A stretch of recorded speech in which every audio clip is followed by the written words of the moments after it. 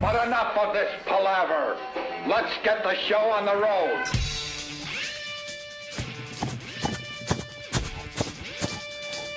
It's just the same fucking music and intros and everything.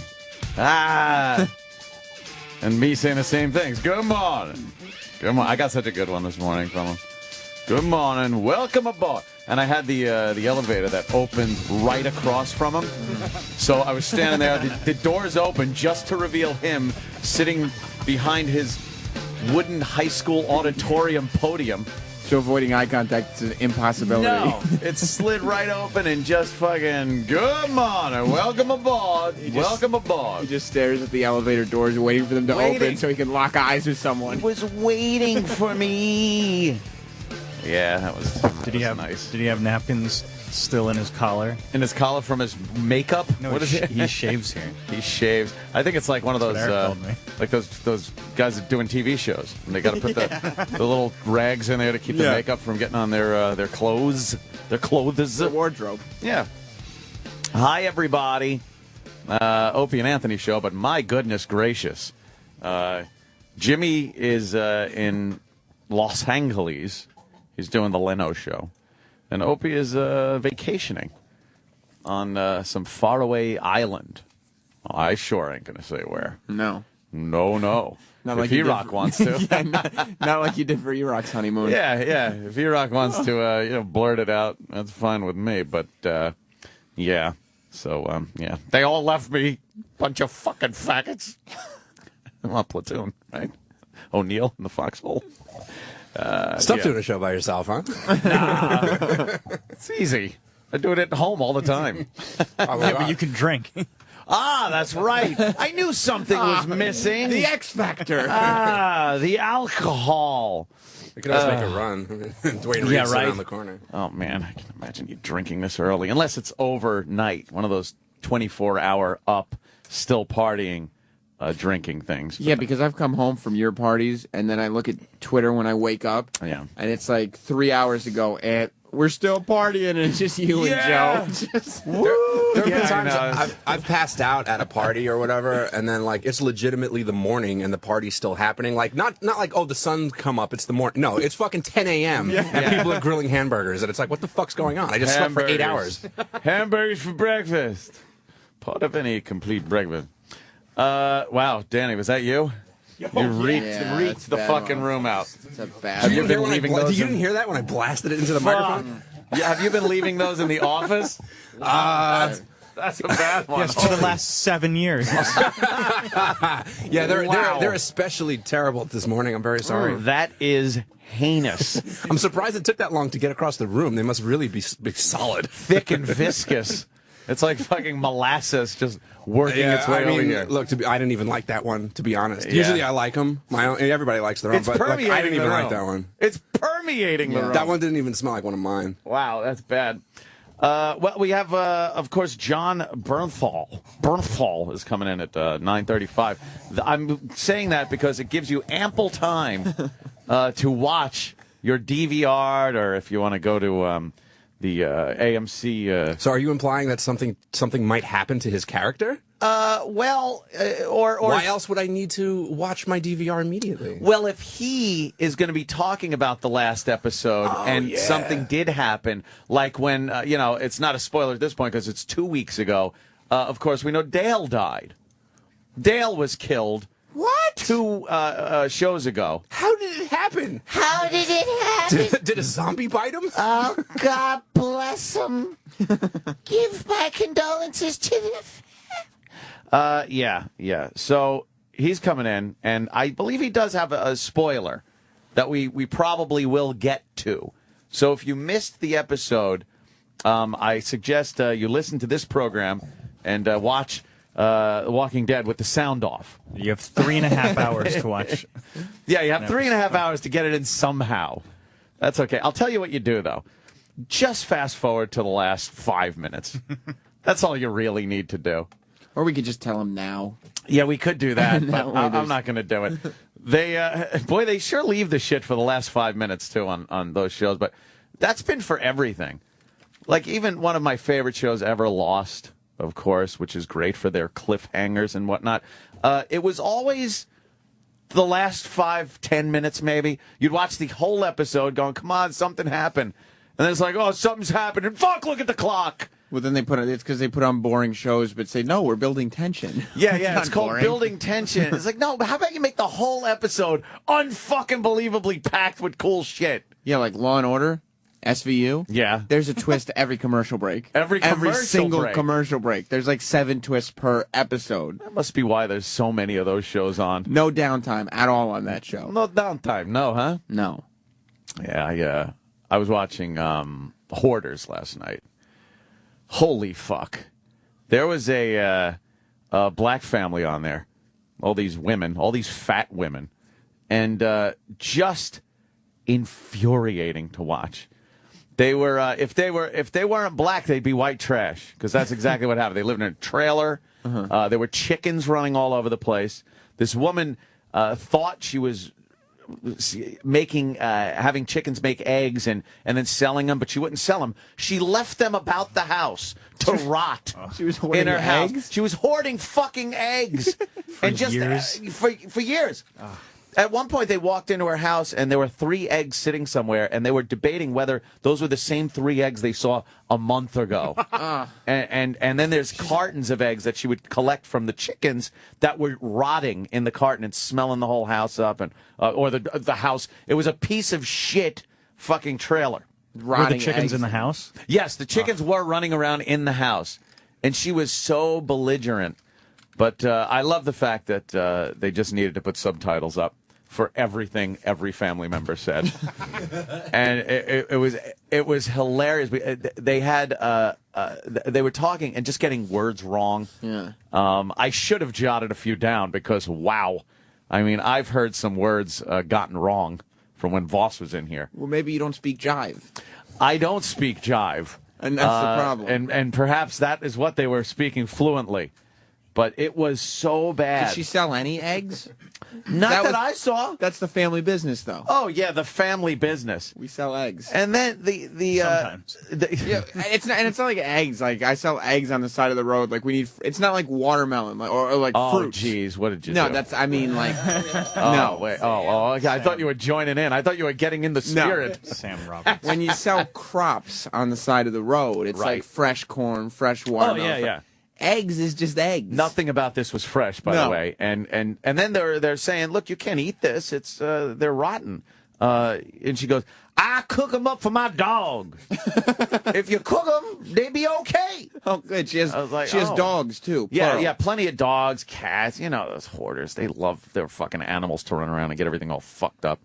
But then at the end of the episode, she's been belligerent the entire episode, and then she kind of gets nicer to the family that helped her clean everything up. Then they realize there's structural damage on the piece of shit trailer she lives in, and she can't live in it anymore. So it's like, oh, Lord, oh, Lord. Everything just sounds like a fucking Baptist church at that point. They're all, oh. So we have to throw out, like, all this stuff and also your whole house. And your whole home, which to me has always been the solution to hoarders. Burn it to the ground. Burn it down, just haul it away, back a fucking tractor trailer up, hitch it up, and take it away. Yeah. And where that piece of shit trailer full of shit was, will now just be an empty lot. And that's where you live. And now you live there. Pitch a tent, motherfucker. But they didn't, because a fine gentleman that owns like a place that sells used trailers, I guess, brought a fucking big ass trailer just to fill it up with more chicken shit. Yeah, I know. That's what I was thinking. It's just going to be a shitty house again. But he backs it in and gives it to her, and I'm thinking, God, you know, again, here comes charity and what I like to call welfare. Here comes a new space to hoard. to make to make a shitty hoard in. But it's like, you know something, I've seen this show plenty of times, and boy, they never give anyone a new house. Never give anyone a new fucking house. They're kind of starting to do this little makeover thing at the end, like that chick with the toilet full of shit. The toilet oh shit, yes. The end of the episode, they completely redid her house. Yeah, brand new toilet. And they never used to do that. It was just like, all right, we'll see you later. Yeah, they'd clean up, but they would leave the same shitty toilet in there. Probably trying to get more of the women watching who need the feel-good moment at the end, the move this bus, and everybody sees the new house. Yeah, Woo! They've made a few adjustments. Like they're starting to tease things at the beginning. Oh yeah, and then they tease it, and then they go like 3 days earlier. 3 days earlier. And they show, the people. Why would they do that, though? Pigs. Why would they give hoarders like a brand new, fresh house to fuck up? Yeah, I know. That's exactly what they did. And they're just like, oh, this is great. I love my house now. And I'm just looking at every room going, this is going to be shit. She's going to stack more eggs in it. Yeah, eggs and chickens are going to be running around. Why don't you just send an addict to live in a house built out of cocaine? And then say, now, don't do any. Yeah, it's exactly what it is, because it's a fresh, clean, empty house to just throw more shit in. You think they would do they give them treatment now? Oh yeah, they always get treatment. But they never stick with it. No. I mean, hoarders, I think, are worse than like alcoholics or drug addicts with not having that treatment take. After a while, they just go, I gotta buy something. I thought I was hoarding a little bit. I had too much garbage. Like we just had that conversation last week about computer equipment and such, and I've been holding on to so much old shit for no reason. I just threw out a ton of stuff yesterday, and that's when I realized I don't think I have any hoarding problems because I had no attachment to any of that shit, and I'll never think about it again. Yeah, see, that's what it is. Are you freaked out by throwing it away? I'm not. I'm just too lazy to go through the shit. I had clothes that I dumped in one of those the Goodwill bins or whatever, and this is clothes that I had dragged from apartment to apartment to apartment. Yeah. And then I'm just like, why do I have this still? I'm 30, and I just threw it away for years. Yeah, the dragging shit along with you for years. I understand earlier on, especially when I had nothing. It's all you got, so you kind of drag it along with you. But after a while, you just start not moving it to new places. But I have boxes of stuff still that have writing on them from where I had moved previously. I haven't opened them in years. Why the fuck would I need anything in there? We moved in May. We have 2 boxes left of just stuff. Yeah. And I know that it can probably go. Yeah. When Jess and me moved, we were living in one apartment for a year and a half.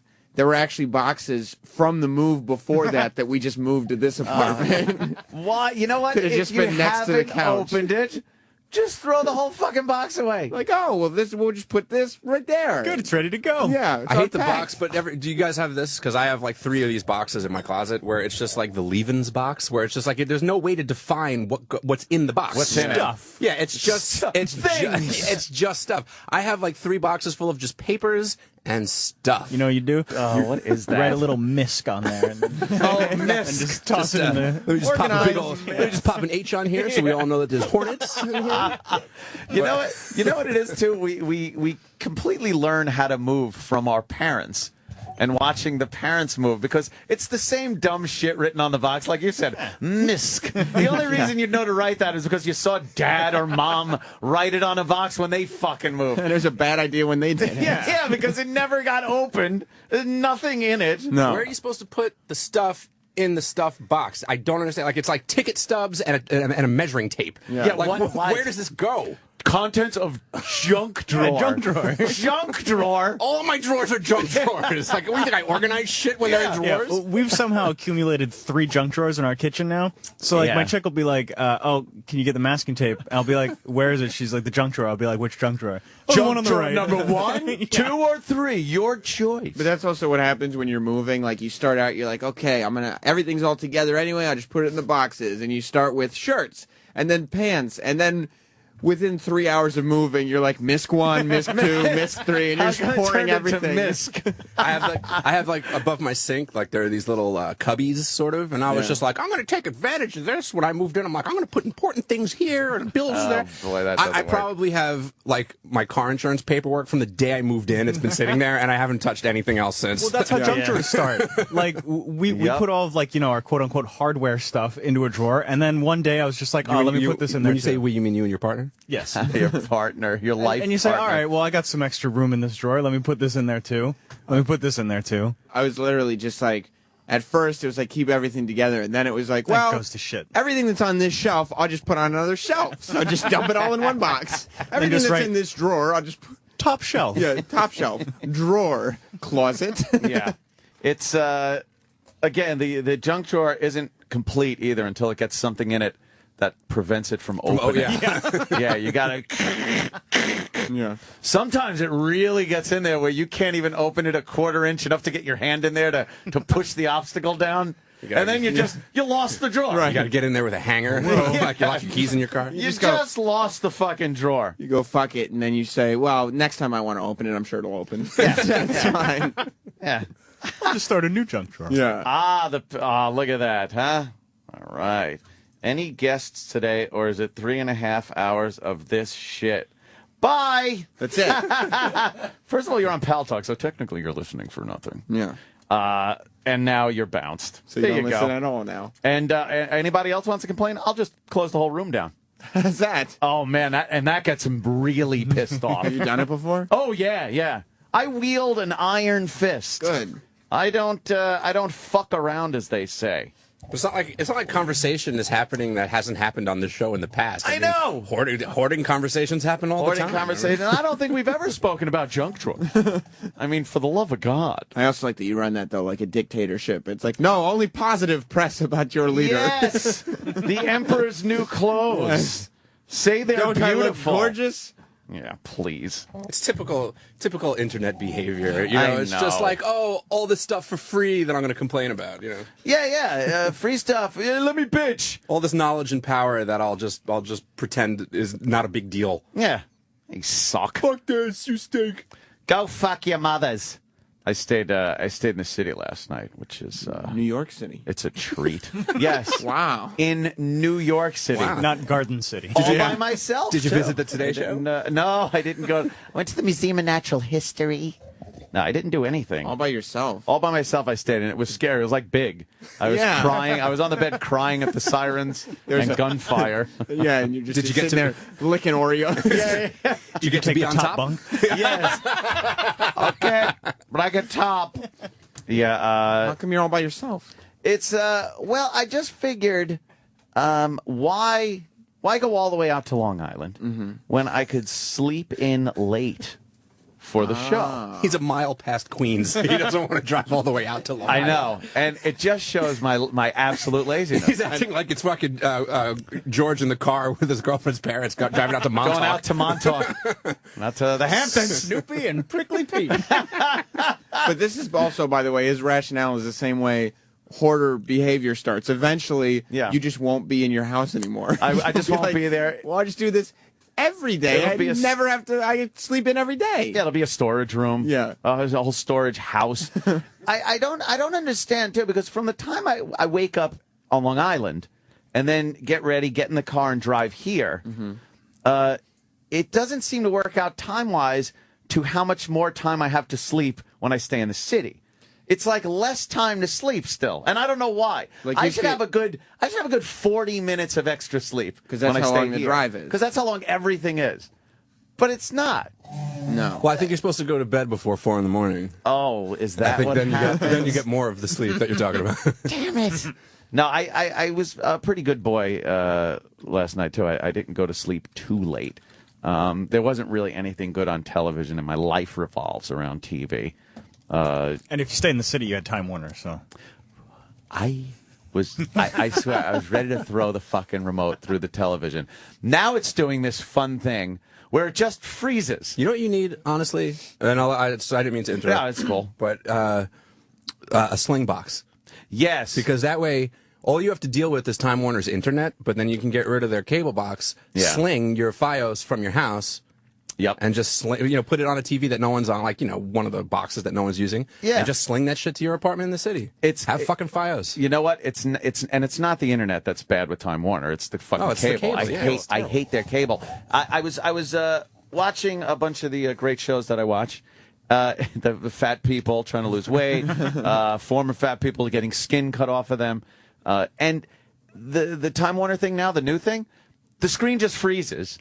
And the sound stops. So you get a screen freeze and stopped sound, and then it'll jump ahead maybe 10 seconds and start moving again for maybe 30 seconds, and then it freezes again. And I was yelling in my apartment going, fucking Time Warner! Fuck! I noticed last night, I record Alcatraz, because I'm a couple episodes behind, and it just wasn't going to record last night's episode if I hadn't caught it. Oh, really? In time, yeah.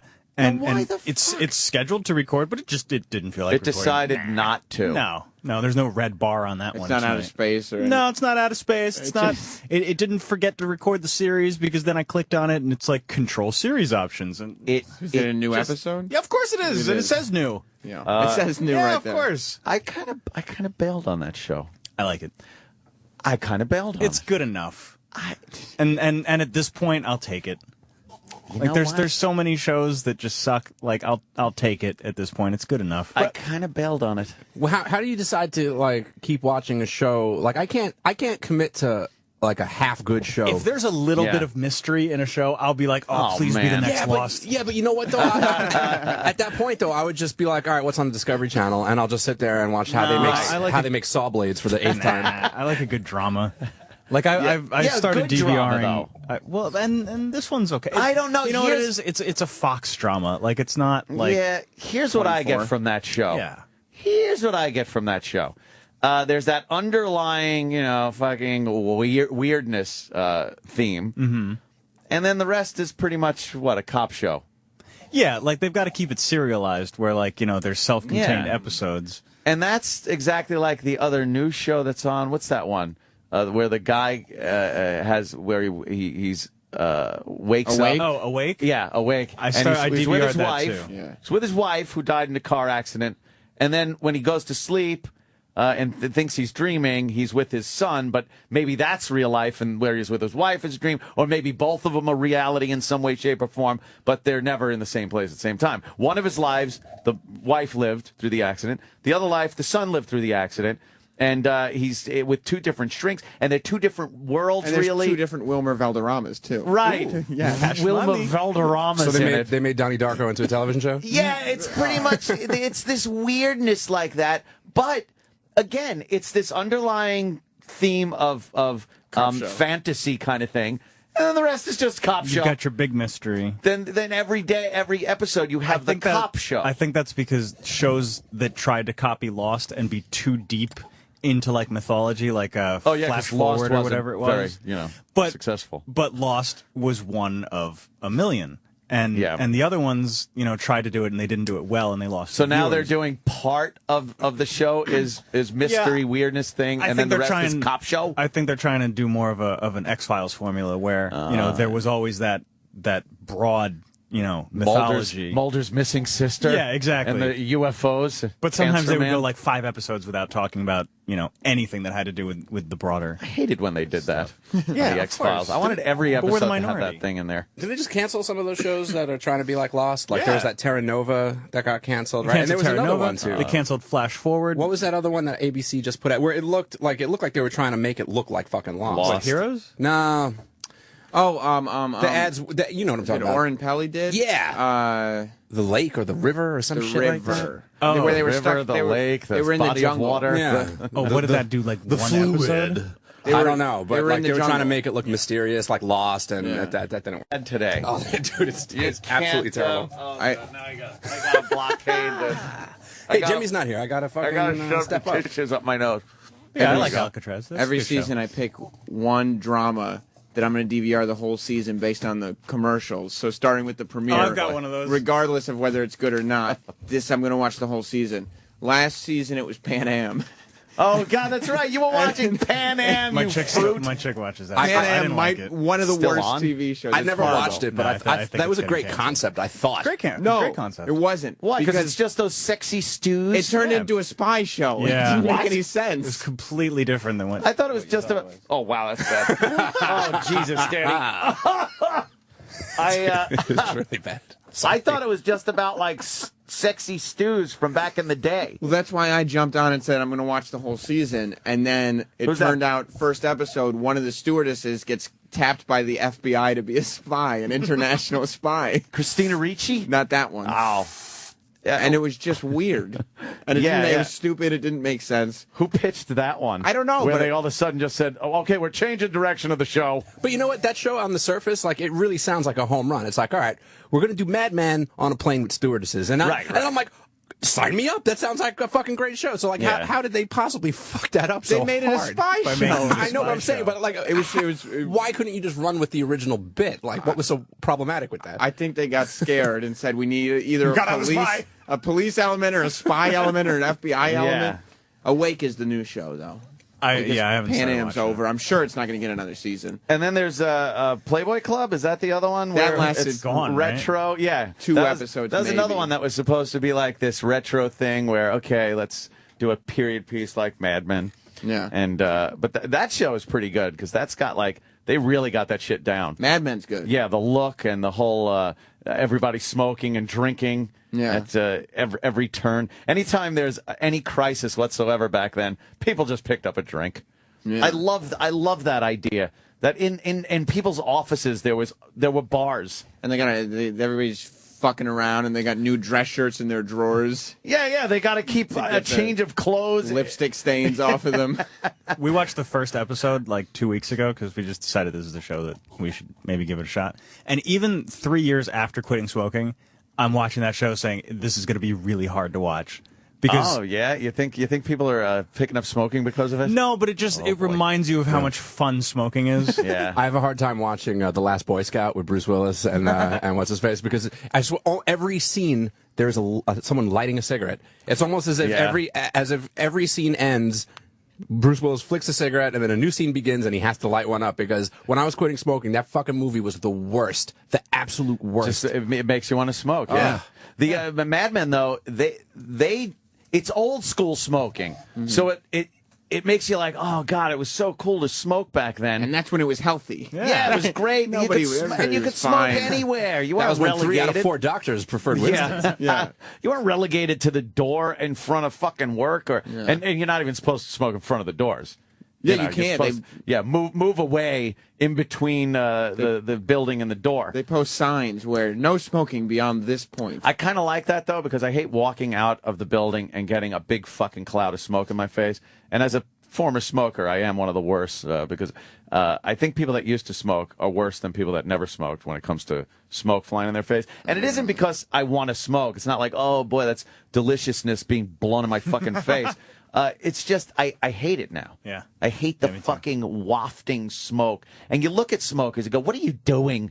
Stop it! How do you afford that? Yeah, how do you afford it? What are you doing? You're killing yourself. But they got no place else to go now. I know. They got to just let them smoke outside. They got no place to go. There was some lawmaker in California a couple weeks ago who wants to ban smoking in your own backyard. In your own backyard, because I guess the smoke might go over to your waft over. Yeah, it'll waft over to your neighbors. Yeah. But it's in the air. Ah, see. We were ragging when they said you couldn't smoke in stadiums. It's like, what? It's open air. But then you realize the guy next to you, if a breeze is running in that direction. You know, it's the funniest thing. Like, I can't believe I'm the same person that I was when I was smoking, because there was a guy, I was getting off the train, and we were walking to our car. He's a few steps in front of me, lights up a cigarette right in front of me. I just get a huge, I basically took a drag of his cigarette. Yeah. And in my head, I'm going, what a fucking asshole. Yeah. But 5 years ago, when I was smoking, I must have done that 1,000 times a day to people, and I never cared. And if it was a problem for them, it's like, fuck you, walk somewhere else. I'll see people get off the subway and take a cigarette out, and like they're not even up the stairs yet, and they're already lighting it. And I'm like, that used to be me. Like, I can't wait. I can't wait 10 seconds to get outside to smoke my cigarette. And it just became such a pain in the ass. When I quit, it was already getting bad, where you couldn't smoke in a lot of places. But, I mean, I do remember the days. Oh, boy. Oh, you could smoke anywhere. You smoke I remember my dad smoking a cigarette while he was wheeling me around in the shopping cart in the supermarket. And the ashes, like, fell off his cigarette and burned my hand. I must have been like 2 or 3. I remembered that. It was just an open flame everywhere. It's really just people fucking an open flame walking around everywhere arcades, you go. You remember going to the arcade and like a fucking, you'd open the door and just stale, billowing smoke would pour out. And it's not that long ago. Like, no, Oh, God, I worked at a... I tried farting out the door. No, that never works. But then I brought some back in. I'm sorry. But I'll tell you, there was so much of it, though, that you're very lucky I didn't let that loose. God. You got like the spillage. Wow, it's bad. Oh, God. Oh, it's like Parmesan, meatball Parmesan coming out I of don't his know ass. what happened. I'm so sorry. What do you mean I what apologize. happened? It's every day. It's not It's like never this- like that every day. What did I you mean, it's fucking eat?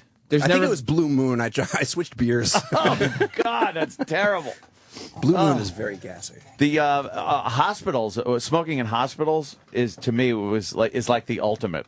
That's what you call the day, because that's got to be the first place they said, probably should cut out the smoking in a hospital. That and I remember McDonald's having the little tinfoil ashtrays. The sort little of thing. tin ashtrays, Yeah, so you where- could just sit there and smoke. Yeah, and like you could look over and there's the ball pit with all the fucking 4-year-olds, and you're just like, oh, let them play as you take a big drag. There's that slimy nicotine shit all over the balls in the ball pit. I don't know if it's- that's nicotine stuff. Oh, maybe not. Oh, the little fella. The and airplanes had to be another one where it's like, just stop. Just stop. Like in the smoking the smoking sections always never made In a sense tube. to Yeah. me. That wasn't Yeah. even in like a restaurant. Yeah, like an IHOP, like a small Yeah. IHOP having a smoking section. It's like, what that the wasn't fuck's even the that point? long ago. Smoking No. or non-smoking? Yeah, you'd be like, oh yeah, non-smoking, and it's right next to the smoking section. They shouldn't even. They should just be like, "Do you want to get yelled at for lighting a cigarette or not?" Like that's Yeah. what the smoking section really is. Yeah, but they show that on Mad Men, and that's what kind of makes you want to smoke again. Not like just watching people smoke doesn't do it. It's being able to smoke in that atmosphere. Yeah. I loved smoking at a bar. Like that's the best, is just sitting there with a beer and a cigarette. The beach, not so much. Never a beach smoker. You can never tell if your cigarette was lit. Like it'd be windy at the beach, and the Goes out. ash Yeah, I know would what go you're way talking about. inside the cigarette, and the paper isn't burnt, but you're smoking the tobacco inside, and it just didn't taste right. And then the paper has to catch up with the burning, so there's this giant piece of paper that just flies in your eye once it's done. Well, that's why you gotta lick your pinky. Yeah. And it's called canoeing. like it would canoe like a badly rolled joint. I love smoking at the beach though because you could put it out anywhere. Your world is an then ashtray. I hated that because then you're walking around the beach and you get cigarette butts between your toes and you go, "That's fucking shitty." So I'm not going to do that. Yeah, those nasty, rock hard filters. Something would happen; they'd mutate on the beach. Yeah, the canoeing joint, and you'd have to literally spit on your finger and just dab it, keep it from burning up one side. Joints are so ridiculous to me to smoke anyway, because it's like if you're trying to get all that goodness in you, why would you want to roll it up in something that's just going to be wasted like half the time? I mean, half the time you're not smoking a joint. Think about it. Like, It's smoking and burning it's just and burning wasting. away. It's just money going away. I kind of liked it because it was better than, it was just more convenient than a pipe. Pipe guess. is like, you go, hey, is there anything left in it? Nah, it's on screen. Let me figure it. You got to clean it every so often. Fuck it. Well, it's better than Tastes like half your shit. weed burning away into the atmosphere. Yeah, but the joints would never fucking stay lit anyway. I don't know about your weed these days, but I know occasionally it would be like one of Bugs Bunny's cigars he would give Yosemite Sam when a seed would explode and the whole fucking thing would just, like weed would go flying. Yeah, seeds? What are You're those? supposed to plant, save those, put them in a jar. I don't even know if weed has seeds anymore. Like No, they've it's- bred the no, seeds They put it out in of like weed. jars now. It's all bred out. If you get a seed, it's because you're smoking like male plants. Like, you're just not getting You and I seeds. would have no idea what to do if we decided to get back into smoking weed. I know. It's well, so far past like, give me a dime for $10. Yeah. It's not that anymore. If you can buy weed for $10, I don't want to be in the neighborhood that you're in. Yeah, you used to buy it from white people that were friends of yours. A dime was $10 and a nickel was $5. A nickel bag would get you at least 5 joints. Yeah. What? Yes, it was amazing. 5 joints for $5 because a joint was $1. In school, I know there was always that kid that walked around with the Marlboro box. I'd be like, yeah, what do you need? And you'd get to pick your own. You know, he'd give you the boxes, the Marlboro box. You'd open it up. There were joints in there, and you'd be like, yeah, you'd squeeze one. Yeah, that's good. It's like you're fucking shopping for vegetables. Yeah, that's good. Let me shake that. That's good. Ripe And on then- the outside. Yeah, and you'd give him $1, and that was a joint. And then for a nickel bag, why would you buy a nickel bag if you weren't getting at least 5 joints when you could buy 5 joints with $5? So you'd get like maybe 6, 7 joints out of a nickel bag. A dime, you'd get, maybe 15. And then I don't think I could ever afford more than a dime bag back then. No, now it's like $20 for like this little nugget in the glass jar. $20. But let me tell you, you could smoke like half a hit, and you would be fucked up. I don't even remember the last time I saw a nickel bag. A nickel bag. Like, that has to be, for me, junior high school was 17 years ago. So, like, that's the last time I saw one. And it didn't come in specialty little Ziploc bags like that. Like, they put one little piece of bud in a postage stamp size baggie now with a little Ziploc on it. The nickel bag went in the same sandwich bag as a fucking 4-finger lid. That is your standard $20 bag. See, $20. See, even it's crazy. That's like the size of your fingernail. That's a fingernail-sized piece of weed. $20. Yeah, but 3 for $50. Oh shit! Well, okay, then I'm in. That's the shit that'll get the sunglasses smacked off your face through your car window. That shit. You can't buy that from white people. Yeah, I wouldn't even know what to do if I decided. I don't know. I got into puffing a little weed maybe years ago, and it was the new weed.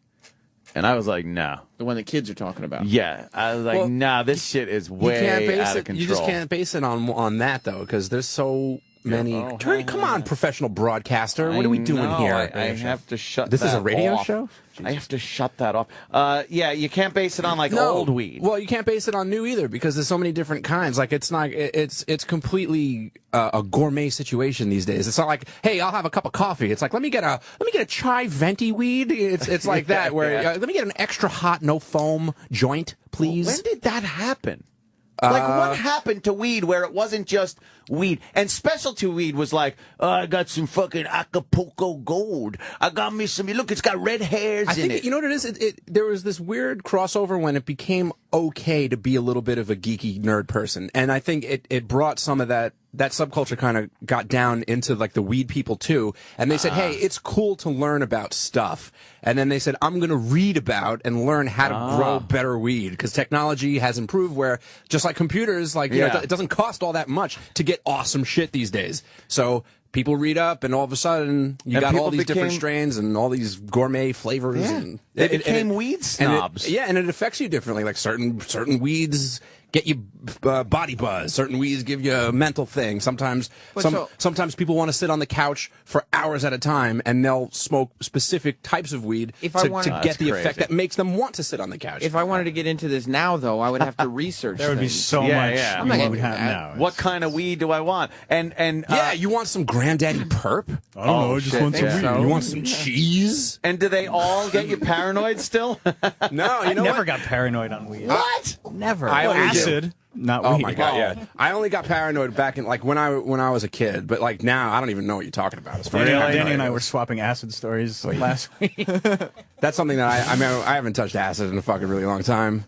Damn, but I don't want to touch it anymore. So No, it wasn't fun. Yes, it was. No. No. The acid, not fun. It was an experience. I don't know if I'd call it fun. And maybe back then it was fun, but thinking of it in hindsight and what it would be now would just be crazy. No. Why would you do this? We should have acid day. Yeah, let's take some acid. Yeah. Today. Right. Great. Yeah, today. Let's just drop some fucking acid, everybody. And we'll give some to what's his name from Walking Dead too. We can all have some fun. Yeah, before his big spoiler. He's going to tell everybody that didn't watch yet. Shrooms I'd still eat, but not acid. Acid's too hard. Because shrooms at least you can control your intake. Yeah. If you're not feeling like you're tripping hard enough, just eat some more shrooms. Acid, you have a drop of it, and you're like, okay, well, I'm insane for the next 12 hours. There's always the catch-up factor, though, where you're like, anything, let me take a little more, and then it starts hitting you, and you realize, let's see. If my calculations are correct, I'm going to be 10 times more fucked up than right now. Danny doesn't have a face anymore. Well, that is kind of how it works because, like, I remember I was watching some awful movie, and I really felt like that. Like, these shrooms aren't that great. It's not doing anything. And then I blinked, and when I opened my eyes, there were veins on the TV. And I'm like, it's working. It's working. It's just fine. And veins on the TV don't freak you out? No, because freak you out. Because that right there is the difference between shrooms and acid. Acid, you're going, oh my God, there's veins on the TV! But shrooms, you're going, oh my God, there's veins on the TV. I don't think it could ever be cool. I don't think I'd ever be cool with that. It's cool because you just go, ate some shrooms, I'm going to shit them out, Everything's cool. Acid is like, this is forever! This is forever! Never ending! But shrooms, it just keeps you on that, I know this is all going to be fine later. It's just all a mental... It's all going to be fine. Mental weirdness. I had, like, for instance, I went once to a bar, and, like, if you're doing any kind of harder drugs, I'm not going to call acid or shrooms, like, hard drugs, but... pretty hard drugs. It's hard, but, like, you shouldn't be in, like, social situations that you might not be comfortable in, because...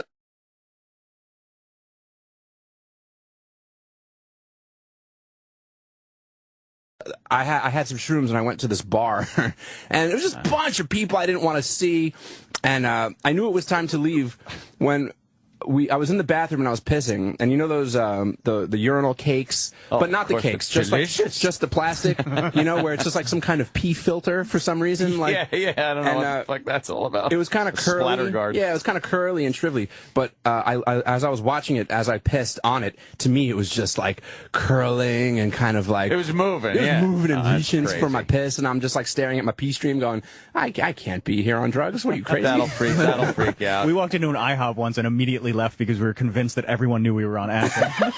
Yeah, it's another thing with acid. You just think everyone knows that you're on acid. Two guys walking, acid. Acid. Yeah. It's like fucking ancient aliens guy.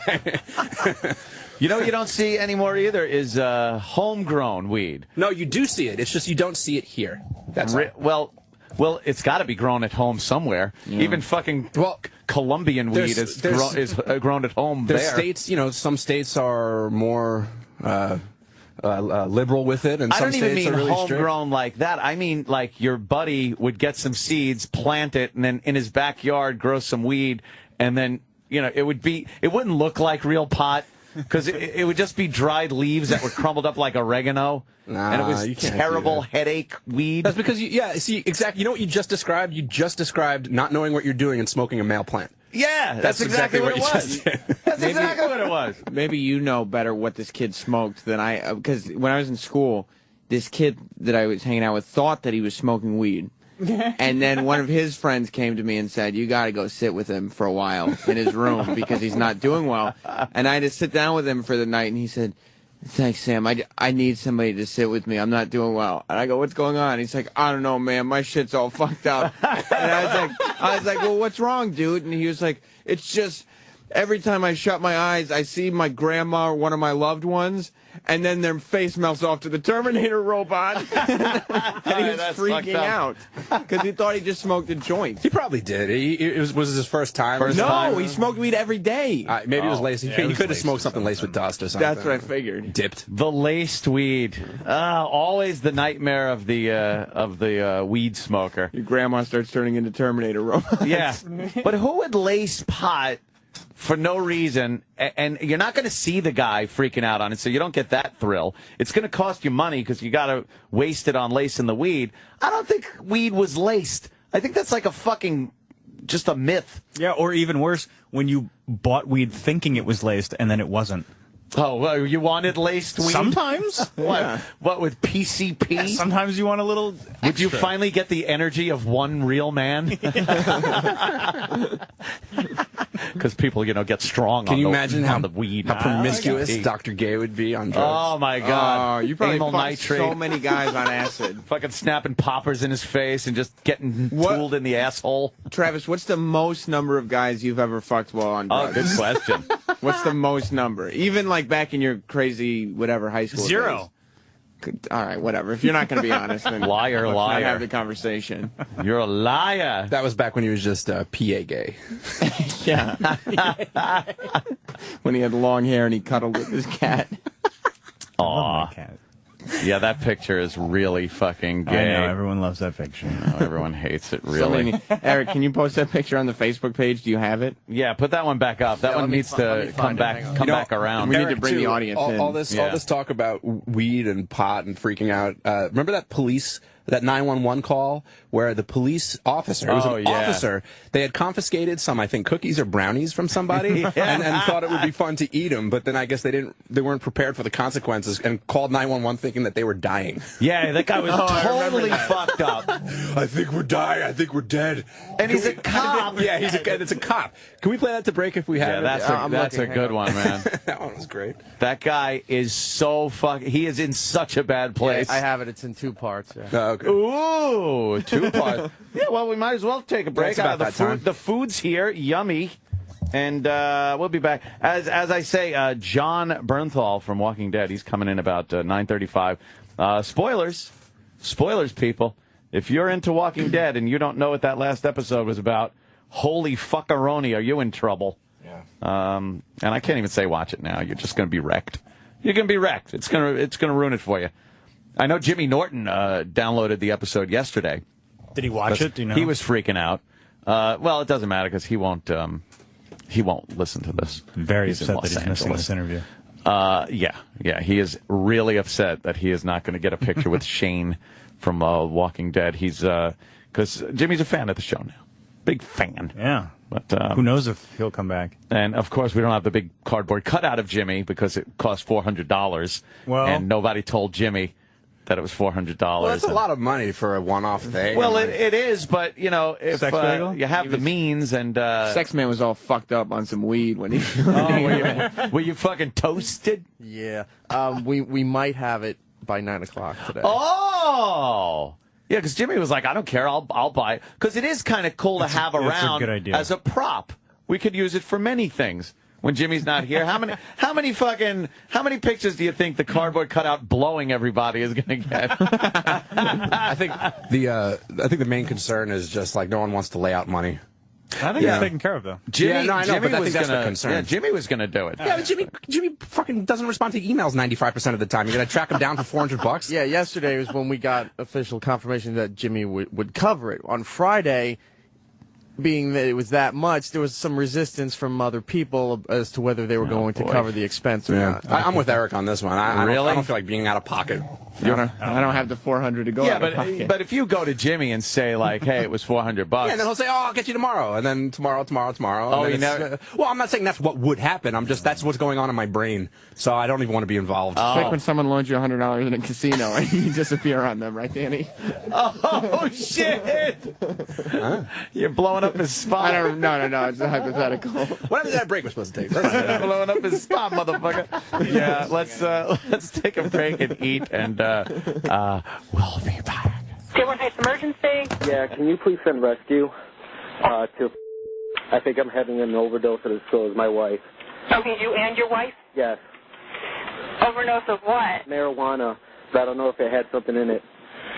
Okay. Can you please send rescue? Please come. Okay, we're on our way. Do you guys have fever or anything? No, I think we're dying.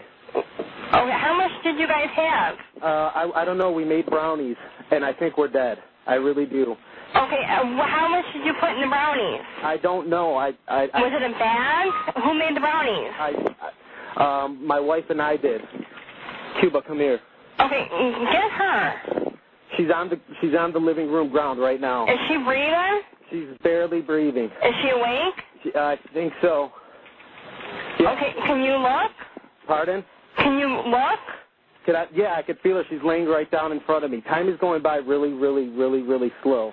Do you guys do this on a regular basis? No, this is the first time we've ever done it. And you've never done marijuana before? Yeah, I have. You have, and you've never had this reaction to it before? No, ever. What's the score in the Red Wings game? What? What's the score in the Red Wings game? I've got no clue. I don't watch the Red Wings.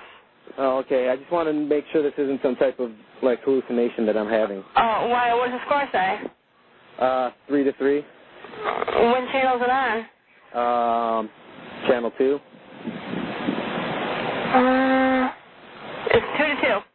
Huh? It's 2-2. Okay. Please tell your officers they just passed me. Okay, they just passed you? Yeah.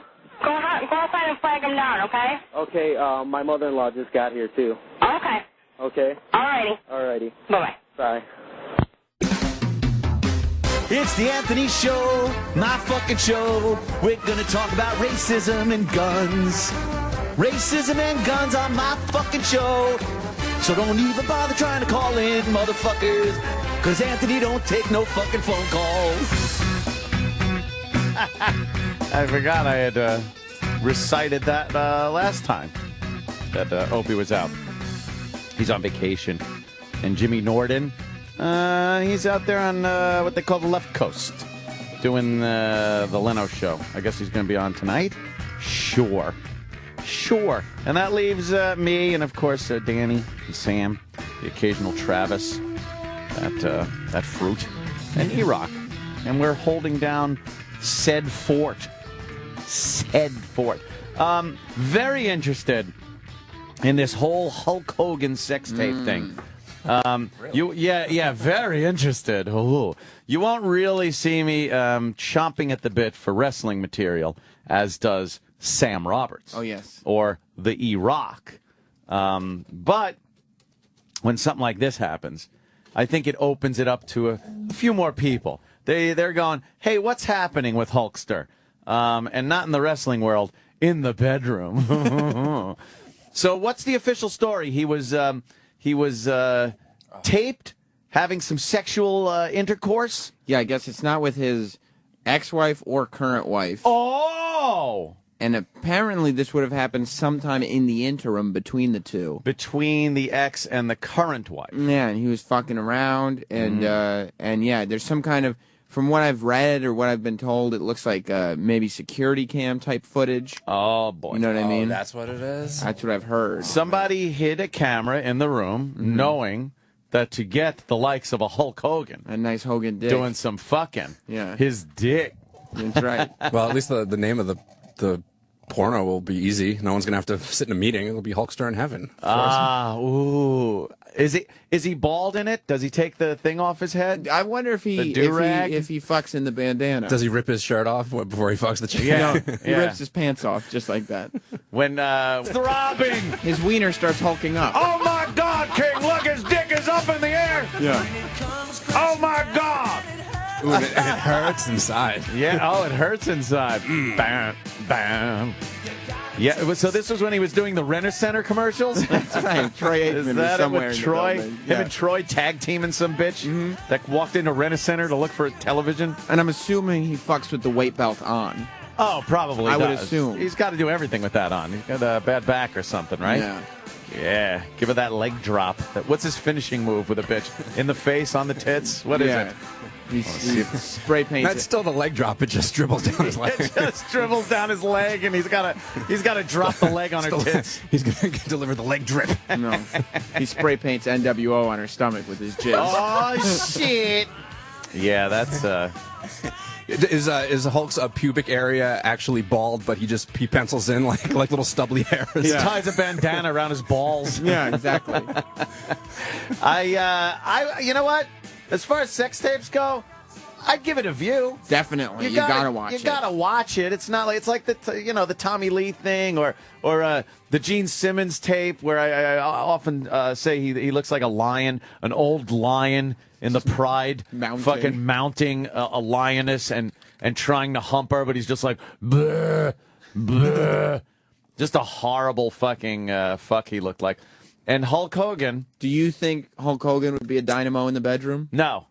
I just think he's been beaten, and his body is just horrifically wrecked. Mm-hmm. That he's probably an arthritic fuck. He probably makes those wrestling noises too when he's fucking. Like he hammers home like a good pump, and he's like ah-sha, ah-sha. He stomps his foot on the ground as he's fingering a chick. Definitely. To make it sound more impressive.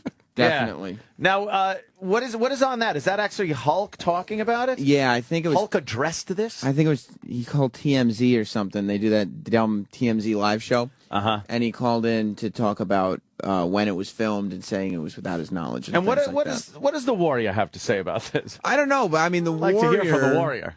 At one point asserted that Hulk Hogan was definitely a gay man. Was gay, yeah.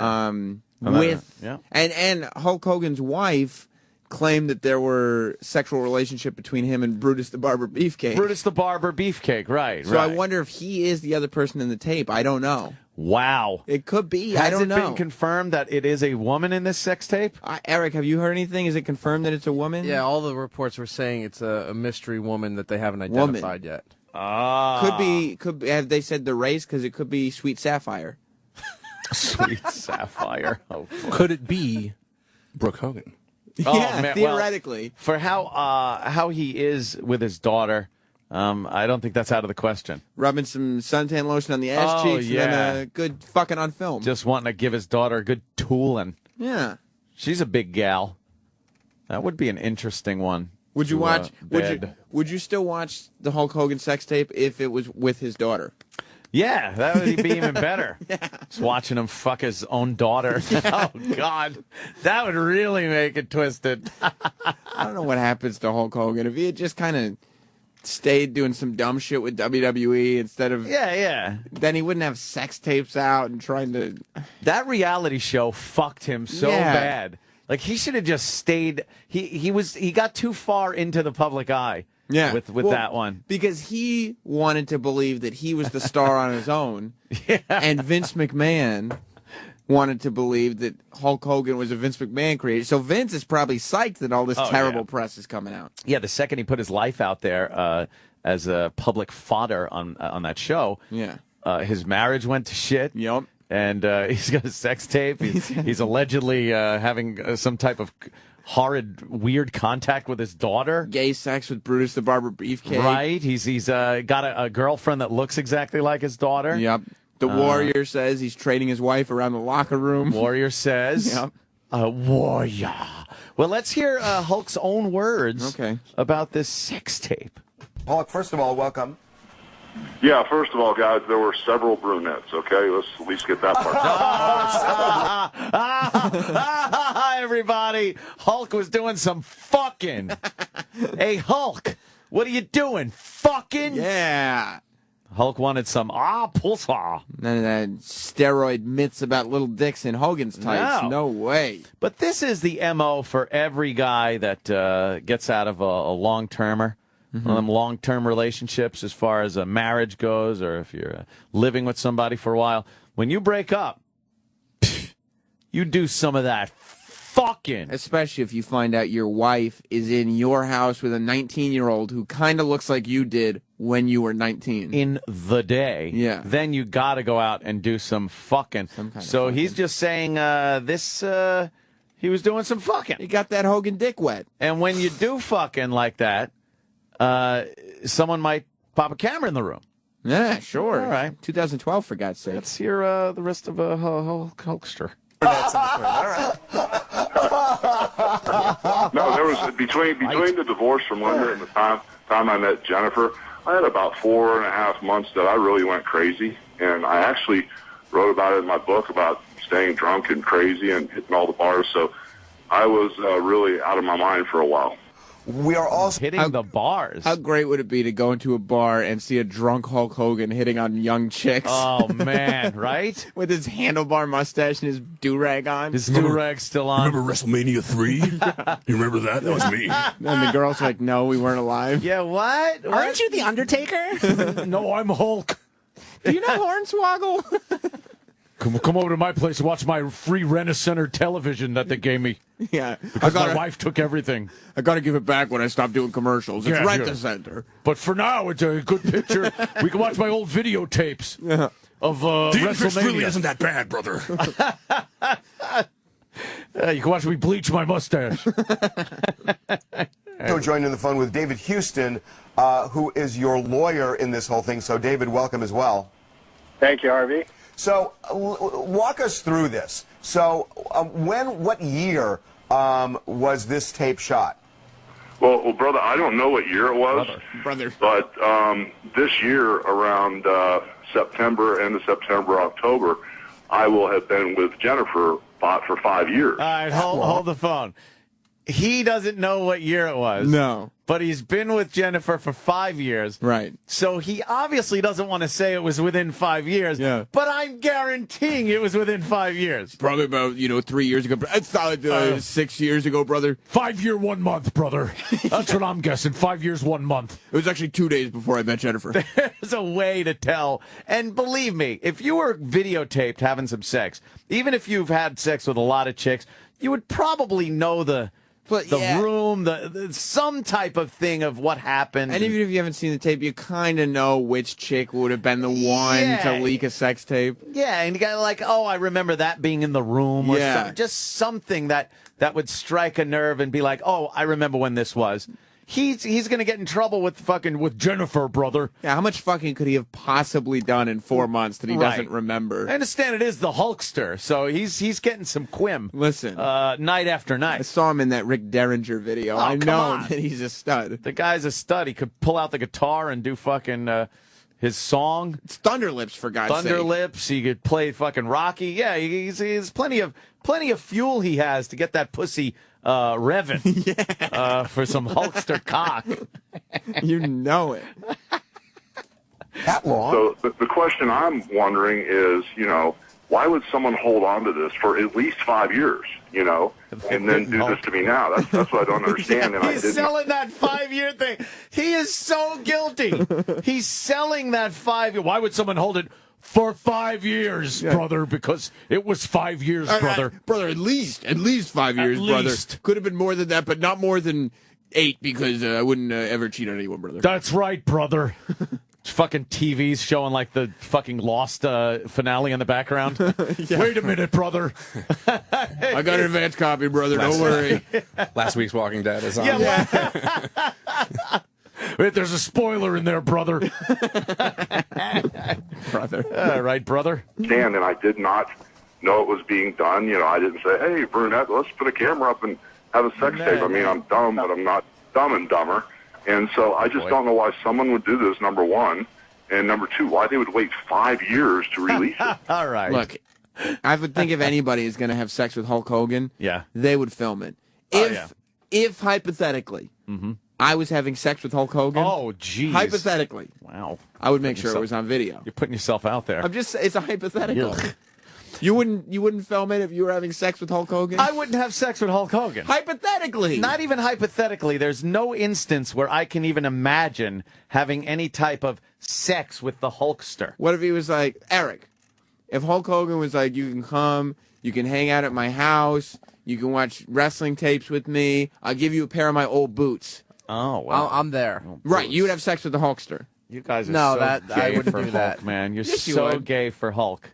But crazy. If you did, if he found the magic formula that you and the Hulkster had sex, hypothetically, would you film it? No, I can't break down that wall of heroes to have. If you were going to have sex with him anyway, would you film it or not film it? Oh, I'd film it. That's what I'm saying. Okay. That's See, only you guys can fucking work that out in your own head. That's that what you I'm could saying. Even hypothetically say that you're having sex with the Hulkster. I like how Hulk is asking why someone would tape him in the first place. Well, because you're famous, and people, do video famous people having sex without their knowledge. Did you hear him mention again? And hold it for 5 years. And why would they hold it for 5 years, brother? Wait, I sound like Jesse. Why is it sounding like Jesse? Why would they hold it for 5 years? There's the conspiracy. I know McMahon's involved. Brother. Yeah, 5 years to release. Nah, that's cool. Just play it. Let's hear. He has to say more 5 years. Bullshit. Release it. Hulk, at least 5 years. Harvey, hey Hulk and David, this is Mike Walters. I've actually seen part of this tape, but it only shows a brunette. It shows him. It's a bedroom. It appears to be security footage from inside of a home, and it shows Hulk kind of going towards a brunette woman, and then that's all that I've seen. Does that ring any kind of a bell with you, Hulk? Harvey, I'm not trying to be a smart aleck. Yeah, I'm horrible with remembering names, Names. But that's why I call everybody brother. But during that... Is that why? I don't know. I thought it was a thing, but it's because he can't remember names. Hey, I'd like to introduce you to brother. Brother? This is brother. I don't think that's true at all. I mean, every wrestler says brother. And believe me, he fucking knows exactly who's on this tape. Of course he does. Stop. Maybe the second he watched it, he didn't know, but he didn't just go, oh, I don't know who that is. Let's just put the tape away. Oh, yeah, that's that chick, brother. Yeah, brother. That's brother. You know, he toiled to figure out who the fuck that was. Yeah. Because how are you going to prevent it from being released? How are you going to file your lawsuit and your injunctions and everything if you don't know who it was? He's got a lawyer on the phone. Right. I think her name was Brother, if I remember right. Yeah, I don't know who it was. You think when he's in his lawyer's office and the lawyer goes, who was this? I don't know, brother. Yeah. Who's my brother Steen? Brother Berg? It's my lawyer. See, he's Jewish. He doesn't know who the woman is on the tape? Yeah, Stop it, Hulk. Stop it. You know, but that's why I call everybody brother.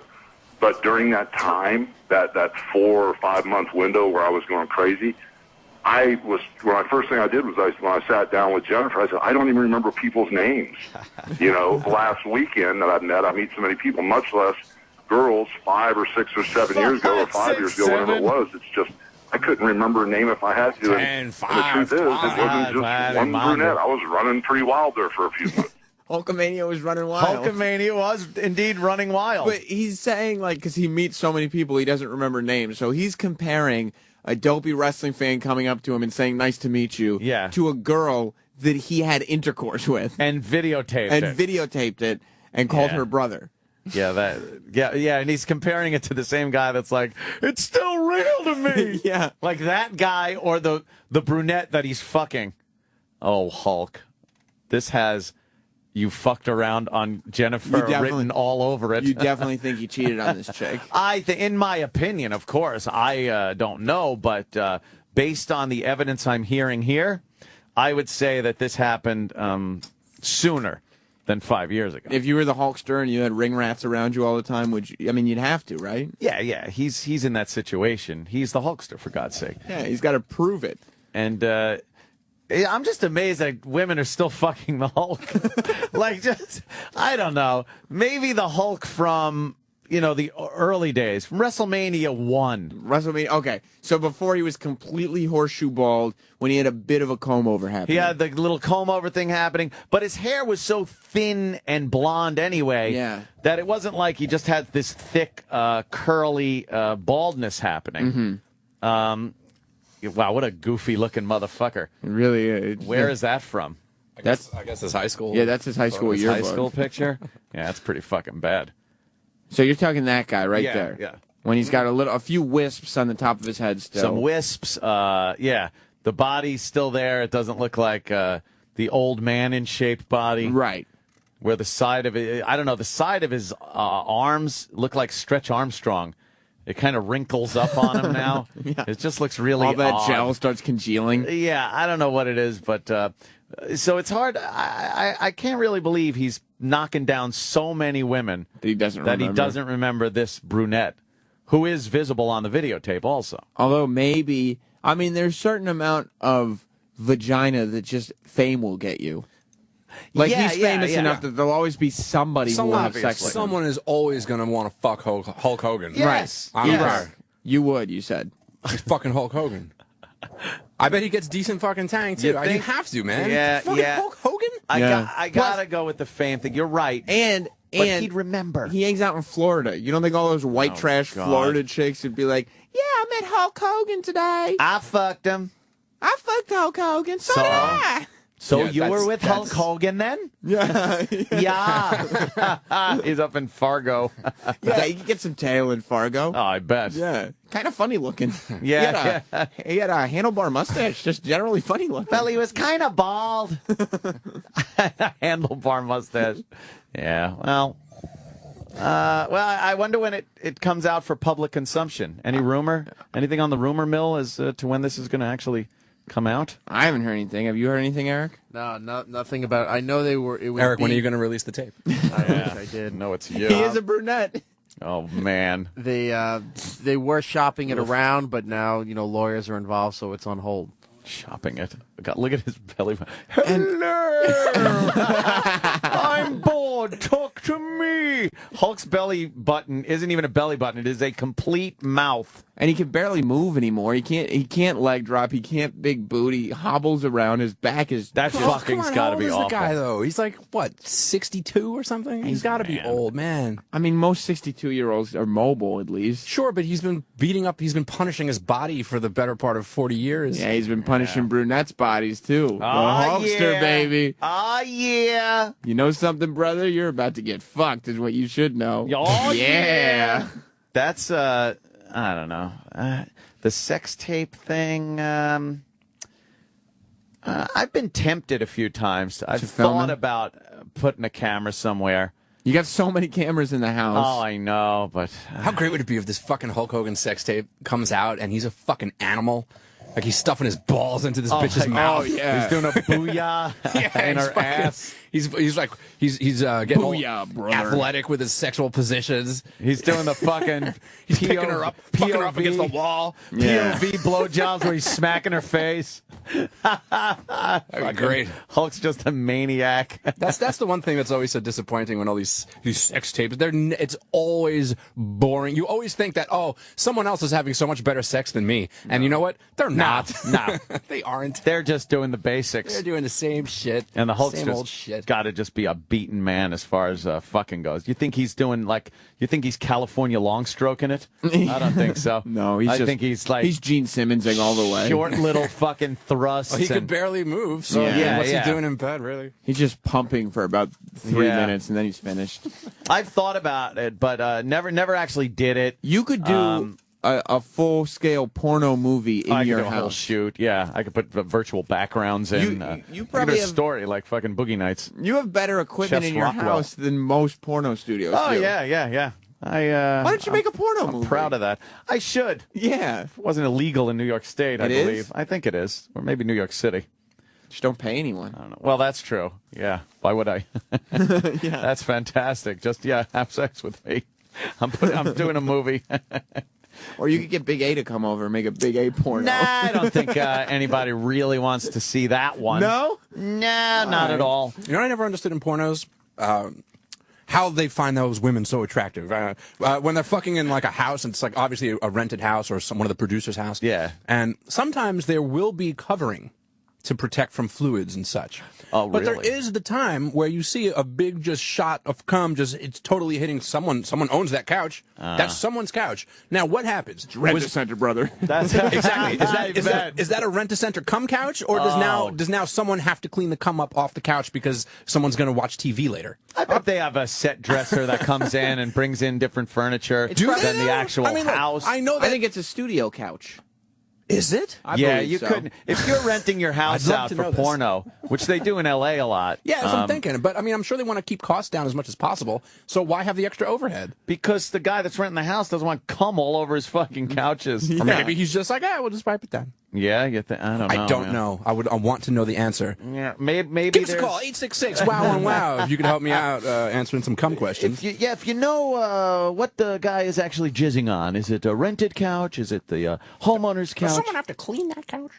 I believe you should make a porno movie and just keep it for yourself. Yeah? But then, like, anytime you have a girl over or whatever, be like, yo, I made a porno movie. I make porno. Check it out. That's what I do. Check it out. Yeah. Check it out. Or if a girl's like, hey, you want to put a porno in? You'll be like, yeah. And you just put it in yours. Hey, that looks familiar. Yeah. That place, I recognize that couch. Yeah, you're on it. Yeah. You're on that couch. You like that, don't you? Yeah. If I was you, I would have built secret cameras like all over the place already.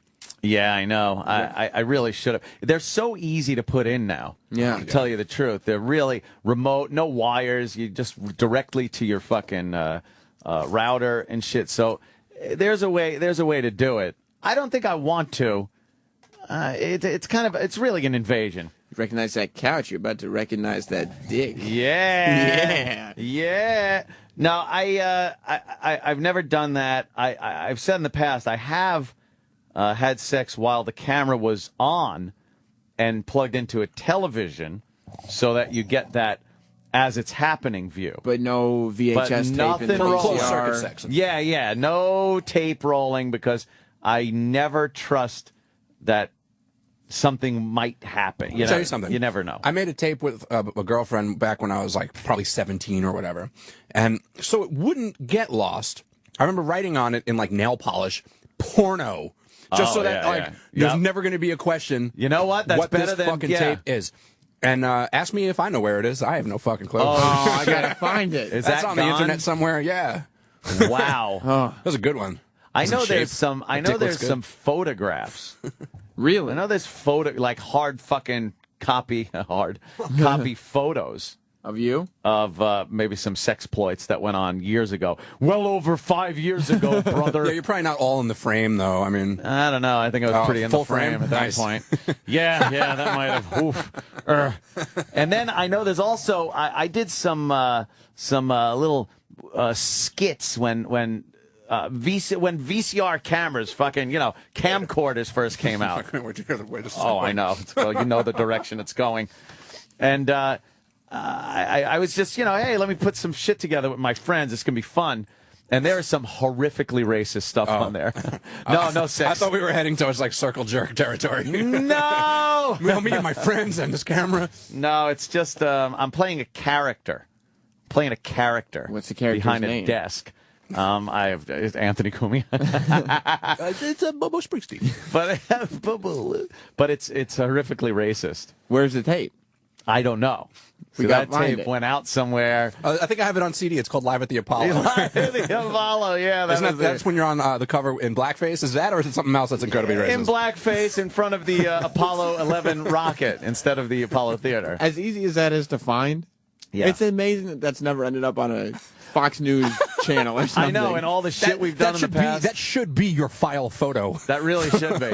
And here is a photo taken. We warn you, this image will be disturbing. But you know what? You got a big afro in the picture. You're wearing blackface. You're like, it's not me. Yeah. It's not me. How great would it have been for like the homeless Charlie situation is if that's the graphic they that use. up. And here, when they say it was an isolated incident, Shock jock Anthony Cumia. a history of racism. And, well, that was just a play on words. See, because it was live at the Apollo, which is, a big thing to do if you're musicians. And we had Rotgut, the band. We would never play at the Apollo, the real Apollo. So it was us in blackface superimposed in front Out of principle, of... you could have played, but you just were like, no, never play there. Superimposed in front of the Apollo rocket taking off. I think the most offensive part of that is we never paid the royalties to use that file photo. I could think of something more offensive. Oh, really? The five guys in blackface? There you go. That was what was on my mind. There's a bigger picture for this. Unless you, what is that saying? If you forget history, you're damned to repeat it. That's right. See, I am reminding people that there were minstrel shows where white people did dress in blackface. Horrible. And it was terrible. So all I'm doing is keeping that image alive so people can say, never again, never again. Oh, thank God. Yeah. See, I'm helping. It looks helpful in that boy. picture. That is brother. What about those big red lips? The big red lips and the very wide eyes. We told everybody, hey, make the big wide eyes. Oh, no. What is this fucking White Album cover bullshit that you're trying to pull where everybody's got their black top hats except you? I know, right? Ugh. I don't know what that was all about, to be honest with you. Whatever fucking Paul is dead. Yeah, no, I had the... Are you a fucking walrus too? No, I was just the lead singer, so I had to be special with the white lips. Yeah, to have a gimmick. I had the big white lips instead of the red ones, and I had the white top hat. You know what? Even talking about this is probably damaging to you even now. Yeah. I think so. Well, I think we should be able to talk about our past and what we did. I mean, Do you regret this? No, this was not done with any animosity. This wasn't done to offend anybody. It's a shocking cover.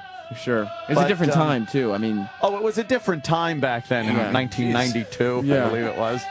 92? 92. It was a different time. Yes, 20 fucking years. Jesus. Wow. What the fuck, man?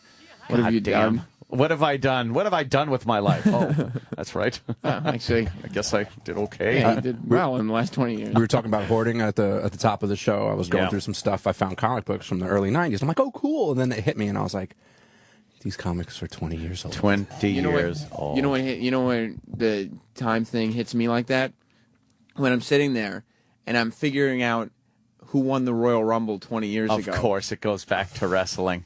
And then I remember when I was a kid, who won the Royal Rumble 5 years ago was like a distant memory. Sam keeps saying, when I was a kid. I know. He'll understand years from now that, oh, shit, I was still a kid. What happened? Well, I guess and then, what happened? 20 years later, you're always like, well, I will be married in a couple months. You will be married in a couple of months, and you will still watch wrestling, and you will still have you read comic books. An Ice Age 3 sandwich holder. You read comic books and wear zombie T-shirts. Ice Age 3 sandwich holder. Zombie T-shirts and comic books. I'm not getting married. Now that's gotta throw a monkey wrench into the relationship and the marriage that you are so into childish things, and you're supposed to be an adult getting married to a lovely woman. I watch wrestling. He reads comic books. You play with guns. I don't understand. Well, let me tell you. I think playing with guns, and playing is not the word. It's, There's not, look. If you shooting if you set up shots for a new Instagram avatar, you're playing with guns. Yeah. Yes. The only difference is now if you're pointing a sniper rifle at a caged raccoon, you're playing with guns. All right. You're allowed to buy real guns instead of toy guns. That's the difference. If you're spying on your neighbors with a fucking high-powered optics, an optic that you're playing with guns. All right. We could probably come up with a whole bullet point. I gotta agree. Then there has been some playing. I mean, look, there has to be good cop, bad cop here, or else it's not interesting for anyone. There has been some playing with guns, but I think that's a little better than wrestling and think you're trying to lump us all in one category when you play with a lot of childish things when you're getting married. I am getting married in a couple months. Yeah. Couple of months it is now? Yeah. What Soon. month actually? June. A June wedding? Yeah. Wow.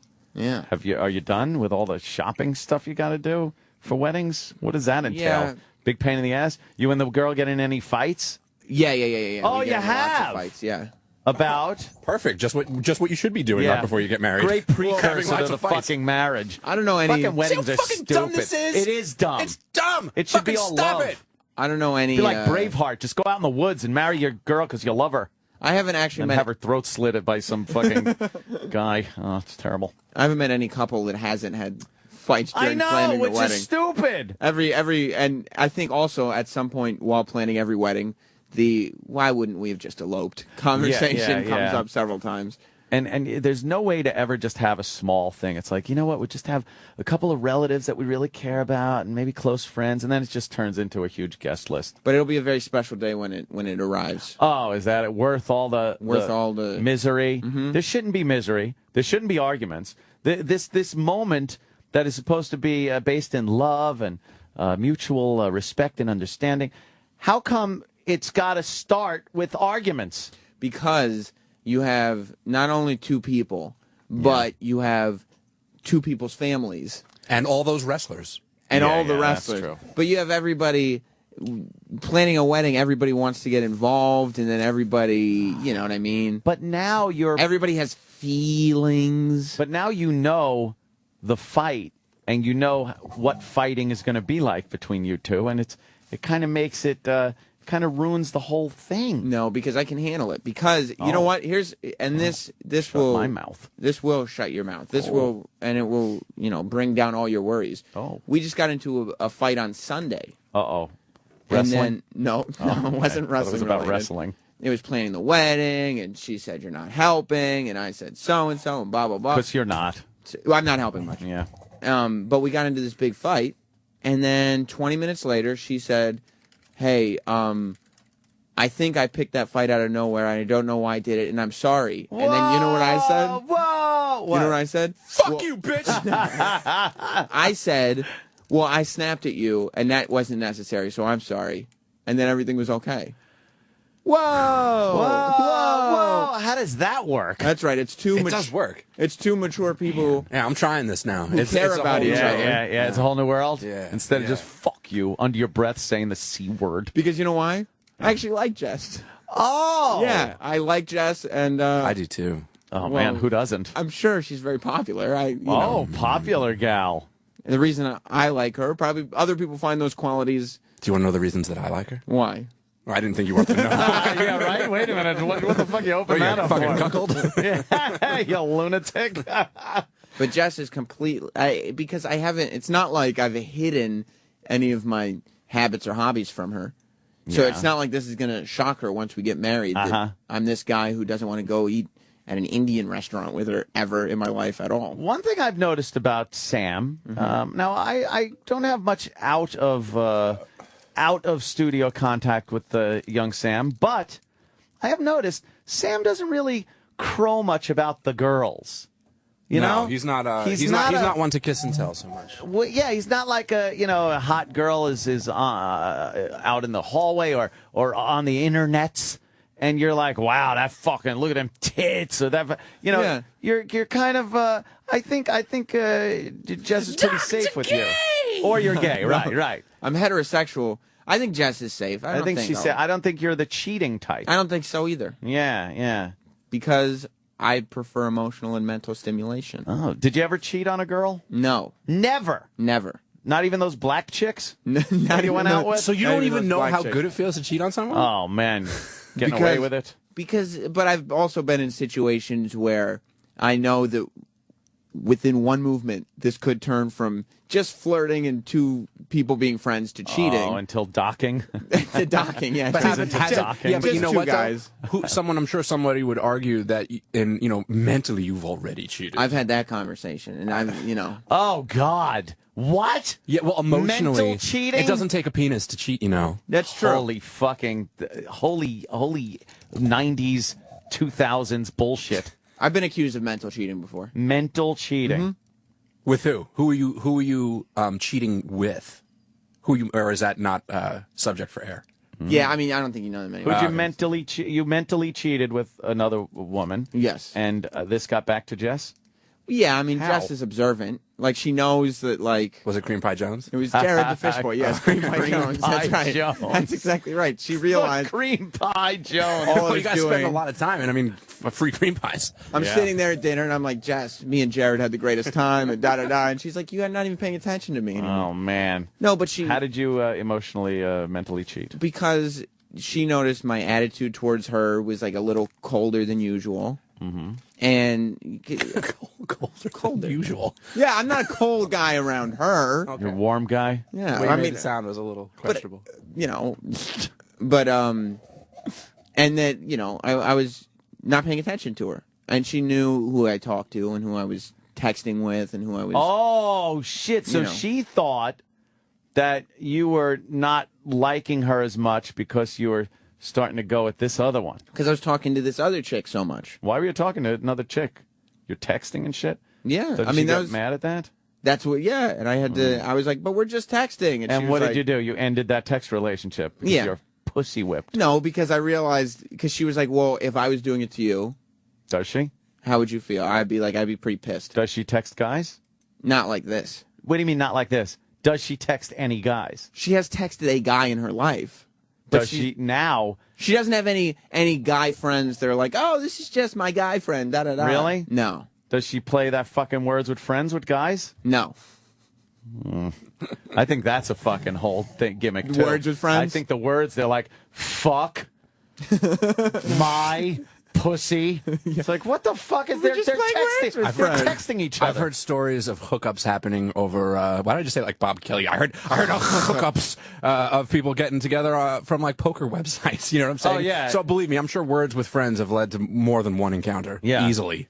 Easily. I've caught shit for like following people on Twitter and things like that, and then there's the double standard where. If the girl is following somebody, it's totally innocent. The guy is gay. It's this. It's a friend.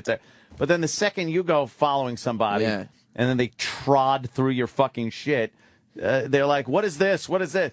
Okay, Columbo, leave me the fuck alone. There's no double standards. Like if I'm like crossing the line a little bit, I'll be like, "Okay, you're probably right." Boy, you are gonna have it rough when you're married. But.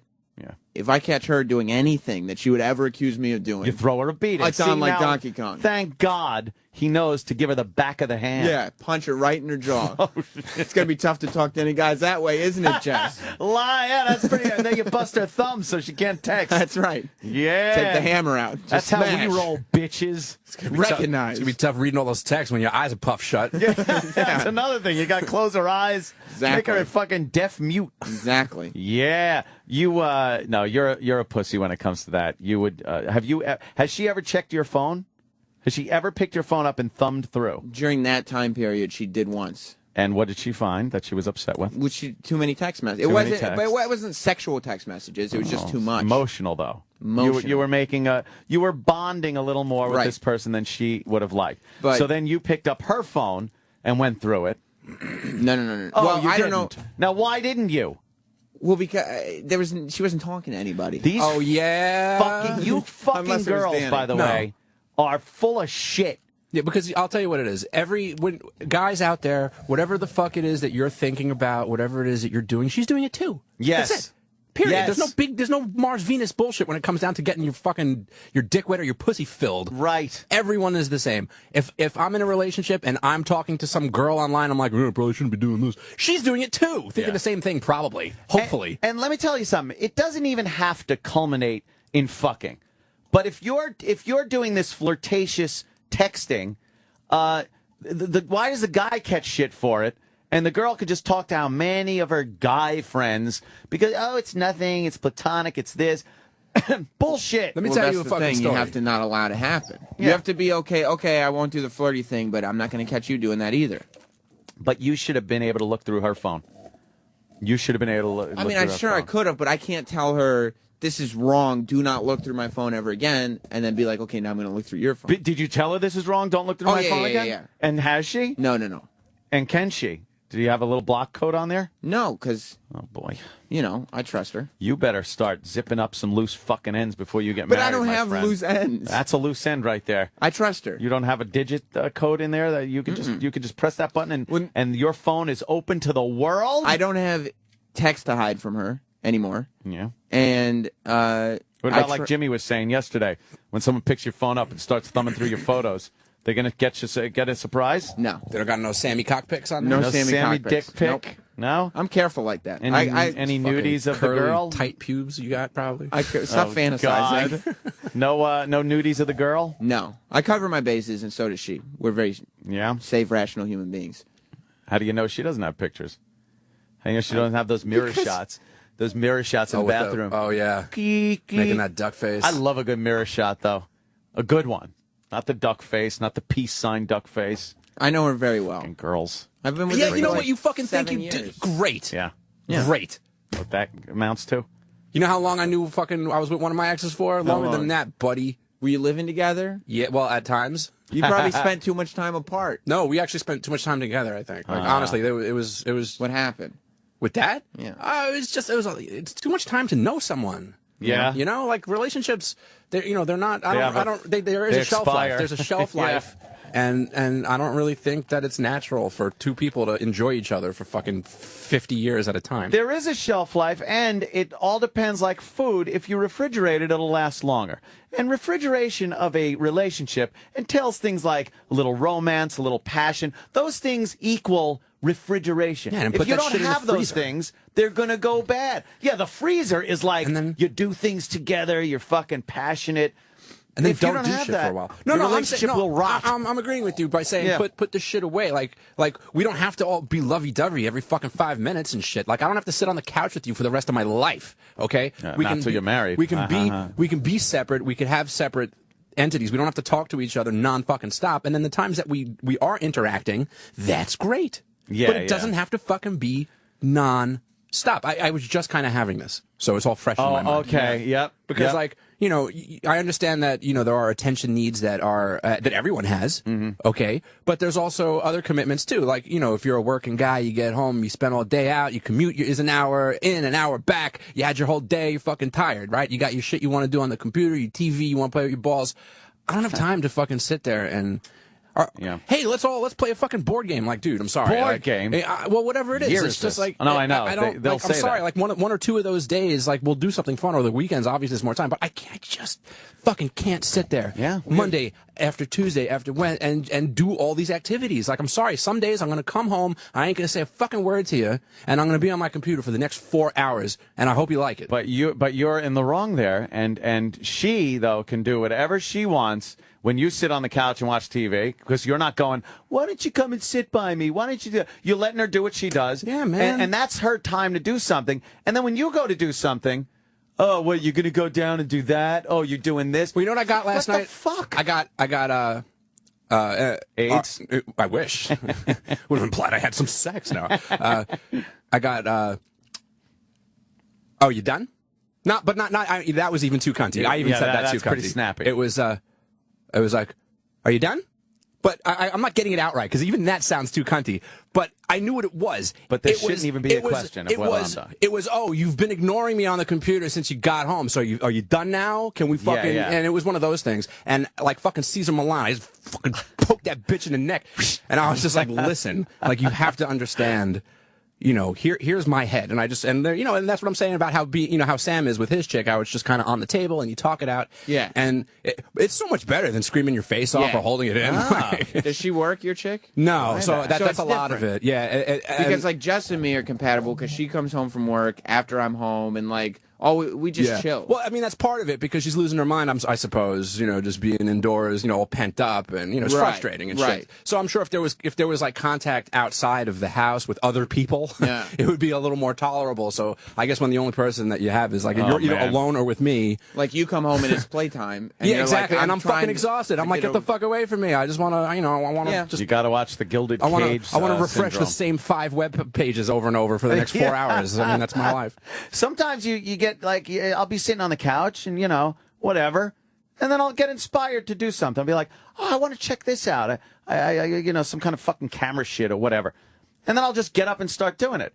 And it's like, oh, I thought we were going to watch this or something. There's DVRs now. DVR it, we'll watch it at a later juncture. Yeah, I had that one too, because we were going to watch that fucking shitty Rum Diary, Johnny Depp movie. And like 20 minutes in, I already fucking hated it. But like, I either got a text or something happened, and like I went into my kitchen, and I'm just kind of, taking care of whatever it was. And then, that came up last night too. It's like, oh, we're supposed to watch the movie. And it's just like, watch the movie whenever. It doesn't fucking matter. Why do we have to watch it that time during that specific 2-hour window? Like, we could fucking watch this movie at any time. Yeah, girls got some wacky fucking shit let's watch going it on on Saturday. I don't care. Yeah. That's why Jess is great, because every girl that I was with before Jess was like that. Like, but Jess... You don't have to sell it. It's okay. We understand you're getting married. No. Because she doesn't mind... Extolling her virtues. She doesn't mind that I work. Like, I work all the time. I'm always doing something on the computer. Really? Here? Not here. No. Here, this is my off time. Then I go home and then you go home and work. Done. I'm editing a video, or I'm doing something this and that. Yeah. She doesn't care. She doesn't care about that. She's like, okay, I get it. But at the same time that, you guys have been together for so long, it's there. Like, we haven't been together that long, Right. So this is still new for her. Like, for me, I've been at this for a while, so I don't even think about it, right. But I'm trying to. I'm trying to think about it because I know I'm not thinking about it. You think she's just in it for the robber's fortune? Jess? The money? I don't think there is a robber's fortune at the moment. Oh, shit. I guess that helps to have the fortune. Yeah. If someone's going to be in it for the fortune. And we started seeing each other when I was an intern, when there was even less fortune. Fortune. Again, I think gross potential earnings is something that... That's what she's gunning for? It's a very attractive feature on me, I think. She should just fucking go to Vegas. I think the better odds. No, I think she likes me as a human being. Yeah? That's right. Like most people do. You two do seem to get along very well when I've seen you together. It's sickening. Is it? Yeah, we get along perfectly. Well, hopefully marriage will ruin all that. Hopefully. Yeah, once that fucking contract is in there. Any prenups? I don't think so. Oh, man. But I mean, it's like... What if you do hit? You can't really... I don't know what prenup I could ever get that would protect... Because we've known... She's been with me since I was an intern. So there's nothing... I don't see her in here. Yeah. She's not in here fucking whatever you do. But since I wouldn't She's not putting on subpar quality radio for an hour a day after our show. It's not that good. But since I haven't made anything until we're married or until we're together or while she's been supporting me, I don't know what type of prenup would protect. Well, let me tell you a little story about someone I know. Tell me. That didn't get a prenup when he got married. And he wasn't doing anything spectacular at the time he got married. Mm-hmm. And then things started happening for him, and he wound up paying through the nose because he didn't think anything was going to happen. No. Yeah. He didn't think anything was going to happen. You know who that man was? Who? Mitch Cumstein. Mitch Cumstein. I know the guy. Yeah, but can you get... Mitch Cumstein. How much can you really protect if you're making the money while you're with her? I don't know. You could protect everything. You can? Yeah, you could. A prenup is just a contract that can be... anything could be written in it. And even so, like, that's a very tough sell. Like, why would Jess sign a thing that says if we divorce, you don't get any of my shit? The marriage contract in itself is you signing something that says if something happens, God forbid, that you get to give up your shit.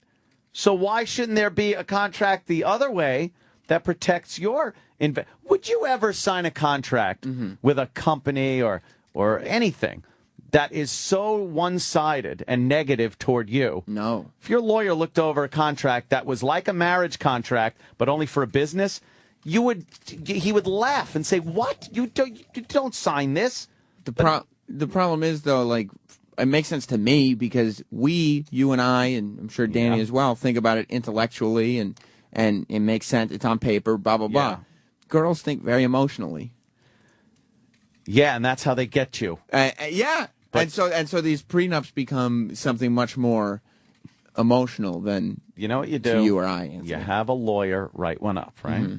Then you just very casually during the day when you go see her, you go, "Oh, by the way, Jess, yeah, I got this.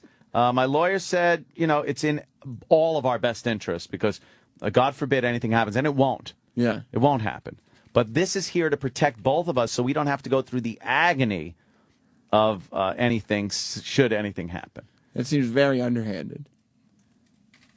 Underhanded is when a woman takes you to court and rapes you of everything you've made, and it's just because you were married. Don't you think that your ex-wife deserved that money, though? No! Not a dime of it. You don't think so? No. What about the money you paid the years after the marriage? No? No. Not a dime. She didn't support you. She didn't get you here? Please. I remember we were drinking one night, and you told me that she wrote half of those Reagan bits. Oh, my God. But could you have done it without her? So much better. Oh. With so much more fun to it. Oh. I didn't want to go back to the house on candle night. Fucking fucking passion night. Where I drive home and all I'm thinking of is finishing up that Half-Life fucking game. And the candles are all lit in the window because she wants to make sexy time. You didn't want to make sexy time. Cooks dinner and fucking makes a Captain Morgan and Coke for me. And I walk in the door and she's like, "Hi." And she's trying to wear something slinky. I'm like, fuck, man. Danny, are you worried at all about candle night? Since your chick is like at home, what if she's preparing the house for candle night and you just want to surf the web? I got Gordon Freeman to fucking run around this motherfucker. The difference between my relationship and Asshole relationship is I still want to fuck my girlfriend. There was the issue. So like Danny would say, "Well, we'll fuck and then I'll play Half-Life." Whereas you, I'd rather look at a head crab than her fucking pussy. You probably were a few times. Which looked at the same. Yeah, they kind of looked similar. Yeah, head crabs and I really wanted nothing to do. You know what you should do? You should call the hardware store and just ask for a butt plug. Yeah. Wait a minute, that was my bit. Yeah, I swear. No, that candle night. See the candles burning. She put them in the windowsill? Like yes, in the windowsill. So you'd pull up to the house. Like fucking, it was Christmas. Like it was Christmas or fucking Paul Revere is coming to fuck her. One if by land, two if by sea. One if by ass, two if by vag. Yeah. Like, you know what? So you'd pull up to the house and see them, and what would happen? Like, I would just get this whole scenario in my head of what the next few hours were going to be, and it didn't entail me fucking using high-tech weaponry to defeat the evil forces that were trying to kill Gordon Freeman. I gotta ask, so there's obviously there was an elephant in the room here, and which was let's fuck, right? But both of you, or at least from the stories, are just completely avoiding it. Or it seems that way. Yeah. So why wasn't it just more a direct approach, like, oh, you want to fuck tonight? Or Well, she like wanted to get pregnant. So she wanted to fuck. Some romance. So she wanted like conception to be this magical flow of an evening. Yeah, she didn't just want it to be like, hey, I'm ovulating, let's fuck. But I think she thought if she did that, I absolutely couldn't run in and just sit down at the computer and start playing Half-Life. And she'd be in some lingerie? Yeah. She'd be in some kind of slinky thing.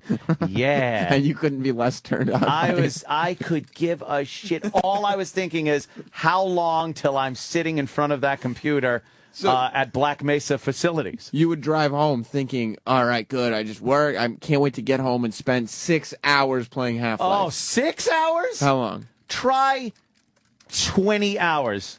20 hours. 20 hours, 4 hours of sleep, perhaps. Yeah. I'm talking just playing that fucking game was my life. And then... That was it. And then there were candles in the window. And then the candles in the window, and all I'm just counting off like, fuck, man, I got that level. I have to turn on the generator to supply power to the pumps to get the fucking liquid out of the thing. Now I got to go. And she's like, oh, yeah, hey, here's some fucking... dinner, and here's your drink, so you could fucking liquor up before you give me the old tagging. And you used to fake orgasm, right? Yes. I've told that many times that I did not want a child. Right. She did. I knew that telling her I didn't. I put it off for as long as I could. I said when we first got married, I said, look, I'm on the 5-year plan here. We get married, and it was with the band. I thought the band would make it. So I was like, I'm giving the band 5 years. Can't have kids because I might be having a tour and shit like that. When you're younger and you're actually planning things, like anything in life works out to your plans. It's gonna work. Yeah, I'm going to be a big star. Well, the band didn't kick in, but radio did. So that was about, let me think. That was creeping up on the 5-year mark of let's have a kid. So I was like, look, I just got into this radio thing. I don't know where they're going to send us. I don't want to be dragging a kid along. We're going to have to extend this 5-year plan a little further. So she let that go for maybe a year. And then, it's like, look. Which in hindsight, you should have just said, I got this radio thing, so I'm going to divorce you. Yes, I am going to divorce you. Yeah. Because that's just what we do. So why bother dragging a kid into this disaster that already is our marriage? So, she would be like, oh, well, we got to have a kid. And we've been trying, but nothing happened. Let's go to the fertility clinic. I'd jerk off in a fucking tube. And the reason you've been trying and nothing had happened is because you hadn't been coming in it. Because I hadn't been doing it. I made all the sounds. Yeah. And But don't girls, feel it? Hey, I didn't give a shit. Doesn't matter to me.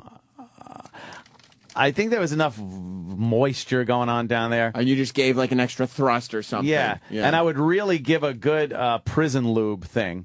You kind of not, but you kind of slowly in your hand, and then wipe it on there, and then go, and it leaves a little something. I got you. In there, and then you make the sounds. You pull out.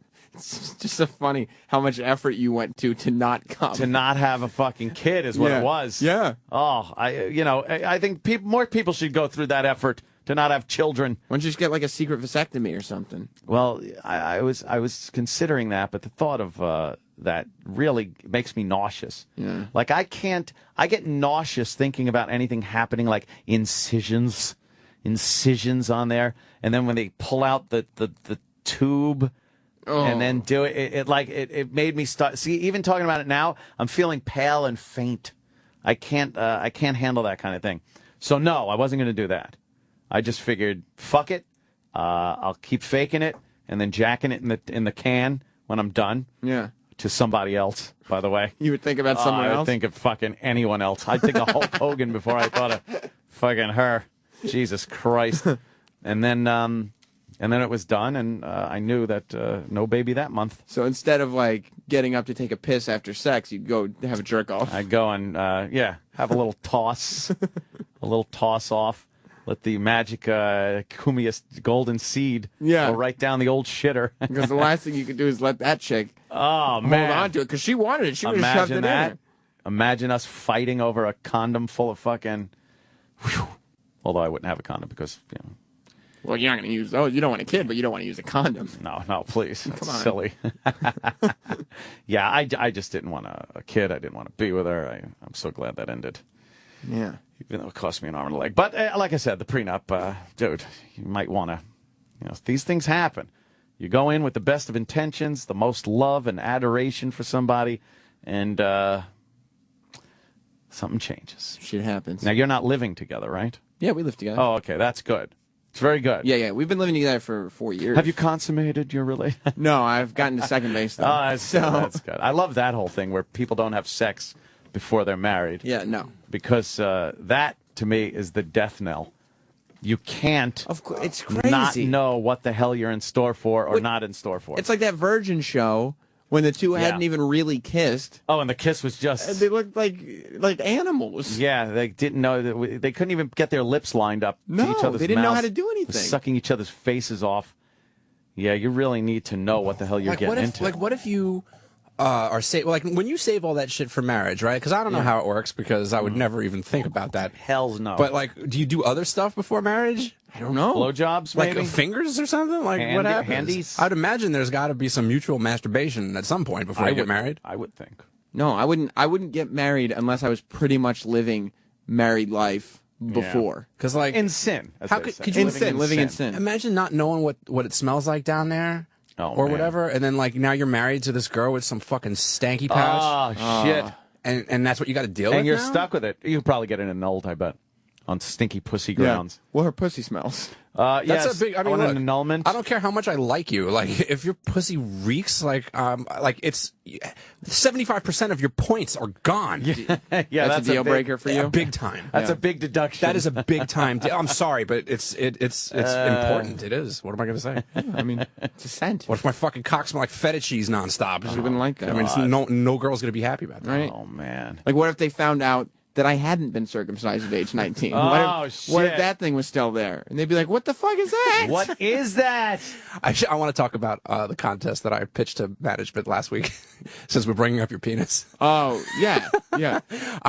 We have our staff meetings. Well, of every course Tuesday. you do. It keeps the ship running. And they want us pitching bits and stuff. Yeah, they want to know what we could do in Cleveland. They want a bit, right? So I was thinking that we could have a Sam's Penis Challenge where we all put condoms on our cock like his foreskin, and we all have to blow up balloons with our pissing them. By pissing in them. Yeah, like a carnival game. Yeah, where you got to pop the balloon, like shooting the water in the clown's mouth. They're not going to let us do that. No, of course not. It's bodily fluids. I can't do the bodily fluid. But it was great because, I just know that's how Sam's penis functioned. That's really what it was, right? Yes. Yeah, I love that. Yes. If you ever needed a visual, if everybody who's thinking about the Sam Cox story, if you're still confused about what's going on, that's what's going on. It was like pissing inside of a balloon with a small balloon over your dick with a pinhole-sized incision at the end. You had to regulate the speed of your piss so your foreskin wouldn't fill up. It filled up every time. I had to pinch it. That's what I'm saying. That's bizarre. This is great. It's fantastic. I don't know why more time hasn't been spent on You it. spent that many years blowing up your foreskin with your own piss? Oh, yeah, man. Yeah, man. And then instead of now, you shake it when you're done, you pinch and shake. Oh, God. Pinch, pinch, pinch, shake, shake, shake. But then the head of your dick was always surrounded by piss? How would you clean in there? Well, now, I'm like, yeah, that probably was some... But, once the surgery went down, I guess the doctor cleaned all that up because now it looks, ladies, it looks wonderful. This is disgusting. It smells nice, too. Talking about fucking... dick smells and cunt smells. You guys brought it up. This fucking show sucks. Rude. Oh, man, really? Jesus. Let's... farts and smells. I know, just disgusting guy shit. Let's take another break. Jon Bernthal is coming in at 9:30. Yeah, he's going to talk about what his dick smells like. We're going to talk about his dick. And, no, I think we got something from Whitney. What is it? Not Whitney. She's dead. Whitney's daughter. Yeah. Something. I got to tell you something. A banana, Whitney Houston. God rest her soul. But boy, is that fucking daughter ugly. Yeah. Fucking butt ugly. Yeah. Sorry. Sorry to offend. I'm not going to use any epithets. I'm not going to say anything bad. No firing offense. But I could comment on people. And in my opinion, she is an ugly fucking girl. A massive forehead and a giant gap between your two front teeth is not. Fucking Mike Tyson gappy tooth motherfucking thing she's got going is heinous. Yeah, she definitely. She got the Bobby Brown kind of face thing going. She didn't get the young Whitney look. But she's talking to Oprah. Man. And what a forehead. That's what I was saying. One of those weird hairlines that go right back to the middle of her head. Yeah, she needs bangs terribly. Yeah, definitely. She needs some bangage. All right. Yeah, let's take a break. We'll be back in here with, I guess she was saying to Ofra. Yeah. She's talking to Ofra. She still feels Whitney in the house and talks to her. Oh. They call it the hizzy. It's healthy. The his. All right. Be back in a flash. It's the Anthony Show, my fucking show. We're gonna talk about racism and guns. Racism and guns on my fucking show. So don't even bother trying to call in, motherfuckers. Cause Anthony don't take no fucking phone calls. I guess that's true. I don't take any calls. People give me flack over that, but, I've had a lot of experience with phone calls over the years of doing radio. And, for the most part, they really don't send me. You know what I mean? It's usually, if the guy even knows they're on the air, while they're that awkward exchange, you go, you're on, Bob, go. No, it's Rob. Rob, whatever. And then they never really quite hit the mark with what they're supposed to be talking about, and they don't know when to get out. Well, it looks so appealing, nice and concise on the phone screen. Oh, yeah. When it's screened and written down, it looks like, like it should actually work. But it's never what it is. It rarely does. I was watching, I was listening to the American Fuckers bit, which is fucking hilarious. And I realized I was watching Pawn Stars last night. I like that show. That show seems pretty honest for the most part.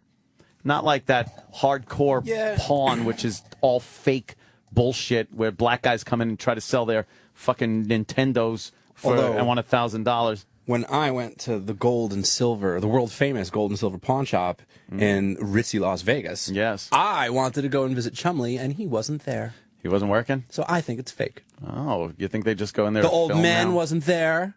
Who was? No one. Fucking really scary looking people. No one from the show? Nah, I didn't see anybody from the show. That's gotta suck. I guess they're all about the show now. I mean, I knew they weren't really going to be there. Why? But they should be, right? I just wanted to go and check it out. They didn't even really have that much shit there. Yeah. To be honest, I mean, it's just a regular. It's just a regular pawn shop. They don't have all the super cool shit out on display. There's a couple of cool things. Really? Yeah, I mean, and half the shop is retail now because they're so popular. The half of the store is legitimately T-shirts, mugs, magnets, merch big for the and show. big cardboard cutouts all the way in the back, so you could, because they're not there, you could take your picture with the cardboard. Holy fuck! Why would you do that? Wow. So they're just there for the fucking filming of the show. At this point, is a full-time job, I guess. I'm sure at one point it was a little more real, but at this point, I mean, look, they're just mega popular. What are you going to do? Yeah. There would be people just all day going in there, busting that guy's balls, probably. That show did take off. And then you watch that stupid other one, that hardcore Pawn, and it's like they don't have that personality thing going. Yeah, those guys are very personable. Yeah, and they're all different in their own way. I think that's what makes a lot of these shows work, is when these guys have, really polarized personalities, let's say. And the other ones I see just don't do that. And I think I watched 5 minutes of that Cajun one. Cajun Pawn. So I could give a fuck about that. Well, the other ones, it seems like they're poorly written shows. It seems like they're fake. And nobody's developed this character at all. Pawn Stars is poorly written too. I mean, there's always some kind of arc in every episode. It's it's always Chumley dropping or he broke something. And that's all fake, and we know it. Yeah. But the people themselves strike you as real three-dimensional people. It's at least it's not palatable, but it works because we all know that we all know that it's goof for goof's sake. No one's really believing that Chumley fell asleep on the boss's couch or whatever. Right. You know what I mean? Yeah. So is it lame? Of course it is. I wonder why they feel they have to put that shit in. It's interesting enough to just do a a show where people bring shit in, you learn about it, you learn a little history, and then they try to rip the guy off by lowballing the fuck out of him. It's the point. Well, you know what? It's just the fucking rape and pornification of the Discovery Channel. Like, it used to be like a legitimate network for things. And now it's just become so. Girls like those little things. Do like they? Chumley falling asleep on the boss's couch or Is whatever. that trying to get the female demo in? Yeah, girls like those little kind of weird, wacky, funny, lame little bits that they do. They're fake, but I'm sure on some level the girls know that they're fake, but don't really conceptualize that part of it. They just like it. I like when people come in and they're like, "Well, what are you looking for?" Looking for $5,000. Yeah, that ain't gonna happen. Yeah, that's not going to happen. All right, well, make me offer. I'm thinking more 300.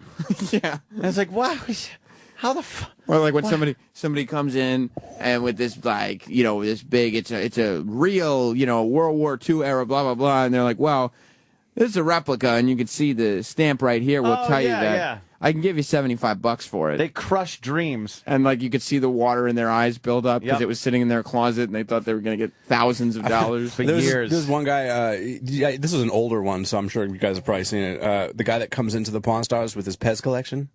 Oh, yeah. And he gets he fucking seriously gets mad.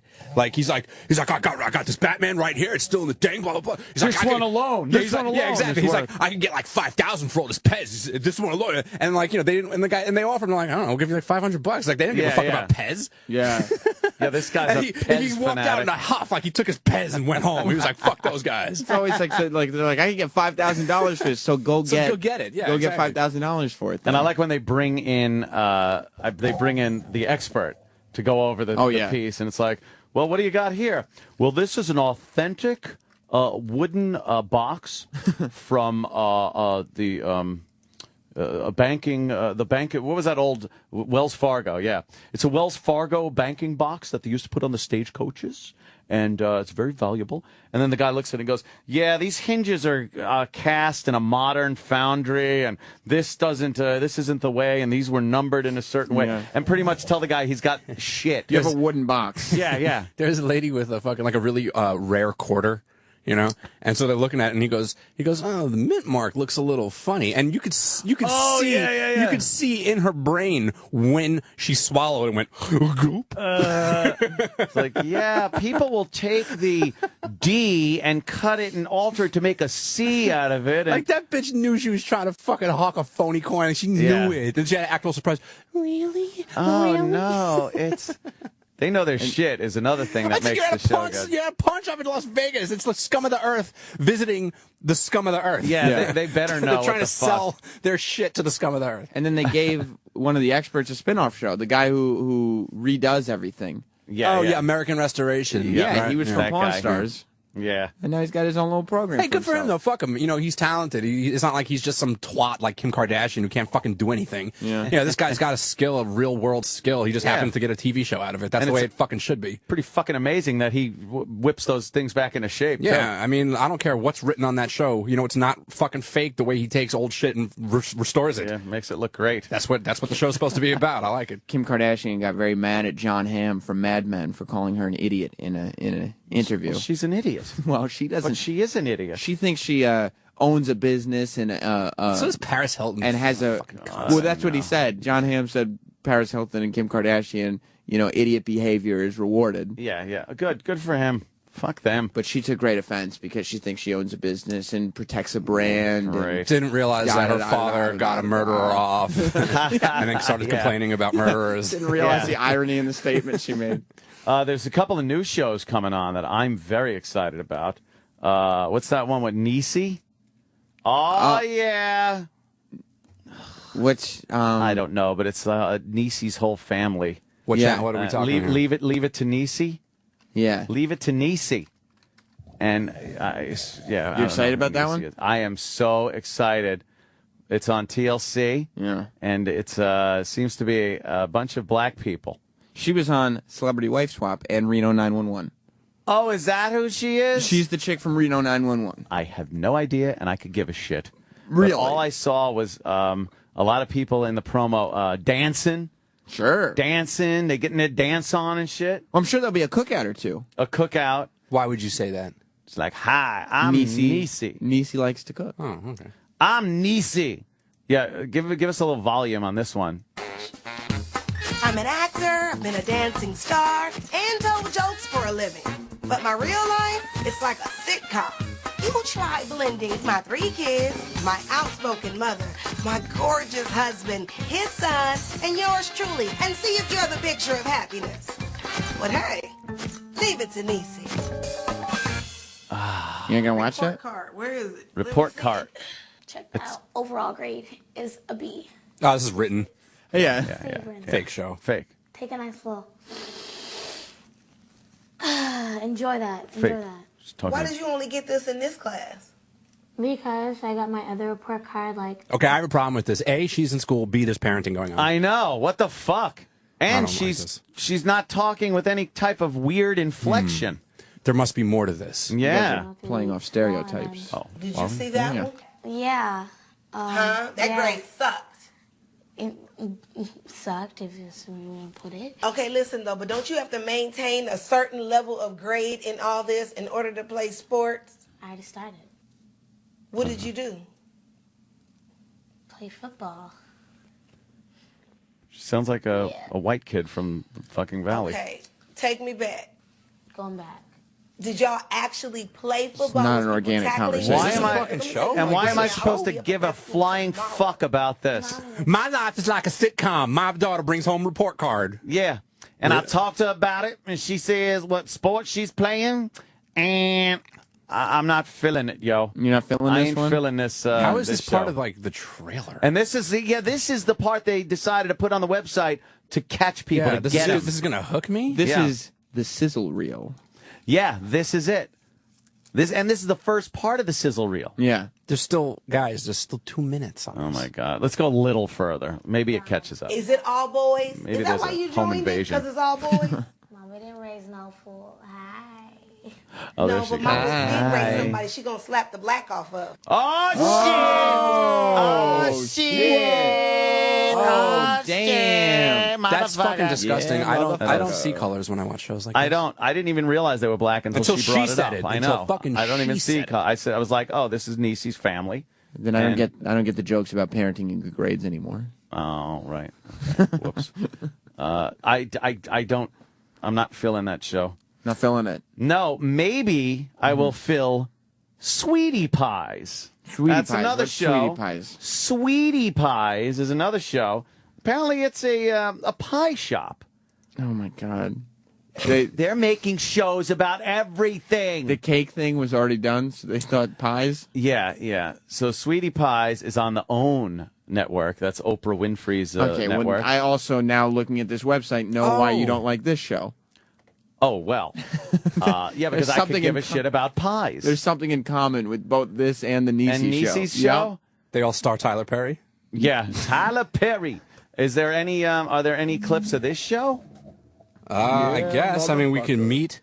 Oh, online exclusive sneak peek. First 5 minutes. Watch the first 5 minutes of Sweetie Pie. Let's see the first 5 minutes. Maybe well, Sweetie hang on. Pie. Here's the first 5 minutes, but I just saw a trailer too. That might work a little better. All right, as far as flow goes. Watch the official trailer.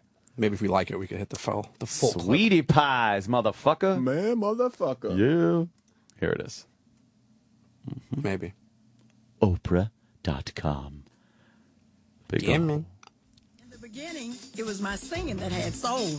I was an Ike Cat, a backup singer in the Ike and Tina Turner review. But when my lung collapsed and I could no longer sing, this soul sister turned to soul food. So I opened my own restaurant. And one thing's for sure, this family means business. My son Tim tackles everything from He died a businessman. our employees. Tim's girlfriend Janae, she's responsible for taking care of Tim. My nephew Charles, he works hard at not working. And this problem is at the head of this family business. Welcome to Sweetie Pies. Charles? Yes? Give me the damn key. You just got to work and you out here smoking already? Bring your ass in. Put that cigarette out. What are you doing? Grab my food. Okay, but it looks like you're having a tea time conversation here. Oh, man. She really taking it gut. No. Don't make sense. You know Janae's pregnant. Of course she is. About to propose. Hey. And they're not married. Everything taste okay? sitting there talking to a girl. I won't say nothing, but what you doing with that short ass dress on? I ain't say that, did I? Give me Hit her. $5 on there to give you some cash, and then I can take the ring with me. You sure you know what you're doing? You living under false pretense like the man you living above your means. Are they going to subtitle this show? I went over Sure the hope bank so. documents. They want the house. The house is on the loan? The collateral. So if we don't get the loan, then what we gonna do? It's Oh, hard man, to run a the successful drama. family business, but in the end, it's all worth it. It's worth it. Sweetie Pie. Welcome to Sweetie Pies, coming this October. Rocktober. You're going to So get because it's Sweetie on the Pie. Oprah channel, it has to be about a black business. Yeah. Well, you know how Oprah kind of wants to showcase black businesses. And I just don't get it. Like, I mean, it's been talked about to death on this program, but like, yeah. If it was just like, if it was like some Christian network with all white family programming, like black people would go crazy. Yeah, about it. it's like, wow, we need more diversity on Oprah's channel, I think. I'm not seeing a lot of diversity Yeah, I know, there. for someone who They got wants Rosie as their anchor. Well, she's a lesbian. Oh, right. Yeah, that's diversity. How about just some, And of all like I guess, I mean, I can't tell if this is interesting or not by watching the first 40 seconds of that. I'm sure it's not. I'm sure it's not interesting. Where like it wasn't? Isn't there more applications to sort through before you pick this? Like I'm sure there's more interesting people or families than or a family something. that just runs some a fucking Ike Turner backup singer. Who gives a fuck? That's the celebrity part of it, where she's like, well, she used to be a celebrity. She watched fucking Ike beat the shit out of Tina so many times. You know what she must have seen? Tell those stories. Fuck the pies. Tell the time when Ike beat Tina with a car antenna. I want to watch a reality show about like Lawrence Fishburne and his family, and like, Yeah. hey, your daughter fucked another dude online today, and I'd rather see the workings of that kind of a family than just people trying to make a pie business work. Yeah. Who gives And a shit about pies. There's another show that they're just getting lower and lower in the line of what people do to get on television, where two guys literally just walk around with those dumb metal detectors and try to find shit. I saw it. It's called Meteorite Men. Yeah. But even that, the guys kind of have some kind of knowledge about meteors and what they look like and where you'd find them. And they find, like, meteors. Meteor shit. You lunkhead. I got to take this up to college. Mr. Verrill, I wouldn't give you 2 cents for a broken meteor. Always in, always bad. Verrill luck.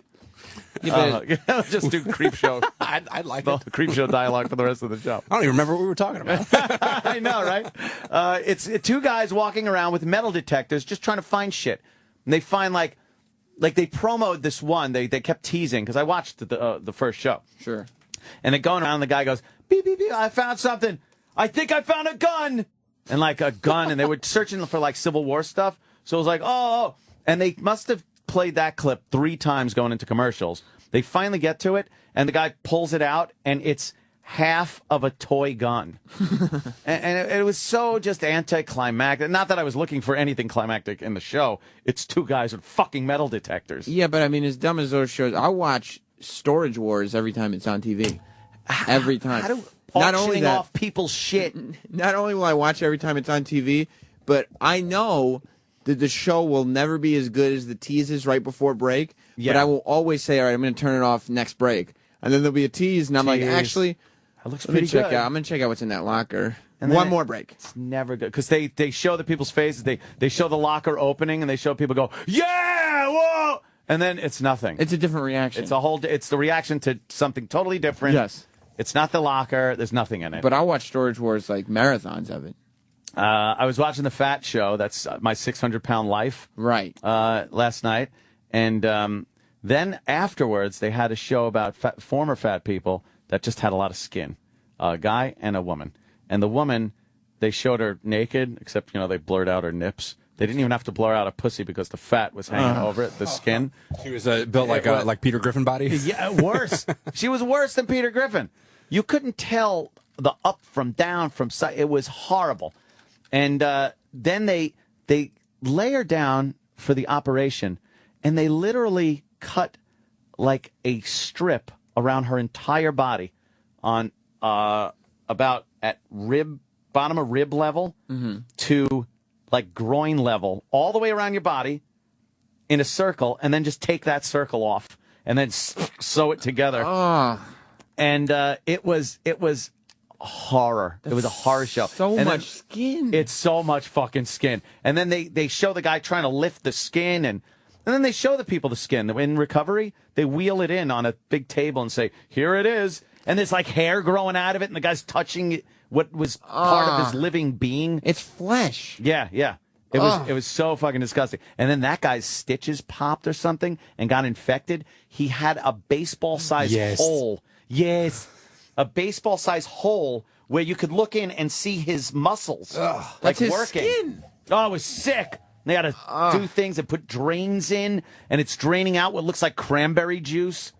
It was so disgusting. I don't know why I watch these shows. You got to double stitch that if you're going to have to sew someone's skin up. Sew the skin completely. They literally cut him in half as far as the skin goes, and then slap it together and try to sew it. But that was really heinous. There's drains that have to go in. That show was disgusting. And then, of course, my 600-pound life. They tracked these people for 7 years. 7 fucking years. It's a hell of an investment. And one guy, he wound up, I guess the operation paralyzed him or something. He caught something and got paralyzed and got just as fat as he was in the wheelchair. So it's And like, now what he did the can't operation do to you? Well, I'm still just as fat, and now I can't move. Oh. Yeah, that one went awry. It's hard to have sympathy for that, though. Oh, I mean, like man. I know your life got even more fucked up, but it was your own fault in the first place. Yeah. So Shouldn't have been like- that fucking fat. sorry. Kanye West's mom goes in for like a tummy tuck and a breast augmentation right. and dies. That's the operation. That's your operation. Hope you look good in the coffin. Oh. Yeah, those shows are, it is hard to be sympathetic. And the family members are despicable because they're total enablers. All of them are fat. And then when one of these guys, they were actually driving him home from the hospital after his operation, like a secondary skin operation to lose the weight. And they're like, well, we better stop off and get Mama something to eat. And they stopped off at a fast food place and just picked up horrid burgers. And they're all shoving it in their face in the house. And he goes, man, I probably picked a bad time to come home. Like you think the family would be a little more sympathetic? Of course. And a little more supportive and not shove horrible burgers in their fat faces? All the family members on all those shows, Hoarders, Intervention, they're all the people that made the people what they are. But family members got to eat, you know? Well, I hear you, but maybe you shouldn't eat in front of former fatty guy. I'm trying to get mines, though. I want mines. And Intervention is one of my favorite shows because I just think how available some of those girls would be to me. Right. I don't know if it would be a good relationship, to be honest with you. I actually know that it would not be a good relationship. Well, I've been in relationships with some real lunatics. Yeah. And some of these girls come off as true crazy people, and I find that something kind of hot about it. I can see where the turn on is, but long term, yeah, it's just more difficult more difficult. I know, but you know what? You are getting laid the first date. Yeah. The first time out of the gate, if you have a little plastic fucking baggie or a little glassine packet of some goodies for her, so easy. So fucking easy. And you would do that if you met one of these intervention chicks, get whatever drug they were on. One of the hot ones, yeah. And then just kind of slip them some drugs and say, but there's certain you don't have to pay for it. Yeah. But I'd appreciate a favor in return. There's been a couple of fucking hotties on there that, it's like, well, and then I start getting that savior complex where I'm like, I bet I can make her stop. That I know, yeah. I bet I can make her stop. And, all she needs is a little loving and she just doesn't have the right people in her life. If she had a happier life with somebody who could make her happy. Meanwhile, she's a wild drug addict that would sell everything in my house. Yeah. Yeah. And she would lie to you. She would say, I'm so happy with you, and do all her drugs behind your back. Do her drugs, fuck other guys. Yeah, for money, for more drugs. And you know what? She would be fucking black guys behind your back. Oh, fuck. Really? Yes. Wow. Like the movie Traffic. Imagine in my house. In your house is where it would happen. In the morning, you'd be doing this show. Oh, man. And you'd be like, ha, ha, ha, I'm making jokes. I'm on the radio. Oh. And in your bed. Holy shit. I'm punching up one of my cameras right now. Hold on. I gotta look. I have to look now at the camera. Check it just in case. I don't think you're I'm checking. dating an right addict now. currently, but Okay, there's that. There's the front door. just double check It everything. looks pretty good. What the hell is that laying there? Oh boy. Is it a black guy? No, I don't think it's a black guy. Okay. Okay. Well, whew. No, we're good. We're good. Thank God for security cams. I know. Well, there's no one home that's going to be having sex with black people anyway. So I don't think police like that. I see. Yeah. I understand. Well. But yeah, that would be the downfall of the relationship with the addict. Yeah. Although I figure I could save her, but I wouldn't want to get her off the drugs. Well, you'd save Not her in that way. You wouldn't save her. You'd save her like I'd save her the holding problem. like holding her captive. Yeah, well, like you'd lock her in your house so she couldn't get out. Gilded cage. Right. It's a gilded cage. The door is always open, but they don't want to leave. No. Because they got the life going on in there, and I would still get her drugs. Right. But that's why she'd stay. Right. You'd You supply keep her her with drugged drugs. up. You got to keep her drugged up. You'd trick her into thinking that nobody else was looking for her. Yeah. Clean needles, though. Clean needles. Make sure that. And anything she needs some hot clothes to walk around the house in.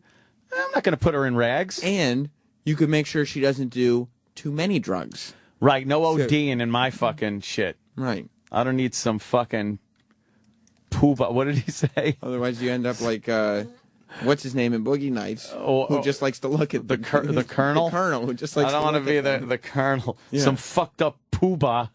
Next time I bring some fucked up pooba over your house. Whatever the line was, Pulp Fiction. Yeah, I would do that. Some of them are hot though. Maybe worth the trouble. Very rarely are they hot. Yeah, but you wouldn't want them around all the time, even if they were hot. Wouldn't you eventually get over their hotness because there's so much trouble to upkeep? They're easy to throw out though too. Once you're done, Yeah. once the maintenance has become too much, you just put them out on the doorstep. And be you like, could blame them for everything and why the relationship ended. 'cause You're a fucking drug use. addict. Your drug use stink. Not, rationalizing the fact that you. I just used her. Yeah, yeah. I was just using her. Sure, like she uses drugs, you use her. All right, maybe it doesn't work out. No. Maybe this scenario. I took that scenario a little further than I normally do, and I think that it helped. Probably would, but it could be good just for some regular old fucking. Yeah. Something like that. Yeah, summertime.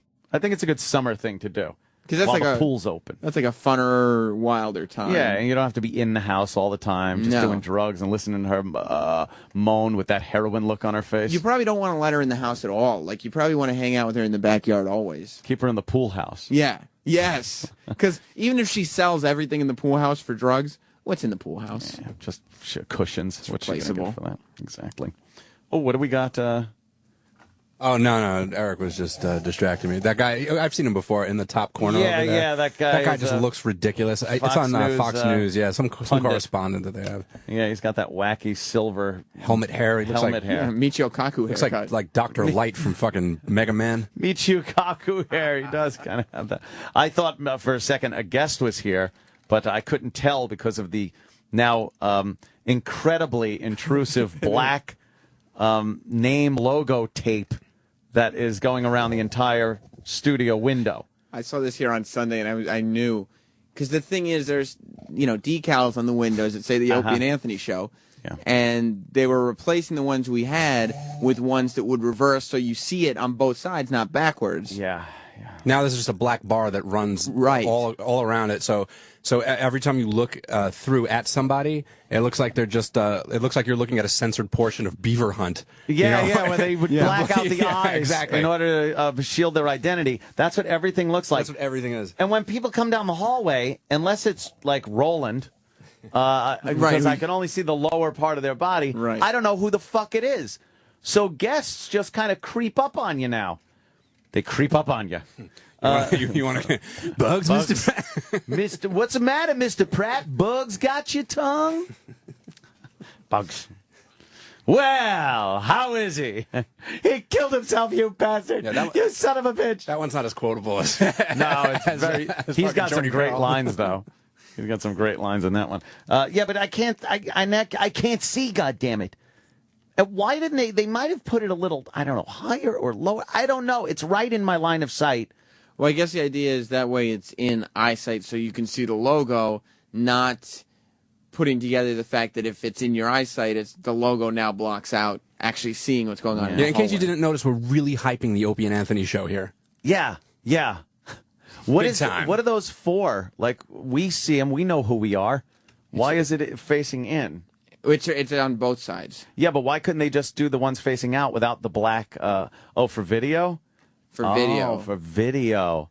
But we have all this on the walls. Yeah, we rarely. But what if you're facing that way? Yeah. You could just put the Opie and Anthony show in the corner of the video. That's true. It doesn't actually have to be plastered on the wall That's anymore. true. Virtually, you can put that You in. can literally type in the words. I think they've reached the point where they can do that. Yeah. To tell you the trip. Like NBC doesn't put that little peacock in the corner of their camera. It's actually superimposed in post. Right. Not a real peacock. Imagine watching 30 Rock and it said 30 Rock everywhere, like on the wallpaper. Yeah, just so they can, to get the logo. Yeah, that makes no sense. Oh, boy. Well, I'm not going to sit here and bitch about it. Although I think I just did. Did Anthony see Allison intervention? Which one was that? I think that's the huffing bitch. Oh, the huffing bitch? I was just searching her She out. was a fucking mess. And she's not all that great, but she cleaned up pretty well. She looks like I just want to bang her because she looks like someone I know. Oh, really? Yeah. But she cleaned up pretty well, though. Her drug would be so easy to get for you. You could keep her in your house and just buy Computer duster. fucking duster, yeah. She loved that stuff. Is she somebody that you would bring over and try to make into your sex slave? Not when she was huffing. No. Yeah. It's like I'm walking on sunshine. Would you get her now that she's not huffing and try to get her to start huffing again? No. Is that her? No, this is the other person. Who I think looks like the other person. Oh, okay. yeah, a little bit. You're right. A little bit of that going on. She does. Yeah. But yeah, that's why I like Allison the Huffer. Yeah. The huffer. Yeah, she ended up getting off of it, totally cleaning herself up. Yeah, one wasted. It's a shame. Yeah. I like the, unfortunately, the meth heads are the ones that have the most damage done. Yeah. But, oh my God, yeah, all right. Yeah, come on, we all remember her. Yeah, we do. Yes, we do. Yeah, oh well. Yeah. Oh, that's not going to happen. Nah. Well. Oh, Wells. All right, let's take a break. Okie dokie. And what do we got? Another 35 minutes. Oh, our big guest from The Walking Dead. I hope you're caught up, people. Oh boy, do I hope you're caught up. You're going to be and awful mad. if you're not caught up, read issue 6.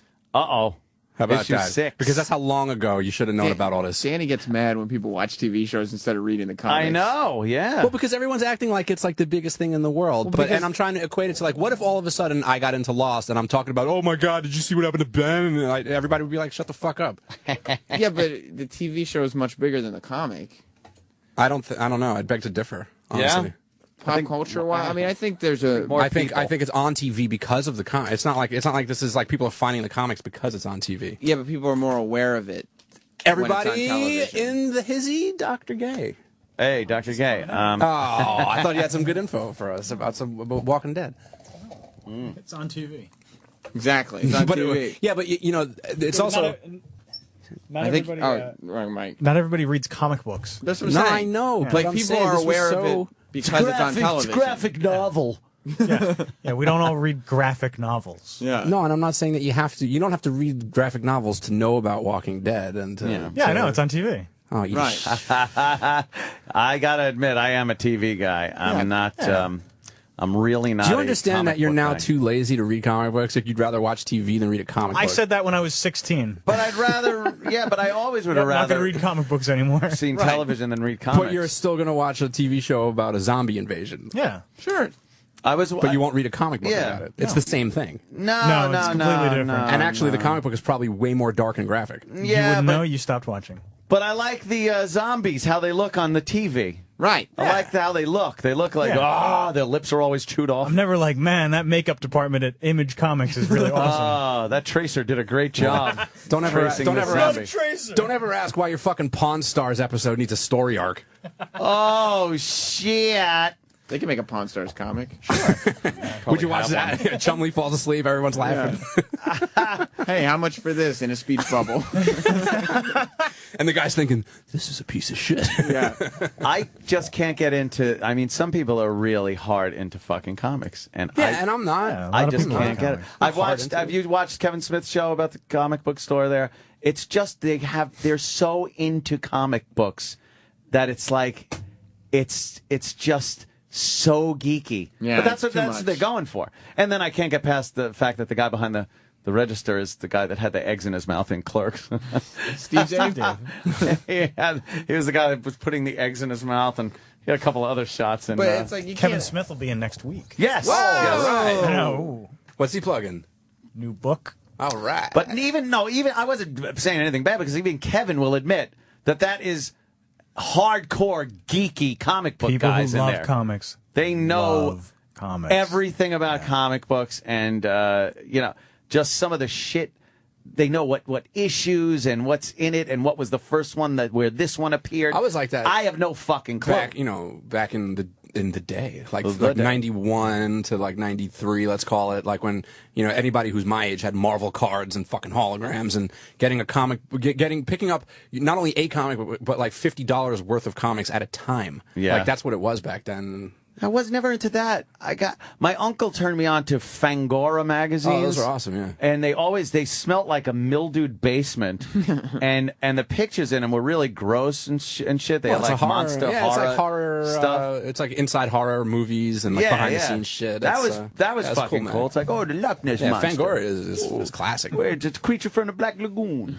Oh, look at that! It's the Wolfman. But like, you can't get mad at people for not knowing how a movie turns out because they didn't read the book. No, That's ridiculous. But as far as Walking Dead goes, it's like going to see Titanic and being surprised at the end. No, it's you're not, completely because The wrong. Walking Dead isn't a historical document.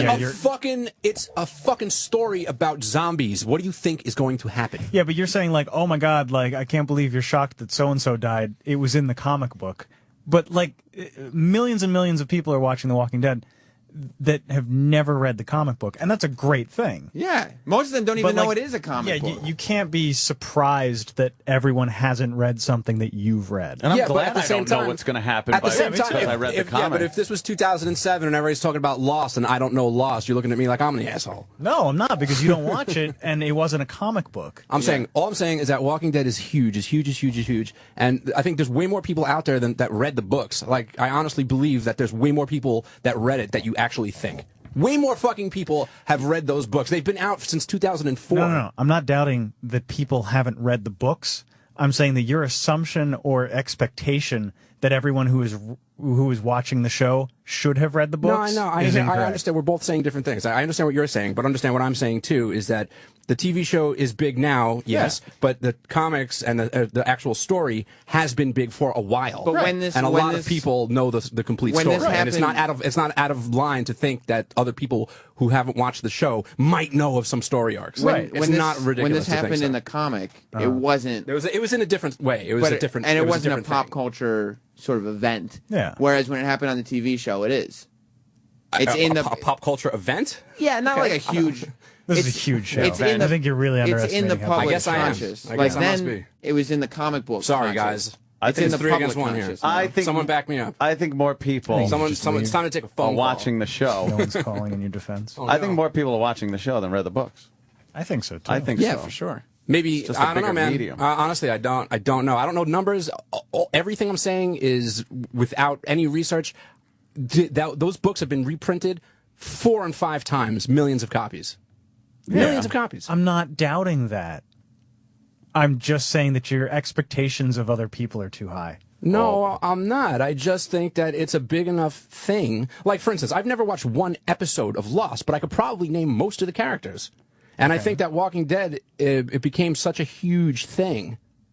Before the TV show. No, it didn't. No, if you were like, hey, dude, you know The Walking Dead? I'd say, yeah, it's that graphic novel. You'd say, can you name a character? I'd say, no, I can't. You can't. Right. Okay, but that doesn't mean that there aren't millions of people who can. Lost, and the that's TV my point, is that show Lost bigger was- than Walking Yeah. Dead. The comic. I'm not arguing that either. That's not a point I'm trying to make. I'm just saying, you know what? Fuck everybody. Let's go to break. Everybody can eat shit and die. That's how every geek argument ends. Fuck you.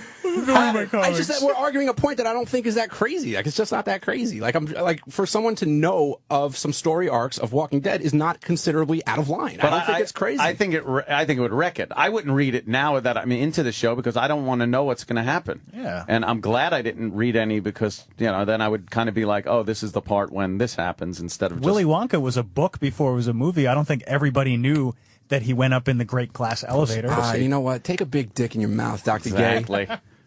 He would too. He would. Yeah, take your literal ass out. That has nothing to do with zombies.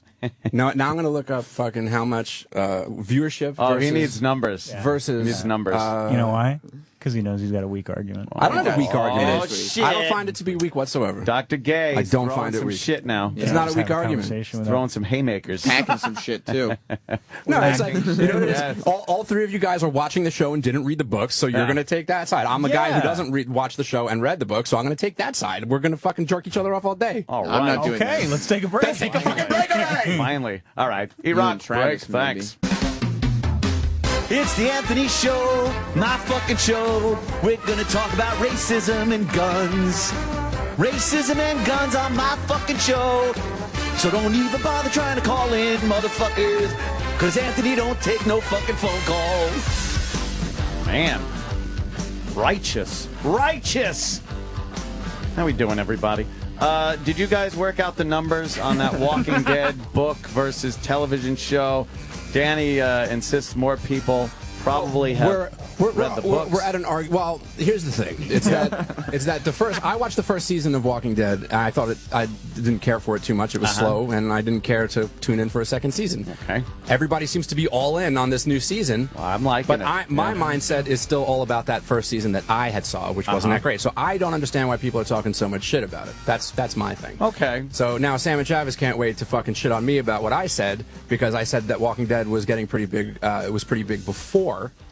Yeah, and so now keeping in mind that my mindset is still first season mindset, where it says here that fucking season 1 ratings were going 391,000 viewers. That's what we're talking about here. So to go from something like that to that's Starz' new drama Boss. Well, oh man, Boss is not as big a show. You know what? I don't even want to argue this anymore. Plus, I think the argument was that Danny had implied that a certain... Can we spoil the thing now? Well, not yet. He's coming in 10 minutes. I don't want to spoil it. No one wants to hear this anymore. The argument was that I think that some people... I didn't say everyone should know. I said some people should know about a major story arc. The thing that happened on the show... It happened very early on in the books, and I thought that it would be something that people would know. What if the numbers on Lost? What if the Hatch? What if they drag that out until season 7? Lost wasn't a comic book.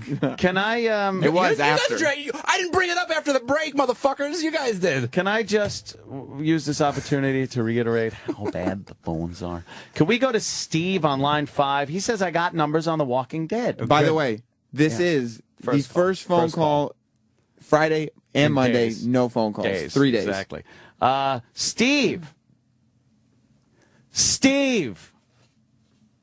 Hey, Steve. Is it potted up? Yeah, the button's pushed. Are you there, Steve? Everyone say hello. Everyone on the phone, say hi. See what happens? See? Can you take line 1 just to make sure that the phones are working? make sure they work. Go ahead. Hey, Bob in Texas. Thanks, Sam. Yep, hey, phones I'd are like working. to thank Danny for turning me on to the Walking Dead comic book series. I didn't even know there was a comic book series. I'm like an old fat guy that used to read comics and all that happy horse shit. Thanks, Danny. I'm educated now. No problem. What city you headed to? Fucking nowhere, Marble Falls, Texas. Exactly. There you go. Have a good one, sir. Oh, what's wrong with Marble Falls? Damn, man. Yeah, it's just I don't think that many people Guy was saying thanks. I didn't think that many people knew what was going to happen on the show. Danny doesn't know how to take a compliment No, to thank you. No, he doesn't. No, the guy was saying something nice. Yeah. Danny had to be all mean about it. Big show. I can't even say something nice without Danny just jumping down his throat. Well, he's all pissed because Travis thinks this show is so great. Yeah. Well, we do have Jon Bernthal coming in at 9:35. The guy from the comic? You know the guy that dies in issue 6? That guy? Oh, you know that guy that they stretch it out for ratings? The guy that's supposed to die in the 6th fucking issue? What if the last few people who hadn't read the comic book were going to read it? So what? Now it's ruined forever. It's ruined. end. What if they didn't get to issue 6? Yeah. No, they didn't really give that series a chance because if you bailed out before the 6th issue, you're really a cock. Yeah, well, Shane dies. He died this past episode. Yeah. Well, that's been made quite clear. He's dead. He's off the show. You know how I knew that? You watched it? Oh, No, comics. The comic? Yeah. Yep. Issue 6, motherfucker. Yeah.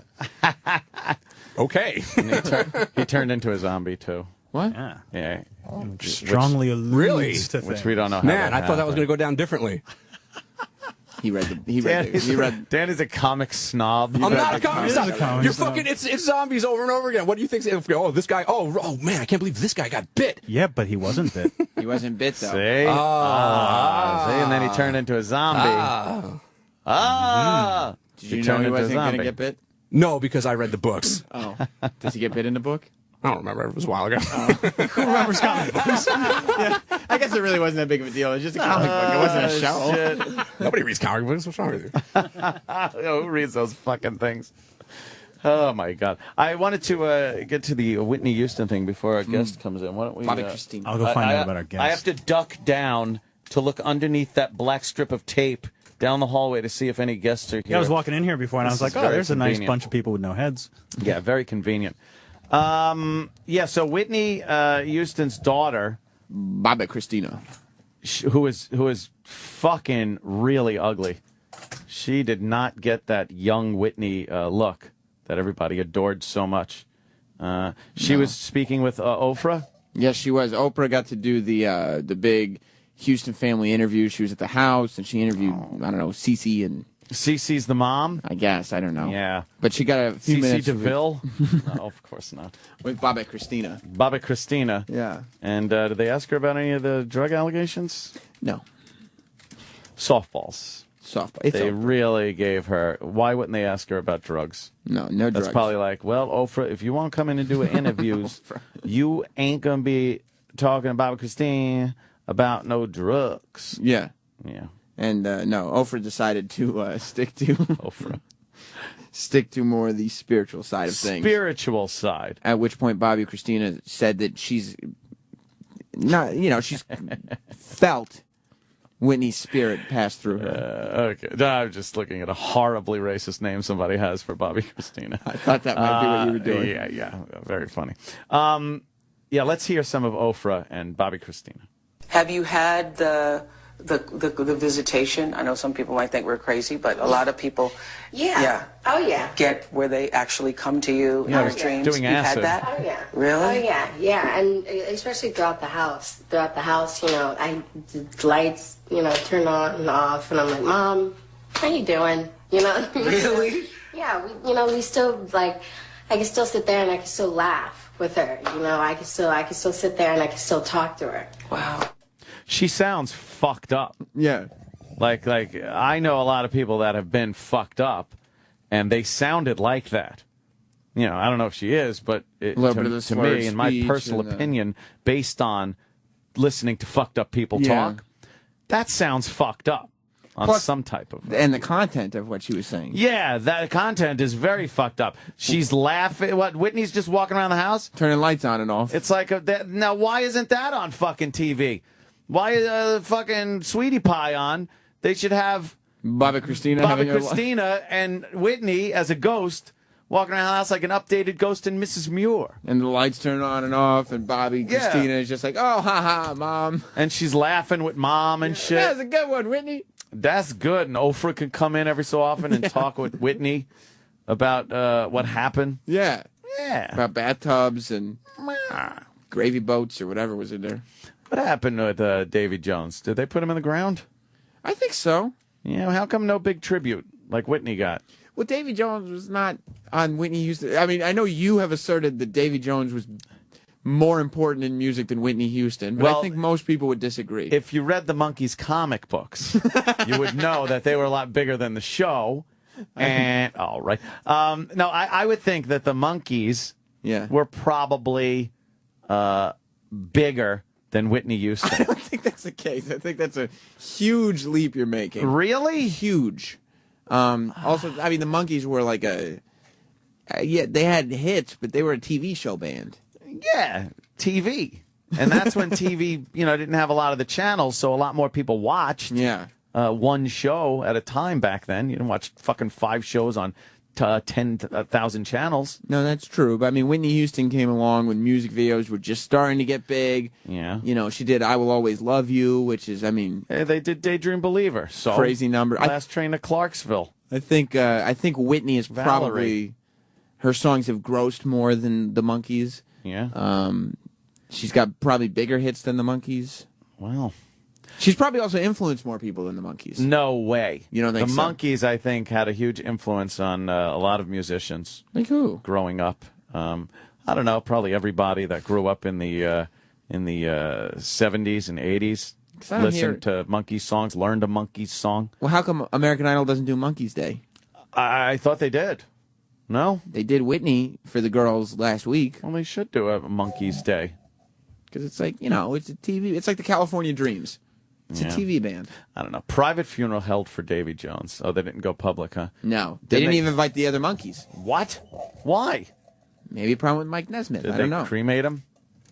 Look how fun this banner is for Capital One Bank where you could high-five Jerry Stiller. Isn't that killer? I could do this all day. That's a good one. Look at that. Hey, earn 5 times the interest. Nice. High five. I'm sorry. I just derailed everything. No, that's a great one. Worthwhile. Watch this. Watch. Boom. Yeah, high five. Yeah, no, they didn't invite the other Monkey Band members to the funeral. That's It says family members, wife, daughters. Even Marsha Brady was not there. Who was a big fan. Yeah, huge fan. When she was hot. Due to the family's request to keep the service very private, the band would wait until a public memorial to pay their respects. When is that? How long are they stringing this thing along? I don't know. No, don't know. Don't say. Oh, well. Anyway, I think... I don't think the Monkees... Bigger influence. I don't think there would be any question about whether or not the Monkees would do something at in a stadium, or in a sports arena, the way Whitney Houston might. She didn't, but there was talk of her doing that. I think the Monkees could sell out a big arena. You think? Back in the day. Yeah, but what today? If Davy Jones died... What if it was a comic book first? Right. The Monkees comics. If Davy Jones died today, or, last week or whatever it was, you think that his funeral could be held in a stadium, in an arena? I don't know. I don't think so. Maybe like a rec center, or like a, I don't think so either. VFW hall. Any more Oprah? And no, I mean the rest of it was just Oprah talking to her about her Oprah. spirituality and her dreams, and Whitney, bullshit. Yeah, I hear we also have some type of perp walk. Yeah, this is something Danny found. Yeah, I think this track's fine. Oh, shit! You guys passing the buck. That ain't good. That's not a good I sign. just give credit where credit's due. I don't want to take credit for a good pull. All right. Dr. Gay will always have a good pull. A good pull and take credit for it. Oh, yeah. Mouth pull. Well, I guess this was... I thought that was implied. Yeah, I know. This was a perp walk. Somebody was... and he was getting interviewed. During the perp walk, where most perps don't like to talk. He decided... They walk the walk without talking. Some like to hide their face. Yeah, they hide their face, which is silly. They end up in the newspaper anyway. Even David Berkowitz didn't do anything, and he was a huge perp. Yeah. But this guy decided to cut a wrestling promo, apparently. All right. It was a bizarre scene when our Courtney Brennan tried to talk to the man accused of assaulting 3 people, including his own mother, with a mantle clock. How about... Well, you know something, Mean Gene. Poke over here, brother.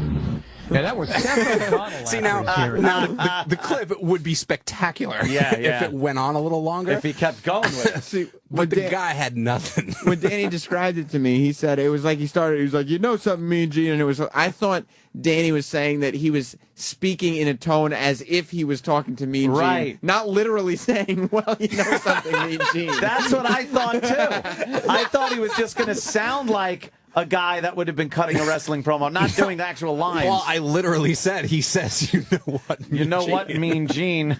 Yeah. What a loony. You want to hear it again? Guy's a lunatic. Yeah, let me hear that one more time. Well, you know something, Mean Gene. Poke over here, brother. Yeah, that called was him Seth brother, O'Donnell Hulk Hogan here, hearing brother. Today, referencing Hulk Hogan. He faces assault charges after the alleged attack at a home in North Huntington last week. Well, today in court, we also got a look at the bruises on the alleged victims. Here you can see one man has a black eye. Today's hearing was delayed. I guess it was delayed because he was cutting promos. That's great. Got to put the asses in the seats. I just really wish that he had a little more prepared. Yeah, he should have. I mean, that could have been a viral clip if he just laid in solid for 30 seconds. Even a quick train, say your prayers, eat your vitamins, something. Yeah, he needed to close it out. I mean, high energy. The quick Mean Gene reference brought everybody in, so we knew what he was doing. Yeah, he had us.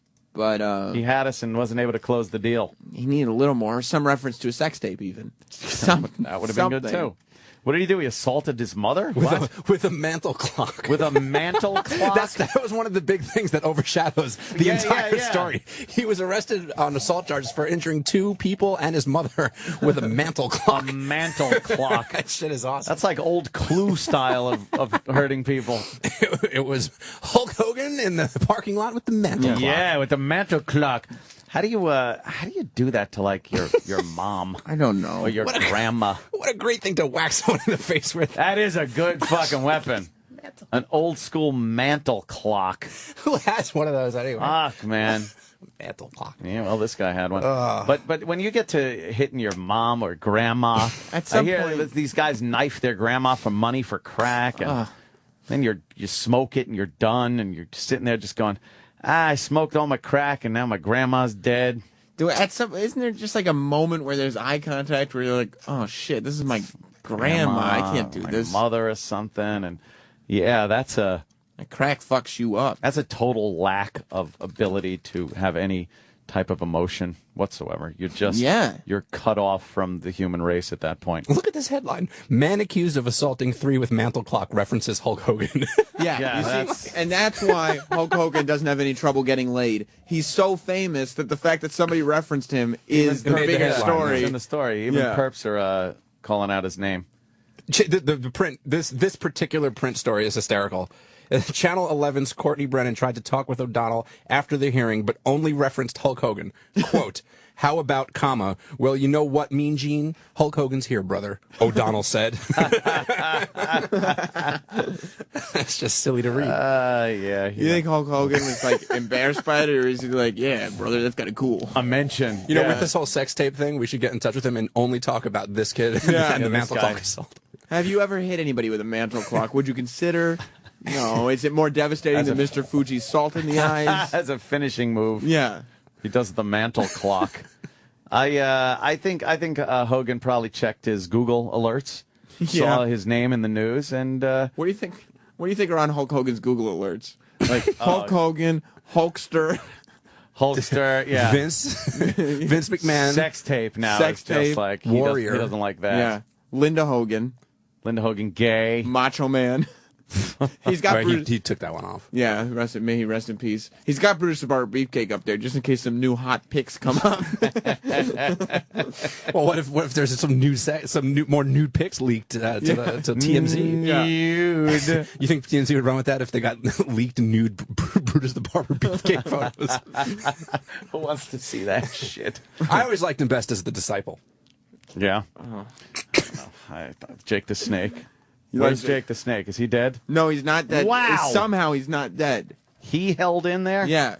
I've heard he's going to start a wrestling school. No. Because the one guy you want to learn from is Jake the Snake Roberts. That drunk. More than drunk. Yeah? Oh, yeah. Doing all kinds of substances. There's lots of wild accusations running around there about Jake the Snake Roberts and his substances. Running wild. Yeah.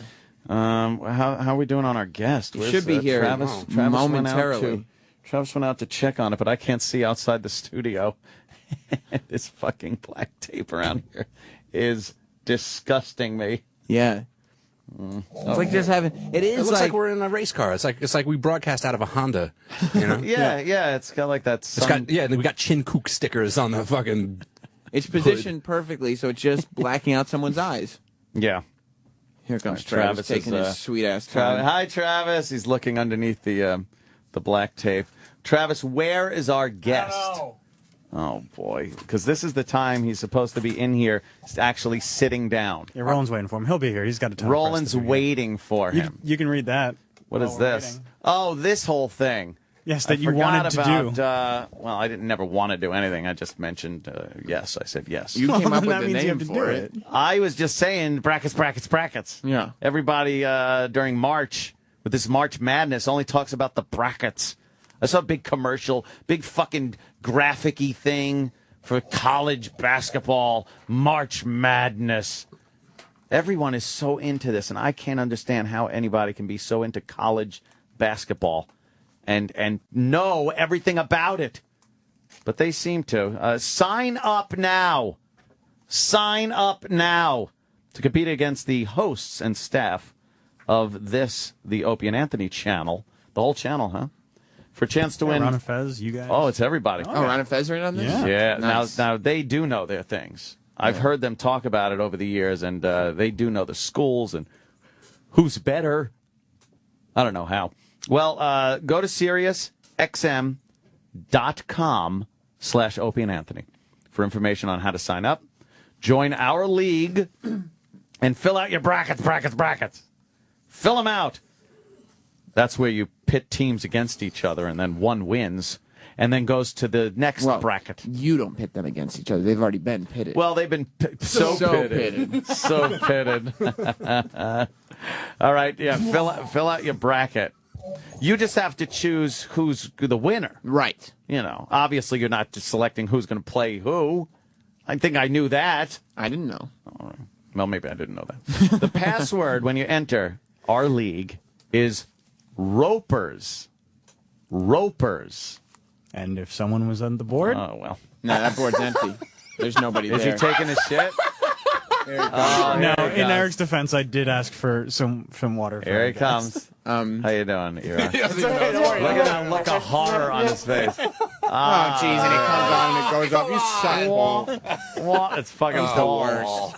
Fucking sucks. Paul. Just stop coming in. Yes, SiriusXM.com/Opie and Anthony. The password is Ropers. Ropers. No, Eric's not ready for it. And now all I see is Eric mouthing the words shit. That's what he wants to make. Deadline to sign up and fill out your bracket is tip-off of the first game on Thursday. You could fill this out right up until they play? I guess so. Yeah. I guess that's how this company handles their bracket league, which is That's great. risky. The thing is, most of my brackets are already filled out. Brackets. But you Filled have mine out. I can't fill out the rest of my brackets because today is the big Iona BYU game to find out who gets that spot. It's the play-in game. Who? Iona. Yeah. Iona College, New Rochelle, New York represent. Right. Versus Don't say it. Don't say it. BYU, which is Brigham Young, whatever that's. Brigham Young? Brigham Young. Did you say Brigham Young? I don't know what that's. I like that. But if Iona wins, I have them going quite far in the tournament. Oh, you do? But if BYU wins, they're not getting Then past you're Murray. out. They're not going past Murray State, so I'm not going to fill that bracket out. See, I don't even know how the brackets work as far as if one team of yours loses, are you done? Well, no, you just, I mean, points. Yeah, let's say you think Kansas is going to lose in the first round, and then Kansas plays? Yeah, they're one of the best teams. So, I don't know so that. they Oh, say. they are. You're supposed to. I know. You're supposed to know it. March Madness brackets. Well, see, this is why it's going to be fun when you and Jim fill out your own brackets. Oh, we're the retards? We're the assholes that don't know shit? You know, You're the fucking man, right? I have no idea about college See? basketball. He's a I have sports no guy. clue. Yeah, I'm a sports guy. That's why I did promo. guy. I believe I'll win. I think I'm You going to do could. quite well. I don't You think so. that's the thing about these brackets is that you I could don't win. know. Anthony, do you know how many people we have in our league right now? How many? 9,000. What? Yes. How'd that happen? Because people like brackets. People really want to play with Ron and Fez. Yeah, exactly. What's the Exactly. prize? $1,000. $1,000. So if Iona goes all the way, I get $1,000? Yes, if I yes. What college? Iona tell you what. College. Is that out of the realm of possibility? It's so out of the realm of possibility that even though Sam's not eligible for the He's $1,000, not. if Iona goes all the way, I will give him $1,000. You heard it! Mark it, Eric! Mark it, You because heard Iona is going all the way. You heard it. Mark it. If Iona wins the NCAA championship, not today's game, the entire thing. the championship. This could happen. $1,000. Why can't this happen? Because it would be like Sam winning the NCAA championship. Could happen. Iona is in one The of the only games. difference is that Iona gets a play-in game. What's that? That means that you get to play in to face Murray State. Qualifier. Yeah, No. qualifier. Murray State, they would play in the second round. Murray State? Where's that from? Murray, Kentucky. Holy shit. I have Murray going pretty far, too. Well, you're from Kentucky. Yeah. Okay, Murray. It's Michigan Never State. heard of these schools. Michigan State, Murray you didn't State. go to any of them. Syracuse. Yeah. Let's see where it gets. And Iona. What are you on? No. I'm talking about Iona College. He said it. You must be rich. Why did you do that? I told you not to do that. Oh, he walked right into it. Brackets. Yeah, deadline to sign up for this and fill out your bracket is tip-off on the first game on Thursday. I think that's around like 6 p.m. Is it? Yeah, I don't know. You got to be 18 or older. I'm sorry, kids. Complete rules are at SiriusXM.com/hoops. But you don't go there to sign up. You go to SiriusXM.com/Opie and Anthony. Yeah, but you're just going to be redirected to /hoops. So you might as well Oh, just go to God. /hoops. Then why didn't they just say /hoop? Oh, whatever. Because we like to see how many hits we get, even though they won't tell us. How am I supposed to do this? What's your team name going to be? Team name? You got to have a team you gotta name. have a team name. Wait a minute. Like mine, so that the listeners know it's me, is Dr. Gay. Okay, hold on. I get this bracket, Yeah. right? And then I choose the teams I think are going to win. Yeah. For all these games. That's right. And then people sign up to be on my, No. How does this work? People sign up and fill out their own brackets, and then you get a certain amount of points for each team that you get correct. Let me see if I can help. What? Let me see if I can help. Have you ever been in a football pool where you pick the teams that win? No. But you know the concept of You just picking pick- teams that win. All you do is pick the teams the that you teams think to are going to win. win. You're aware that there are two teams, and one of them will win. But why do I need a team name then? For fun. Because, just for fun. Your team is just you. Oh, but team is just me. Yeah, nobody else. Your name Oh, could be Anthony. See, you made it Cumia. sound like I had to pick a team name because listeners, when they sign up, can sign up under my team for some reason. But all the listeners are ranked according to who's got the most points so far. So, Dr. Gay will be in, 50th place, and Sam Roberts will be, in 25th place. You just need a name. Eric, have you filled out your brackets yet? What should I call it? No, I had no idea that I could even go and do it yet. Yeah, we were talking about it. Are you going to? I guess so. Yeah. What's your team name going to be? I have no idea. Should I make it something Make it something fun. fun? Yeah. Should I make it something The foods. No, I don't think No? the food for what, Eric? Yeah. Calories? Sex Man Sports. Yeah, calories. Yeah. The eatings. The New York calories. What would be the New Jersey? No, it'd be the Florida. Oh, yeah, Florida. The Florida calories. Tampa Bay calories. No, West Palm. Snackets. The West Palm Pretty Cool Huzz. It's easy. It's the West Palm Beach motorboats. Motorboats. Pretty cool, huh? Pretty cool, huh? Huzz. Yeah. Yeah. So what's your team name? I don't know. I'm trying to think of maybe something. What relates to me? The drunks? No. No. The, How about the Anthony Cumia pedophiles? that's a great one. The pedophile. I don't think I like that very much. Oh. It could imply something. What's the gun? The Second Amendment? The third? What's the gun the amendment? Second Amendment. You should call yourself the Second Amendment. The Second Amendments. Yeah. It sounds like a 50s group. And pedophiles. The Second Amendment's we touch kids. They touch kids with guns. Yeah.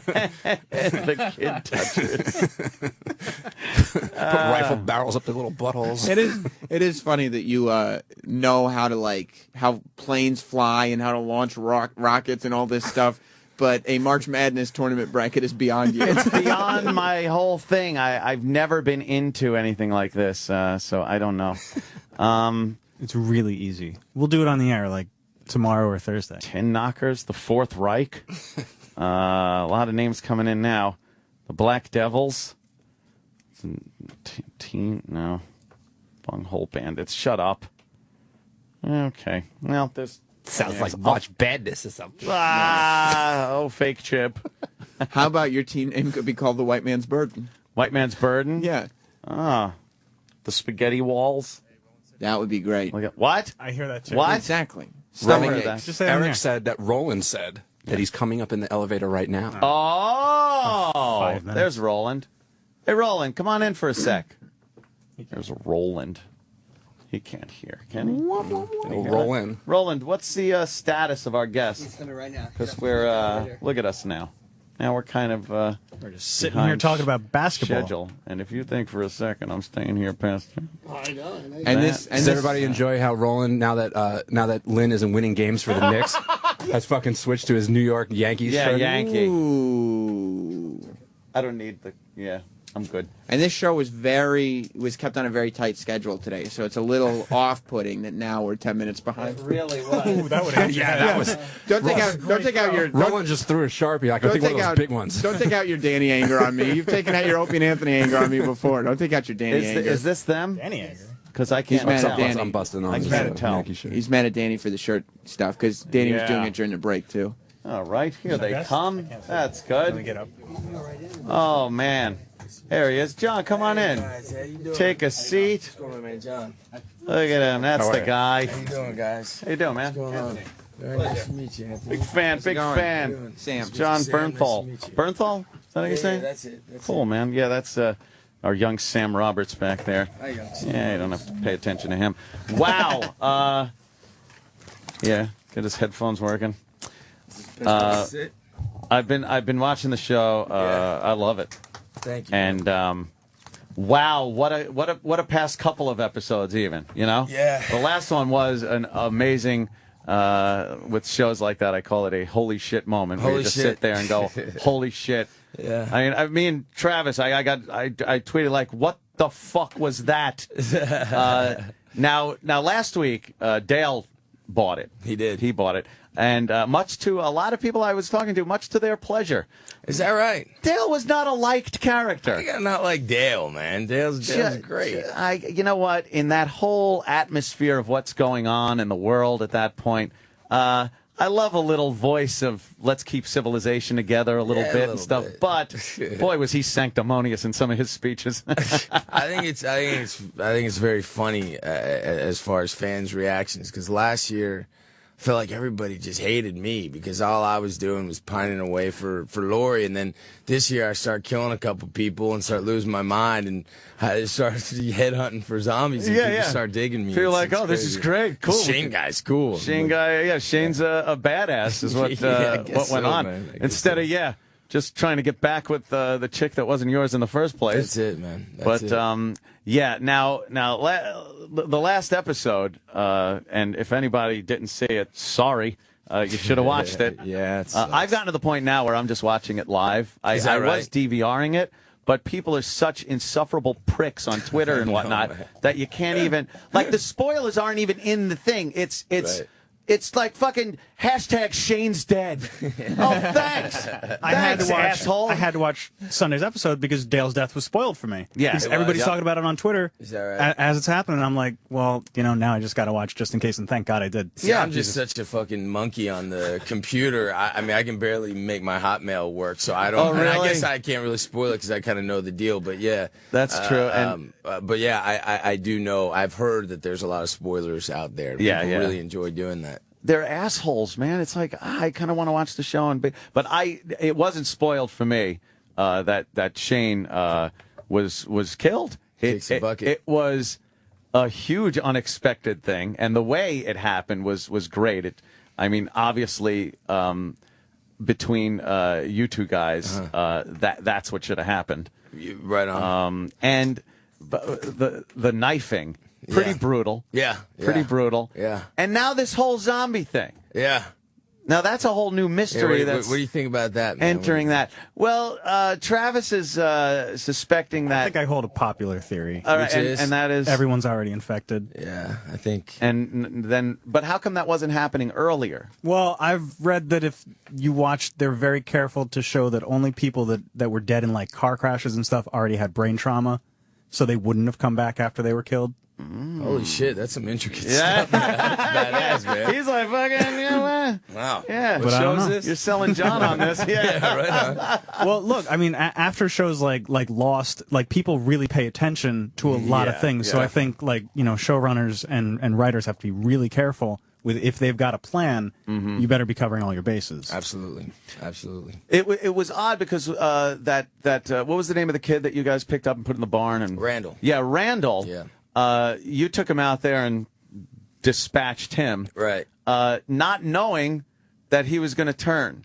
Right. Now, when I first saw him as a zombie, I assumed you somehow, shoved some blood in him or some way to turn him. I had no idea at that point. I was still a little confused as to why he was a zombie. And then you start going, I'm just going to say, broke his neck here. But you wouldn't have been able to do that because the cat was already out of the bag. Right. So that part got really confusing. And then right after you got stabbed, I was like, I don't give a shit about any of that stuff. And then coming back as a zombie. Now, how was that getting made up? Was it fun for you? Man, look, it was. I don't want to sound like a sap, but this was a tough show to leave, and it was a tough show to die on. I mean, I love those people, and especially with everything that sort of went down in the season with losing Frank and all that. It was just. It's the group on the ground there, the cast and the crew, it's like a family. So shooting that last scene was a very emotional kind of thing. We prepared for it for a long time, and me and Andy did a lot of rewrites, and we really tried to get that scene to be what it was. But then when it was done, they were like, all right, man, we're going to make you up like a zombie now and put some fucking contacts in your eyes, and all of a sudden you got to go do a zombie walk. And look, I'm pretty much a preparation whore when it comes to my acting. I really try to carve stuff out. And I realized now I got to go play a zombie. I have no fucking idea how to play a zombie, And I was like, what do you do? Like, But the basic zombie thing, your arms a little out. That's it. And the crazy thing is I have a ton of respect for the people who play zombies on the show. I do hate zombies. I hate them, and call me a douchey method actor, but I hate when they're around me and stuff. But the people that play them are great, and they're great, physical actors. But you can't see anything when you have those contacts. Oh, the contacts. On. Yeah, nothing at all. So I got a lot of respect for what they're doing. Were you familiar with the books? Danny, boy, is he familiar with the books? Is that right? I guess your character. We were having a discussion earlier because obviously there was the big show. There was a big event that happened, yes, and sir. I knew about this event for some time. So there was discussion about whether that event is cultural. Well, is it known beforehand? If you're a fan of the series, you might know it. And I say yes, they say no. We're all arguing. I think if something's based on a book, a lot of times it's a fluid situation. Like a character does get popular, and they change the whole story just so you could keep that character in the show. I mean, I think they've been going really back and forth with this, and that was sort of Frank's whole idea, is to take this source material. And it's a real credit to Robert Kirkman as well, because he said, take my source material, and you can go off in tangents, and you can do things a little bit differently. And they sort of keep returning and keep going back. And I think that's a really cool way to adapt source material, because if we just sort of put the comic book on TV, everyone's going to know exactly what's going to happen. Yeah, there's no real surprises there. And I guess in the book, your character got killed off earlier. Super quick. I mean, I got this job. I wanted this job so bad, and I fought for it so bad. I'm like, I'm going to go buy the comic. I literally took one dump. I was sitting there on the shitter reading, and by the time I was done, my dude's dead. You know what I mean? And it's like, yeah, man. So I was like, you got to be kidding me. But I think it was really Frank's idea to say, there's something there. There's something there between Rick and Shane and this relationship that we could sort of carve out. And Kirkman says, when he was writing it, he at that point he was just trying to sell a comic, and like he was just trying to get as much stuff down there. And I think looking at what we've done, he's actually gone back and said, I wish I had kept Shane around a little bit longer. So hey, man, I dug it. I'm glad that they did. You did know that an end was in your future for the on the show. Always. And that's got to be rough though. Like for your. It is, man. You never know. And look, you're doing a show called The Walking Dead. And I think it's funny because there's just no job security on that show whatsoever. And one of my first gigs was one of my first gigs that I ever did was I did this movie that nobody in the world has seen called Tony and Tina's Wedding. And a lot of the guys from The Sopranos were on the show, and they would say about how, like, you'd crack open a script and you never knew when it was going to be your last one. Open it slowly and wince. That's it, dude. You never knew when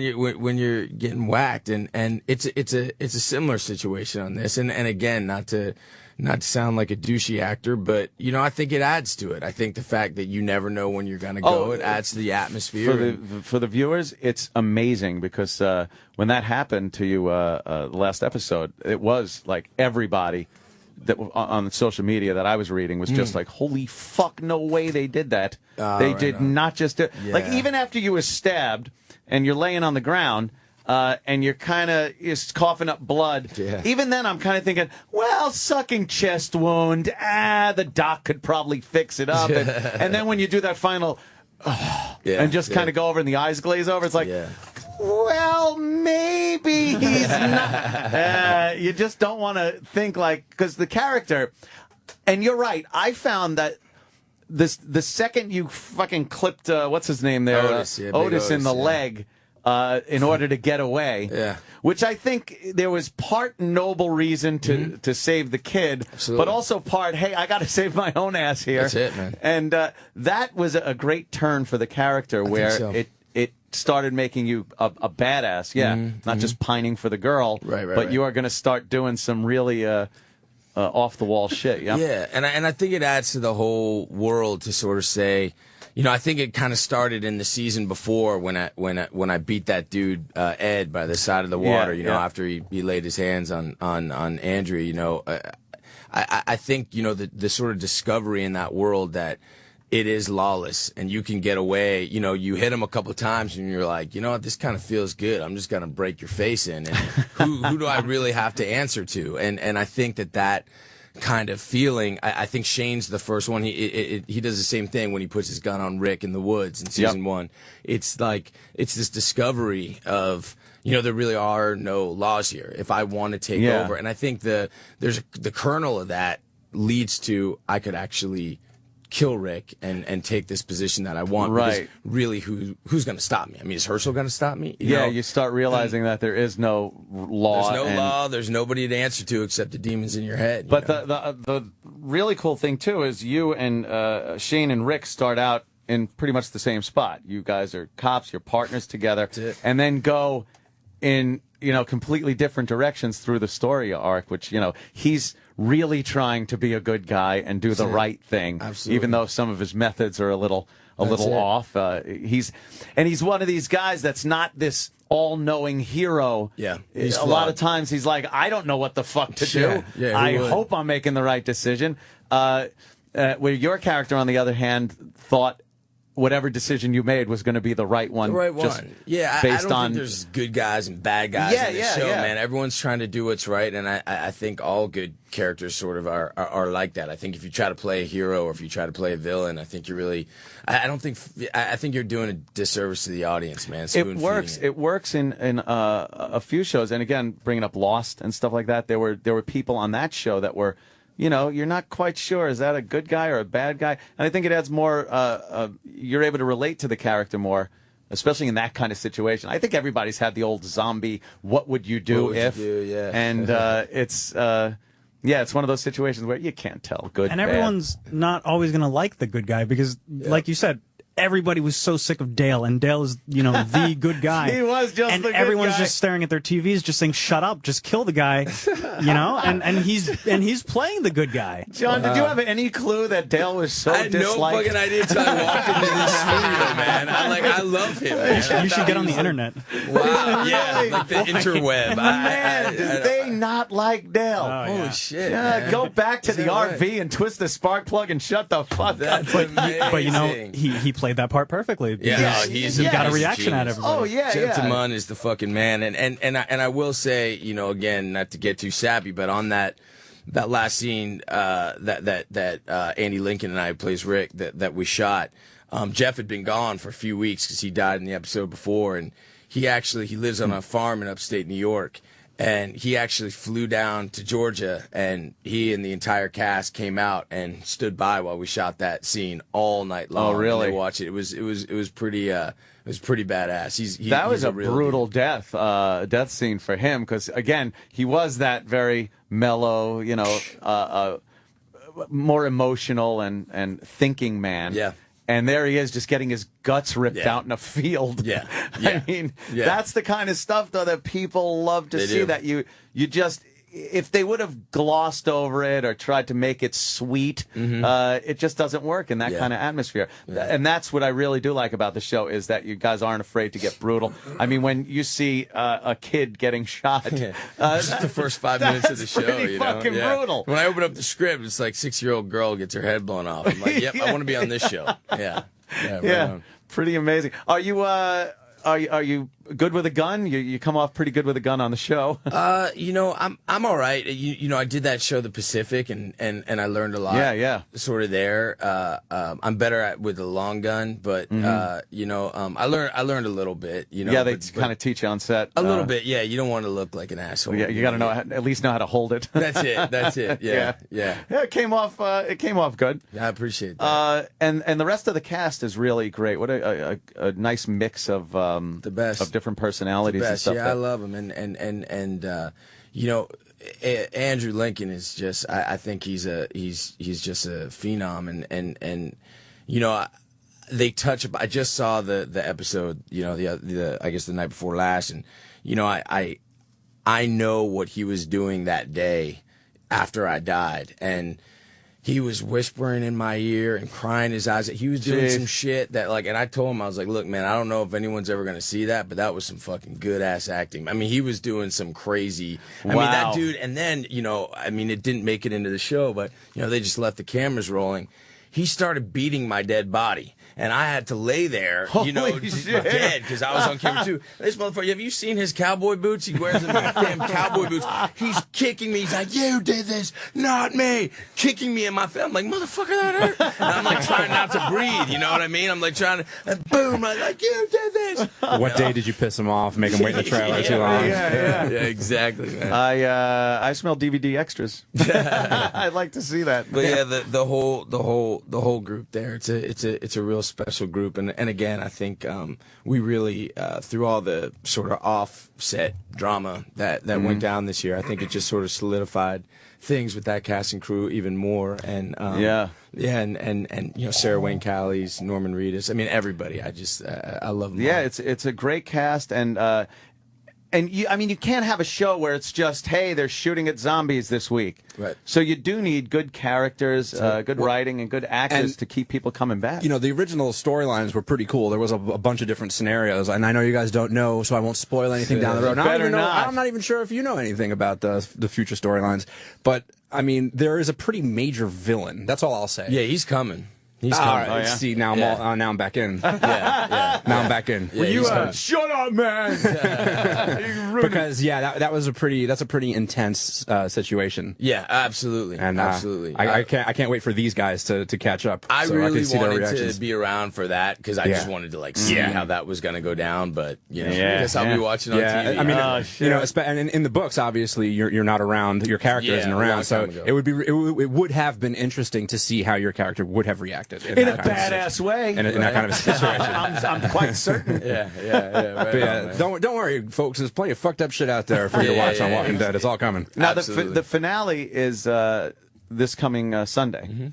And I know you can't say anything, but are we going to look at an ending that kind of leaves us with a lot of questions? Oh, brother, once I'm out, dude, they're like, clean out your trailer, get the fuck out, dude. I haven't read any scripts. You haven't seen it? I haven't seen it. I don't know what happens. I mean, dude, they're like, get the hell out of here, bro. On to the next, man. Yeah. Goodbye. Yeah. Thanks for coming, man. Were you concerned last month when word kind of leaked that you may be in Frank's new show, that people might have seen the end coming to you? Man, there's been all this back and forth, but again, I'm a complete monkey on the internet, so I'm not on it, but I did hear, from my agents and stuff like that, I think people were upset because it had come out, and look, we worked really hard to sort of Frank and I worked really hard to create this character of Shane, and then, this season, with the whole cast and the new writers and everything, we want that to be a surprise. And the last thing in the world I would ever want is that to be leaked and ruin the surprise. That being said, and then I think something came out, like a season 2 DVD pre-sale came out. And yeah. One of the things that they had on the DVD was Shane's last episode, and this was like 3 weeks ago. I purposely didn't click on that link, but I heard that there was a big spoiler on one of the DVDs. And I know, the guys at AMC were they had reached out to me, and they apologized for that going down. They're really cool about it, and it's one of those things where it just it just sucks for the fans. Sure, absolutely. Who got fired? Yeah, exactly. Definitely somebody. Someone's head rolled on that one. I used to hate watching 24, and they would announce halfway through the season that it had been picked up for another season. Right. So I'm like, okay, well, now you know. Yeah, he's not dying. Yeah, exactly. Yeah, exactly. Yeah, I don't like watching previews to the next week's show because sometimes it's not who's gone, but it's who's still there. It's like, oh, okay, I know nothing happens to that person up until a certain point. So I usually shut it off. I don't watch the preview for next week's episode. Yeah, it's like, why do it? Yeah, and I mean that was the thing as far as the new show with Frank. I knew that this would be my last season, and I knew the fact that Frank sort of was going off in this new direction with this new show that he's so excited about. I mean, look, as far as I'm concerned, Frank Darabont, he is The Walking Dead. Everyone that is there because of Frank. He cast everybody. He assembled that crew. He hired those writers. Like he's the heart and soul, and I think he's the reason why the show is not just simply what you said, a bunch of people killing a bunch of zombies. He's like, let's do this with real heart, and let's make this about the characters. And he fucking loves gore, and he's a dark motherfucker. So like all that's in there. But look, man, the guy did Shawshank Redemption. Yeah, which is insane. Like, he's the man, dude. How do you work with that guy? It's just I wouldn't be able to. He is the man. So it's like when I did know I was dying, but I also knew that he was writing this new show for me. It's like Frank Darabont's writing a show for. I mean, it's like it's the most touching that is a pretty good consolation in the to world, getting, man. Yeah. So and this new show is going to be. I think it's going to be badass. And when's that starting? We start shooting in May, and I'm going to do a movie kind of like before and after it. But I can't wait. Yeah, to you're get kind into of it taking off. That's pretty cool. Well, shit, I don't know. No, that's great, man. My best, man. Everybody really enjoyed your character on Walking Dead, and I'm hearing we gotta wrap up. You got other things to do. Is that right? Okay. Yeah, that's cool though. Jon Bernthal. Thank you guys for having me. Walking Dead. Well. You can see my friends on it next week. Watch his friends. Watch it with John. Buy the season 2 DVD when it comes out. Exactly. It's but if you have it DVR'd and haven't watched it yet, it's a great death scene. Thank you. I hope you enjoy it. Thank you. And John, thanks for coming in. Thanks for having me, bro. And guys, thanks for helping me out with my solo show today. The rest of the crew is gone today. They're in various parts of the country and out of the country, so I'm just doing a show myself. Well, and it's great because I don't have to fucking listen to anybody. And we'll see you again tomorrow. Thanks, John. Thanks, brother. Sirius XM. And now, the Opie and Anthony Show continues. This is After O&A Live. Here's your host, Sam Roberts. This thing in here is giving me the creeps. It's after Opie and Anthony Live. Well, I guess after Anthony Live. Anthony has left the building, but the rest of us are still here. Jon Bernthal is even still here, around here somewhere. He's not in the studio right now from The Walking Dead. He was in here a couple minutes ago, though. He's still in the building. He's doing other shows, but he's not here right now. Just me. The rest of the guys are wandering around here somewhere in this... Am I allowed to say what that is, right?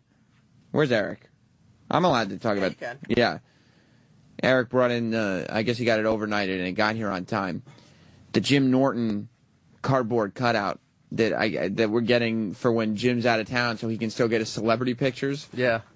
It's creepy, man. There's a couple other people coming in and out today that we're going to try to see if we can... Who's coming in and out today? Well, CeeLo's going to be here later. Oh, man. So CeeLo Green? Yeah, so I'm going to see if everyone's cool, if CeeLo can take a photo with it. That's cool. It's creepy in here, though.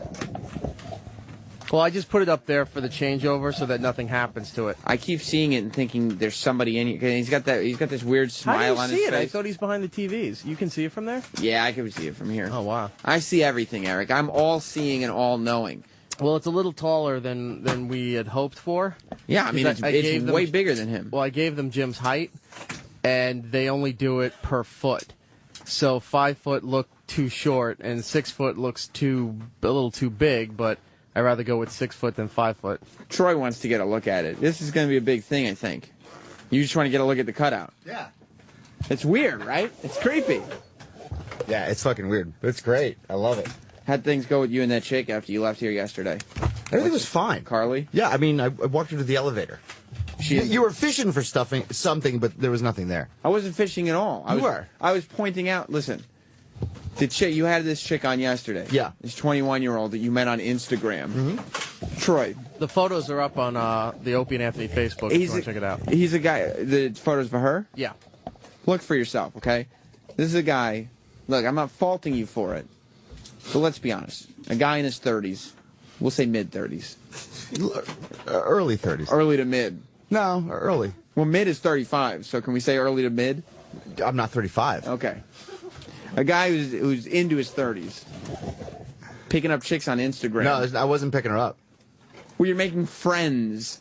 What do you need a 21-year-old female friend for? Okay, and I explained this yesterday. Here's what happened. We started talking on there. I started following her on Twitter. What do you talk to her about? Well, I mean, I was just looking at her pictures and commenting. She'd comment and she'd be witty. So I was like, I'm going to check out her Twitter. And she started tweeting funny stuff. Yeah. And she's like, oh, I'm doing comedy. She had posted some videos of her. So hang on a second. Let me speak. You asked me. You said something. Right, let me speak. Right. So she had said that she is a diehard Amy Schumer fan. Yeah. Okay. And I said to her, would you be willing to do your stand-up routine in front of Amy Schumer on the air? Right. Okay. So here's my thinking was do it in front of Amy. She gets it in front of Amy. Right. A cute young Italian chick from Long Island. Anthony's gonna think she's cool, and she's like freaky tattoos, crazy hair. Jim will think she's fucking cool too. So it's like, why not do it on the show? The only thing I think you're not admitting. Oh, what's that? If she didn't look like she looks, she wouldn't be considered witty. She has an interesting look, and you know that when you do stand up, your look is part of what She's a good-looking young girl. Yeah, she is. And she's not like, yeah, what's up, Roland? Somebody just emailed me that they're a diehard Will Ferrell fan. Should I bring them up too? Stupid.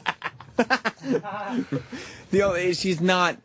She wouldn't be considered like, oh, she's funny if she wasn't attractive. Well, I mean, she was trying out her stuff, and she's a starting comic in front of Amy Schumer. But you wouldn't consider her witty. Like, you wouldn't say this is a witty person if she wasn't attractive. I mean, she had funny tweets. I thought. Not for an ugly person.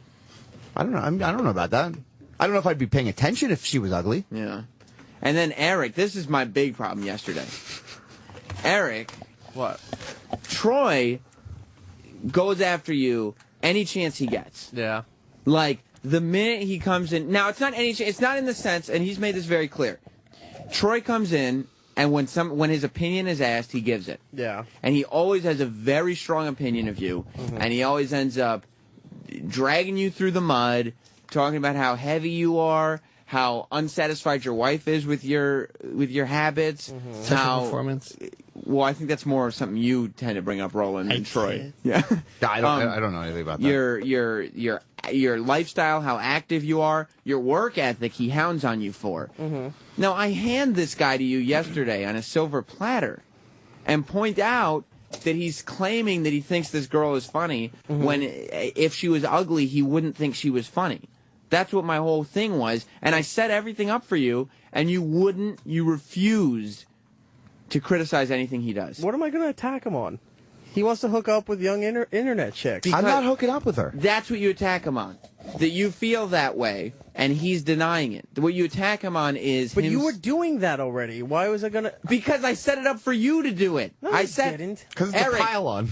Troy, Sam wanted to pile on so everybody would shit stir. No. Go on to this. And Eric, I was not giving doing you. it. I was giving you a shot to get back at somebody who makes fun of you constantly. I don't care what he does. That's what you don't get. But this don't is why care what Troy you does. care because you yell back at him, and this is because why I'm forced to. This is why people go after you. Because you don't take the shots when they're there for you. They know you're not going to hit back. Because I don't sit here and live my life waiting for a chance to attack everybody But you didn't else. have to wait for it. The guy who attacks you, he was given to you. I said he was creepy. No, you said the rest of the room said Yeah, he but was I also creepy. said I was creepy too. Yeah. So that kind of diffuses that bomb. But that's why people. Do you think so? You're comfortable being a punching bag? No, what the fuck is your? Now you're starting shit. Go after him. I want to hear that. Because. Why don't you put in front of it? Why would you take shots at him? Because I don't give a fuck, Sam. That's what I'm saying. That's what makes you a punching bag. If somebody's going to take shots at you, because you want to waste your time, and then you won't take constantly shots watching back. what I'm doing and worrying what I'm doing. That's Eric- fine. I don't care what he does. And besides, I'm not going to cock block him if that's what he's doing. I wasn't doing that. No. Look at you. No. That's what he was doing. But he said 100 No, times that's not what I'm doing. Yeah. And the minute you had to call him out on he calls you out on your bullshit constantly. The minute that it's brought to the air that you can call him out for his bullshit, you just don't do it. And you know he's going to do he's going to do it to you again. You know he's going to continue to call you out on your bullshit. It's my New Year's resolution to stop. But you did it In like March. a week ago. Yeah, but the boss calls me in to ask my opinion. What do you think of E-Rock's lifestyle? You're not my boss. Doesn't mean you won't tell me within 3 questions. You have this 3 questions theory. Yeah, that's what I think. That I think within 3 questions, I could do it. But it wasn't a matter. It was a matter. I just didn't understand how. So you don't want to go after Troy. I know what he's doing. It doesn't matter.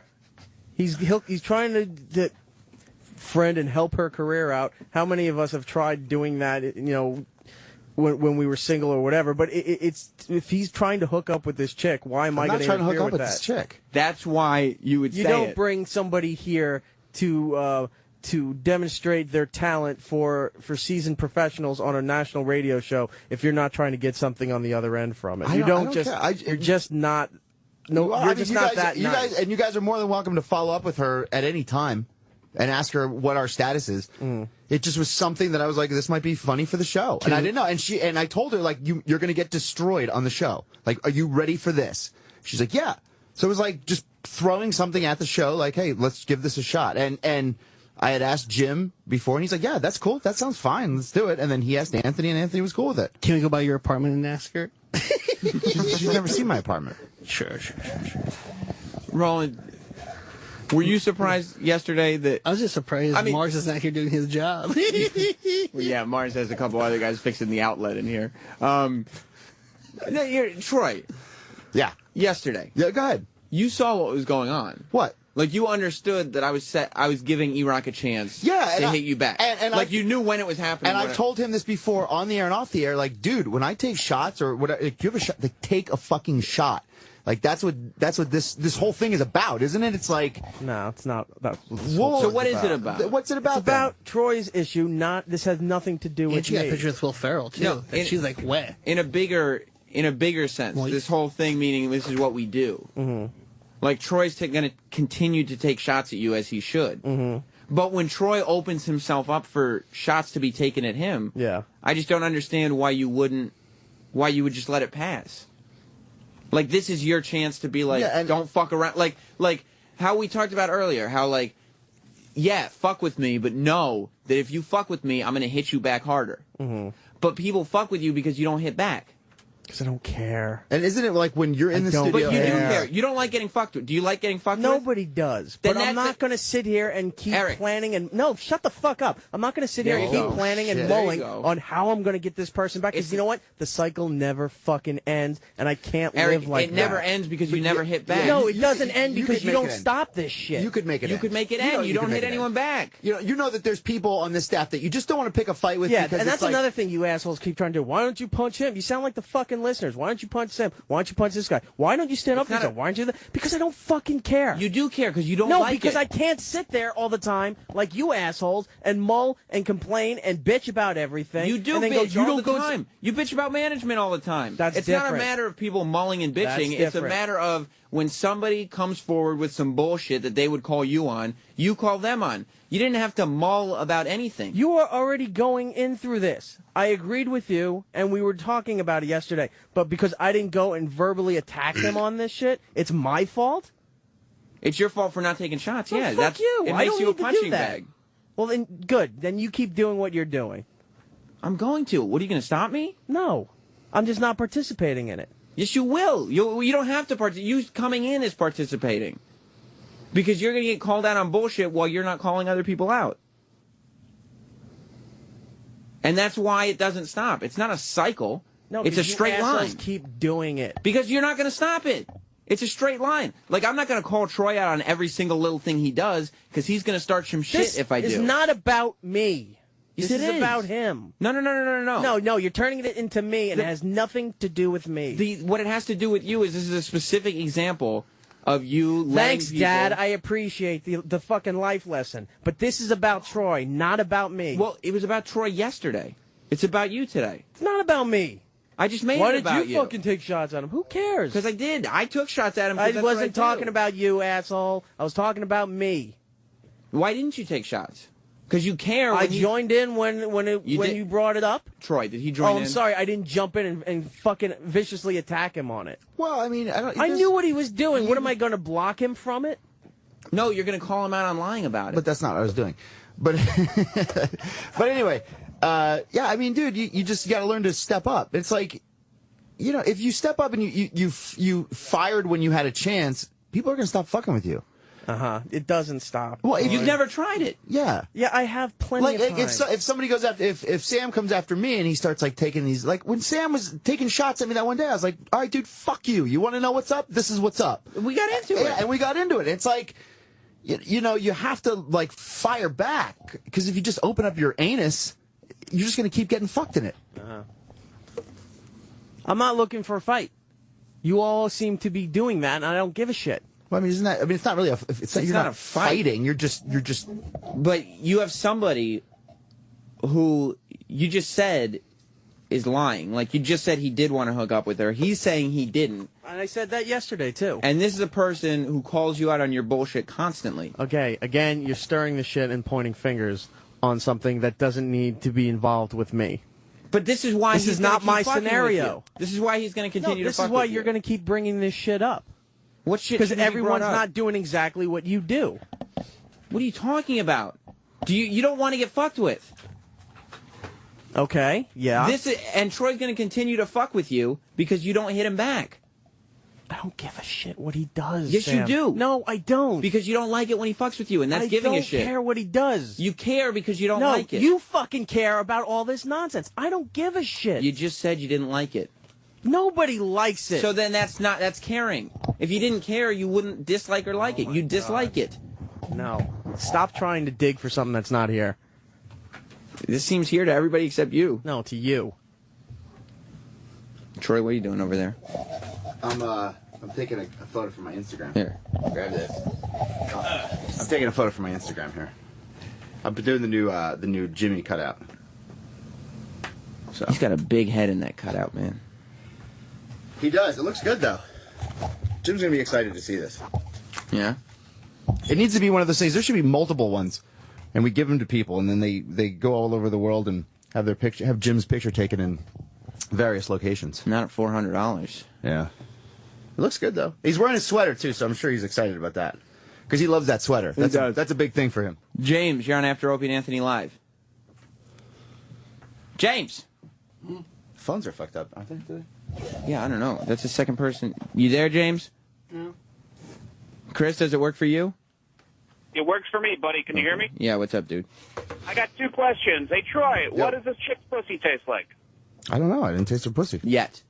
And E-Rock, what does your pussy taste like? Throw some fucking balls, faggot. Whoa. Thanks, Chris. It's weird around here. I mean, don't get it fucked up. If she was like, "Do you want to use my vagina?" You would. Yeah, but I'm not trying to pursue it. Well, did you give her Will Ferrell picture? Yeah.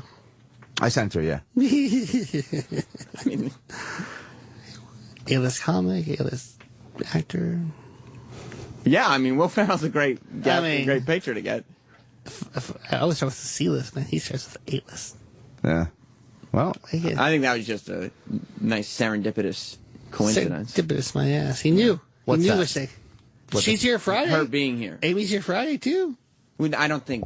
Should I bring her back? Troy brought the chick in to meet Will Ferrell. No. Yeah, that's just lined up, as a coincidence. But I also don't think you would think she was funny or care about supporting her comedy career if she wasn't a little hot. Well, I explained myself, and I think you know that I have a valid point. You're not going to admit it. Of her horrible time. I'm a very honest person. Sometimes you like to skirt around on certain issues. I don't think so. Greg in Maryland. Hey, I didn't think I'd say this, but I actually agree with E-Rock. He was not part of the conversation yesterday. He doesn't feel like piling on him, so why should he be involved in it? Because I brought him in. Be involved in it, so I agree with E-Rock. You're trying to drag him into something that he doesn't want to be in. Because, Troy... You've heard Troy bashing E-Rock before, right? Yeah, I've heard all that, but that doesn't mean that Eric's got to get into it. If that's not his personality and he doesn't want to bash people, then don't drag him into it. But don't you think that if Eric did hit back when he saw an opportunity, he wouldn't get hit so much? But that's not his personality, and even if it gets hit, and, whether it bothers him or whether it doesn't bother him, his personality is that's not who he is. So why try to force him into something that he's not comfortable doing? Because when somebody hits you, you got to hit him back if you want them to stop. That's not the solution to everything. It is here. I mean, Troy, are you going to stop because Eric doesn't want to hit you back? No. He's managed to get a good career so far being the guy that he is. He's miserable every day here. Miserable. Can't stand it. In his big house. That's a good point. What's up, Dan? You're on After Opie and Anthony Live. Hey, sorry about that. Fuck the E-Rock situation. He's just a lazy bum. He's going to do whatever. Sam, I'm fucking pissed at you. Why? How in the hell can you be from Kentucky? Me and you both are from Kentucky. Well, You're not going for UK? What the fuck is wrong with you? My family's from Kentucky. I know. Okay. But I'm more... Murray State is a closer Kentucky school to where my family's from, so I'm all about Murray State. Oh, really? Well, yeah, I'm from Owensboro, and love UK, man. UK's the shit. They're going to go the whole fucking way. Shut up. If they don't bomb like they did the other day. All right, thanks, All right, Dan. that's all I got, man. See ya. Later. Here you go. Howard, Tennessee. Yeah, why don't you quit being a little bitch? You're trying to manipulate these guys to fight like you're Vince McMahon and they're your little actors, man. Troy, do you feel manipulated? Yes. Well, yeah, that was Roland's voice. You're definitely a ringleader. You know what I mean? You manipulate situations to stir shit and to get this person angry at this person. Then you'll feed into stuff and you'll say something that wasn't. It's completely fabricated in your mind. Just like what was fabricated? Well, I don't know about this situation, but you've said certain things before that you've just made up stuff. Yes, that's true. Yeah, just to add to the you're a fucking. But in this scenario that we're talking about, yeah. He's a bitch. I mean, that's all he is. Who, Sam? Yeah, Sam. Oh, okay. Sam is a shit Troy, that was. By the way, you took that technique from me. That's something I would do. He's like the little girl in the school. Yeah, yeah, he is. Shut up. What's this guy's name? This guy's raising some good points. I hung up on him. You're just agreeing with him for the sake of agreeing. Thank you for your comments, sir. We should give him a DVD for valid points. What DVD? Well, I hung up on him already. Here, maybe we can give one to this guy. Kyle in Ontario. Sam, yeah. I love listening to your shows and everything, but what in the fuck? You call this actual radio today? Like, I've listened to the past week, and all I've heard is E-Rock, E-Rock, E-Rock, E-Rock's fat, E-Rock's lazy, E-Rock's sick. You know how fucking annoying it honestly gets as a listener just to We were just talking about Troy yesterday. I mean, that's what we do here is we talk about the people who work on the show.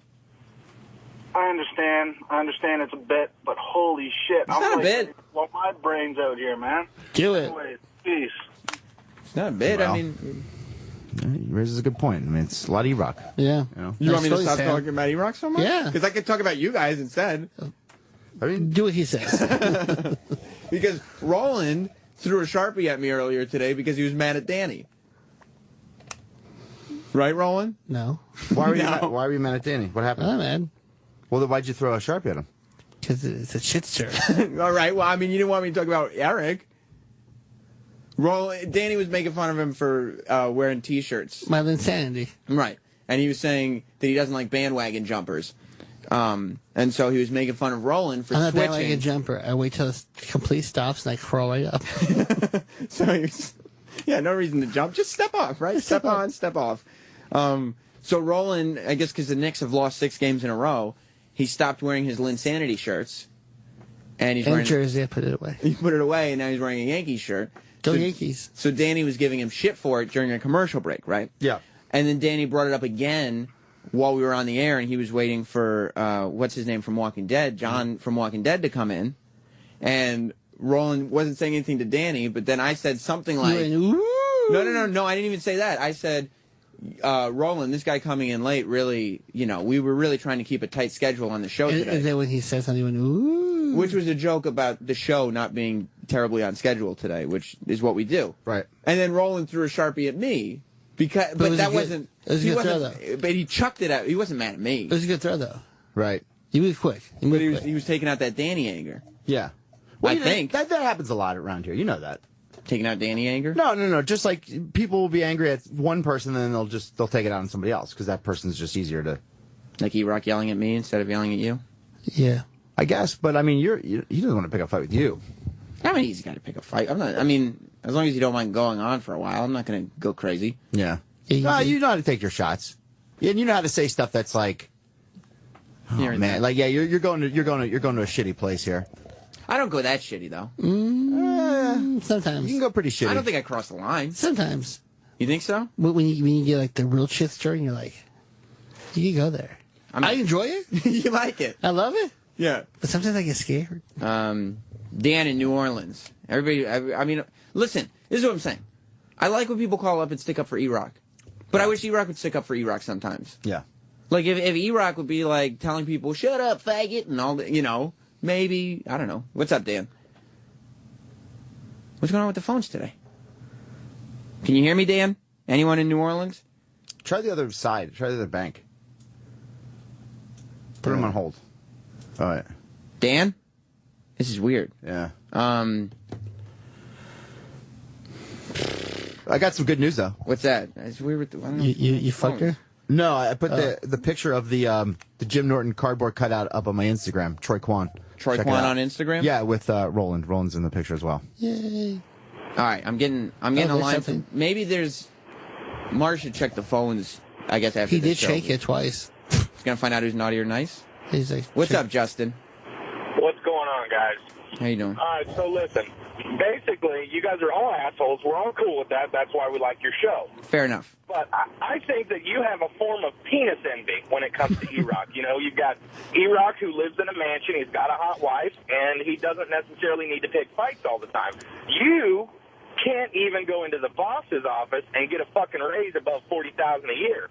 So, you know what? You just keep letting all of us know how pissed off you are by attacking him all the time. E-Rock will go to his hot wife and get blown in his fucking hot tub that's probably in his bedroom. It's not hot, the hot tub and the pool's not completed yet. Well, I mean, I don't know. First of all, that's envy, not penis his envy. ball sack, though. I don't have envy of Eric's penis, per se. And I don't have envy of Eric's wife. I mean, I also have a very attractive fiance. I don't think I'm doing this because I'm jealous of his mansion. Although that'd be nice to have. You know that. Look, I would love to live in the house that E-Rock lives in. Yeah. And he's done what he's done to afford himself a lifestyle. What's that? I can't put my finger on it. But I'm saying whatever he's done has afforded him this lifestyle. He leaves earlier than you, right? At times, but...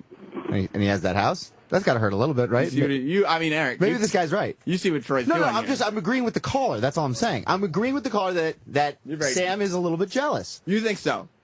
Well, yeah. I mean... Me yelling at E-Rock because he didn't defend himself is me being jealous. Well, I'm just following up with what this caller said. By his logic, is what you're saying. I think you're jealous. Because his pool is bigger than Anthony's. I don't even know if he has a pool. Sam. Yeah, Justin. Hey, Sam.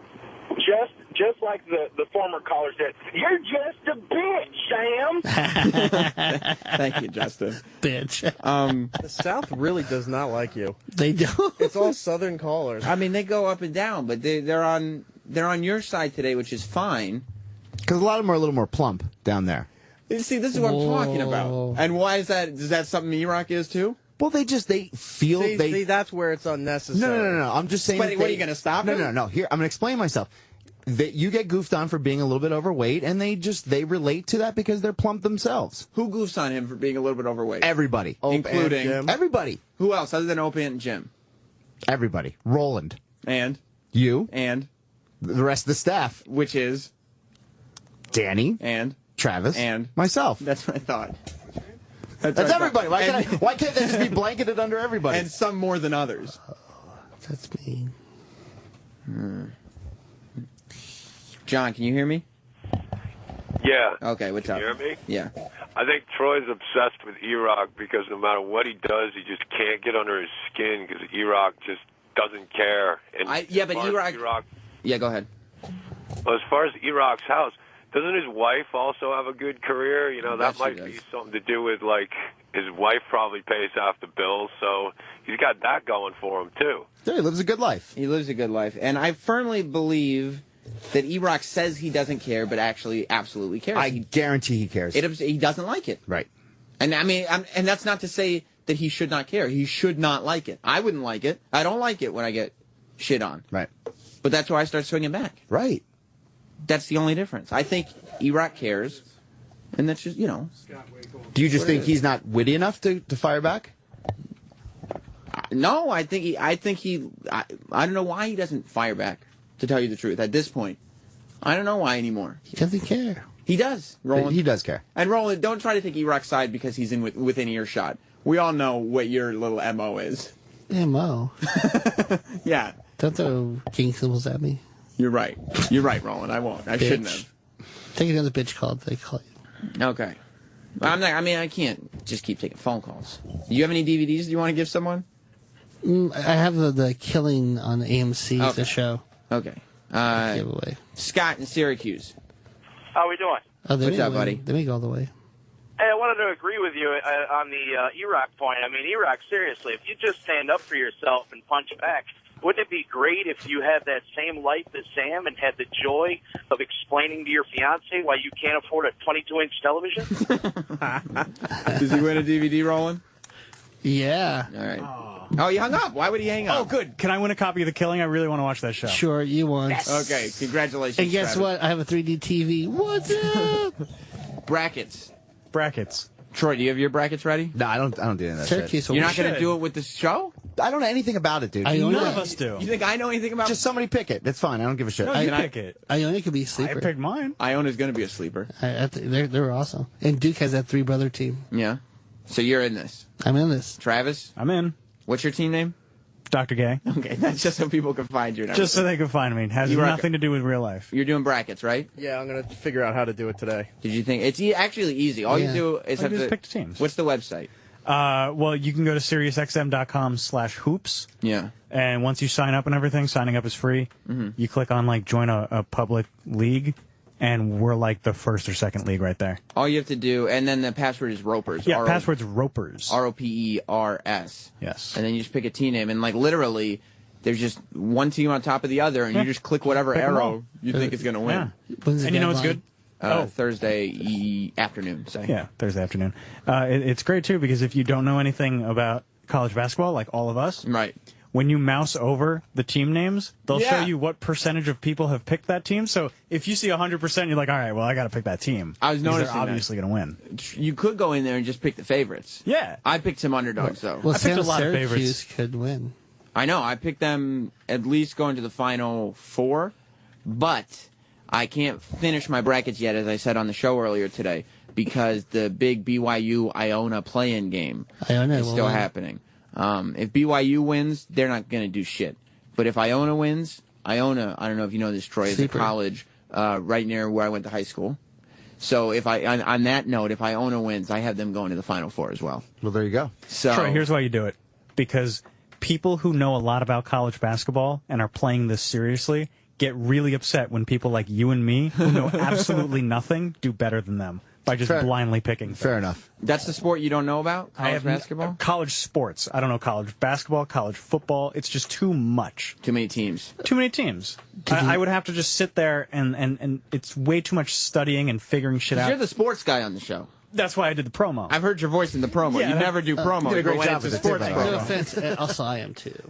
Sports guys? Yeah, I mean, you saw when Roland threw that pen at me, right? Yeah. You know that was Danny Anger, not Sam Anger, right? I don't know if it was Danny Anger. It was anger at someone that wasn't me. But it was a good throw. It was a great throw. Maybe it's because he had his baseball shirt on. It almost took my head off with a Sharpie. It was a pin.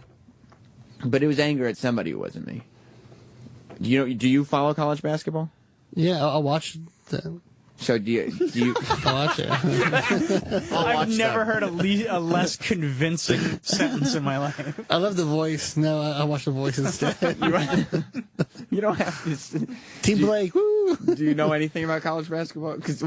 So are you making things up right now when you're saying Syracuse? They could go all the way. Duke is doing really well. Dude, you watch ESPN with Sports Center, you're caught up in 2 seconds. Yeah, you watch for 5 minutes and you know who the real good team is. I know Syracuse, Kentucky. Watch out. They talk about Iona on Sports Center? No, yeah. Not Iona. No, they don't. Maybe because they have a game today? They picked them as the Cinderella team, the Super. To go all the way? The Final Four. That's right. I don't think that's going to happen. I don't know if that's true, but one of the guys did. But I picked them as my team. Did you get Travis's info for the DVD? Yeah, I'll pick up on that info. Have you? What's your I'll give team it to name? Paul. What's your team name going to be in the brackets? March Madness. Dick in the ass. I knew it was going to be. That's actually great. Are you going to really do that? Yeah, Dick if I in the can. ass. Unless it's some asshole will take it by the time I get to my computer. Oh, You could do it Dick in the ass with an @ sign or Dick in the ass with money signs because you're going to win, Roland. Your money. How much do you win? Well, we wouldn't win anything if we Well, won. fuck, what do we play? Yeah, what's the point of that then? For fun. It's not fun. To piss off the people who are like... What do the listeners win? $1,000. Yeah, but you know what? Like once you do it, you don't have to do anything else. You don't have to constantly maintain it. So you just pick it and then it's. But then you don't win. I mean, you don't win anything. Wait. Does this count like a meeting? Like we actually did something? It's like, what'd you do? You can't go into our staff meeting today, Roland, and say, "Well, I picked my bracket." It's Although it is something. it's for the show, right? It's for the Travis? show, yeah. It's for the show. Can I try it today at the Well, meeting? I speak first, so I'm probably going to say it. Can I also say it? I mean, if I did it, if you want to, if that's what you did. Did Danny pick his brackets yet? Yeah. He could say Actually, it. you can't say it because you haven't completed your brackets. Can I say it and then say I will finish that after tonight's game to find out if I own really it? only like to talk about completed ideas. Oh, not like meeting. potential. No. Huh. Yeah. Troy, I mean, if you pick your brackets before noon, you could get it going on at the meeting. Everyone's got a talking point if you do your bracket. Well, I can also say that I'm going to be working on my brackets. Yeah, I would allow Troy to say that. Or you can say you're find another girl on Instagram. Get a fight yourself. Troy is giving Roland a death stare. Roland's in my new Instagram picture. You have to check it out. It's the picture of Norton, the cardboard cutout. It's Troy Kwan on Instagram. And the good news is, if you're a good-looking girl, Troy will get you on the show if you're on Instagram. So, you know, get a picture with an A-lister. Yeah, he'll get you celebrity pictures. You don't have to be funny as long as you're hot. Yeah. It's all good. It's all good. I'm saying it's all good. If you have tits in the twat, come on down. We're just teasing, Troy. I don't give a shit. It's funny. I know. Well, listen. I hope we've all come out of this experience a more valuable set of people. I feel I have. I'm glad. Eric, how are you feeling? I'm fine. Okay, good. He's pissed. I was listening in the office. Eric did not sound happy. I see the look in his face. He's pissed. Is he pissed at me? Yeah, he's pissed at you. He's always pissed at you. You know what he's pissed at? Yeah. Himself. Why is that? Because he knows he should have fucking said some shit to you yesterday. Yeah. That's okay. Who's coming in tomorrow? Is Jim here tomorrow? Jim's here. Mike Baker. Oh, okay. There's another guest only for the final confirmation. Any hints? Man or woman? Man. Okay. That's the hint. Okay. Mike and then Baker. and then Thursday's Donald Sutherland. That's right. Oh, that's a big guest. And then Friday's Louis Black with Amy Schumer. Big week of radio still to come. Make sure you stay tuned And to also, this channel. Troy's going to find another girl between now and Friday for Yes. Amy Schumer and Louis Black. Good looking. So hit me up on Instagram. Yeah, exactly. Troy Kwan. If, What up, you're ladies? quasi-funny or suck donkey balls, it doesn't matter. Doesn't matter. As long as you got nice tits. Stay tuned. Ron and Fez are coming up next. Goodbye.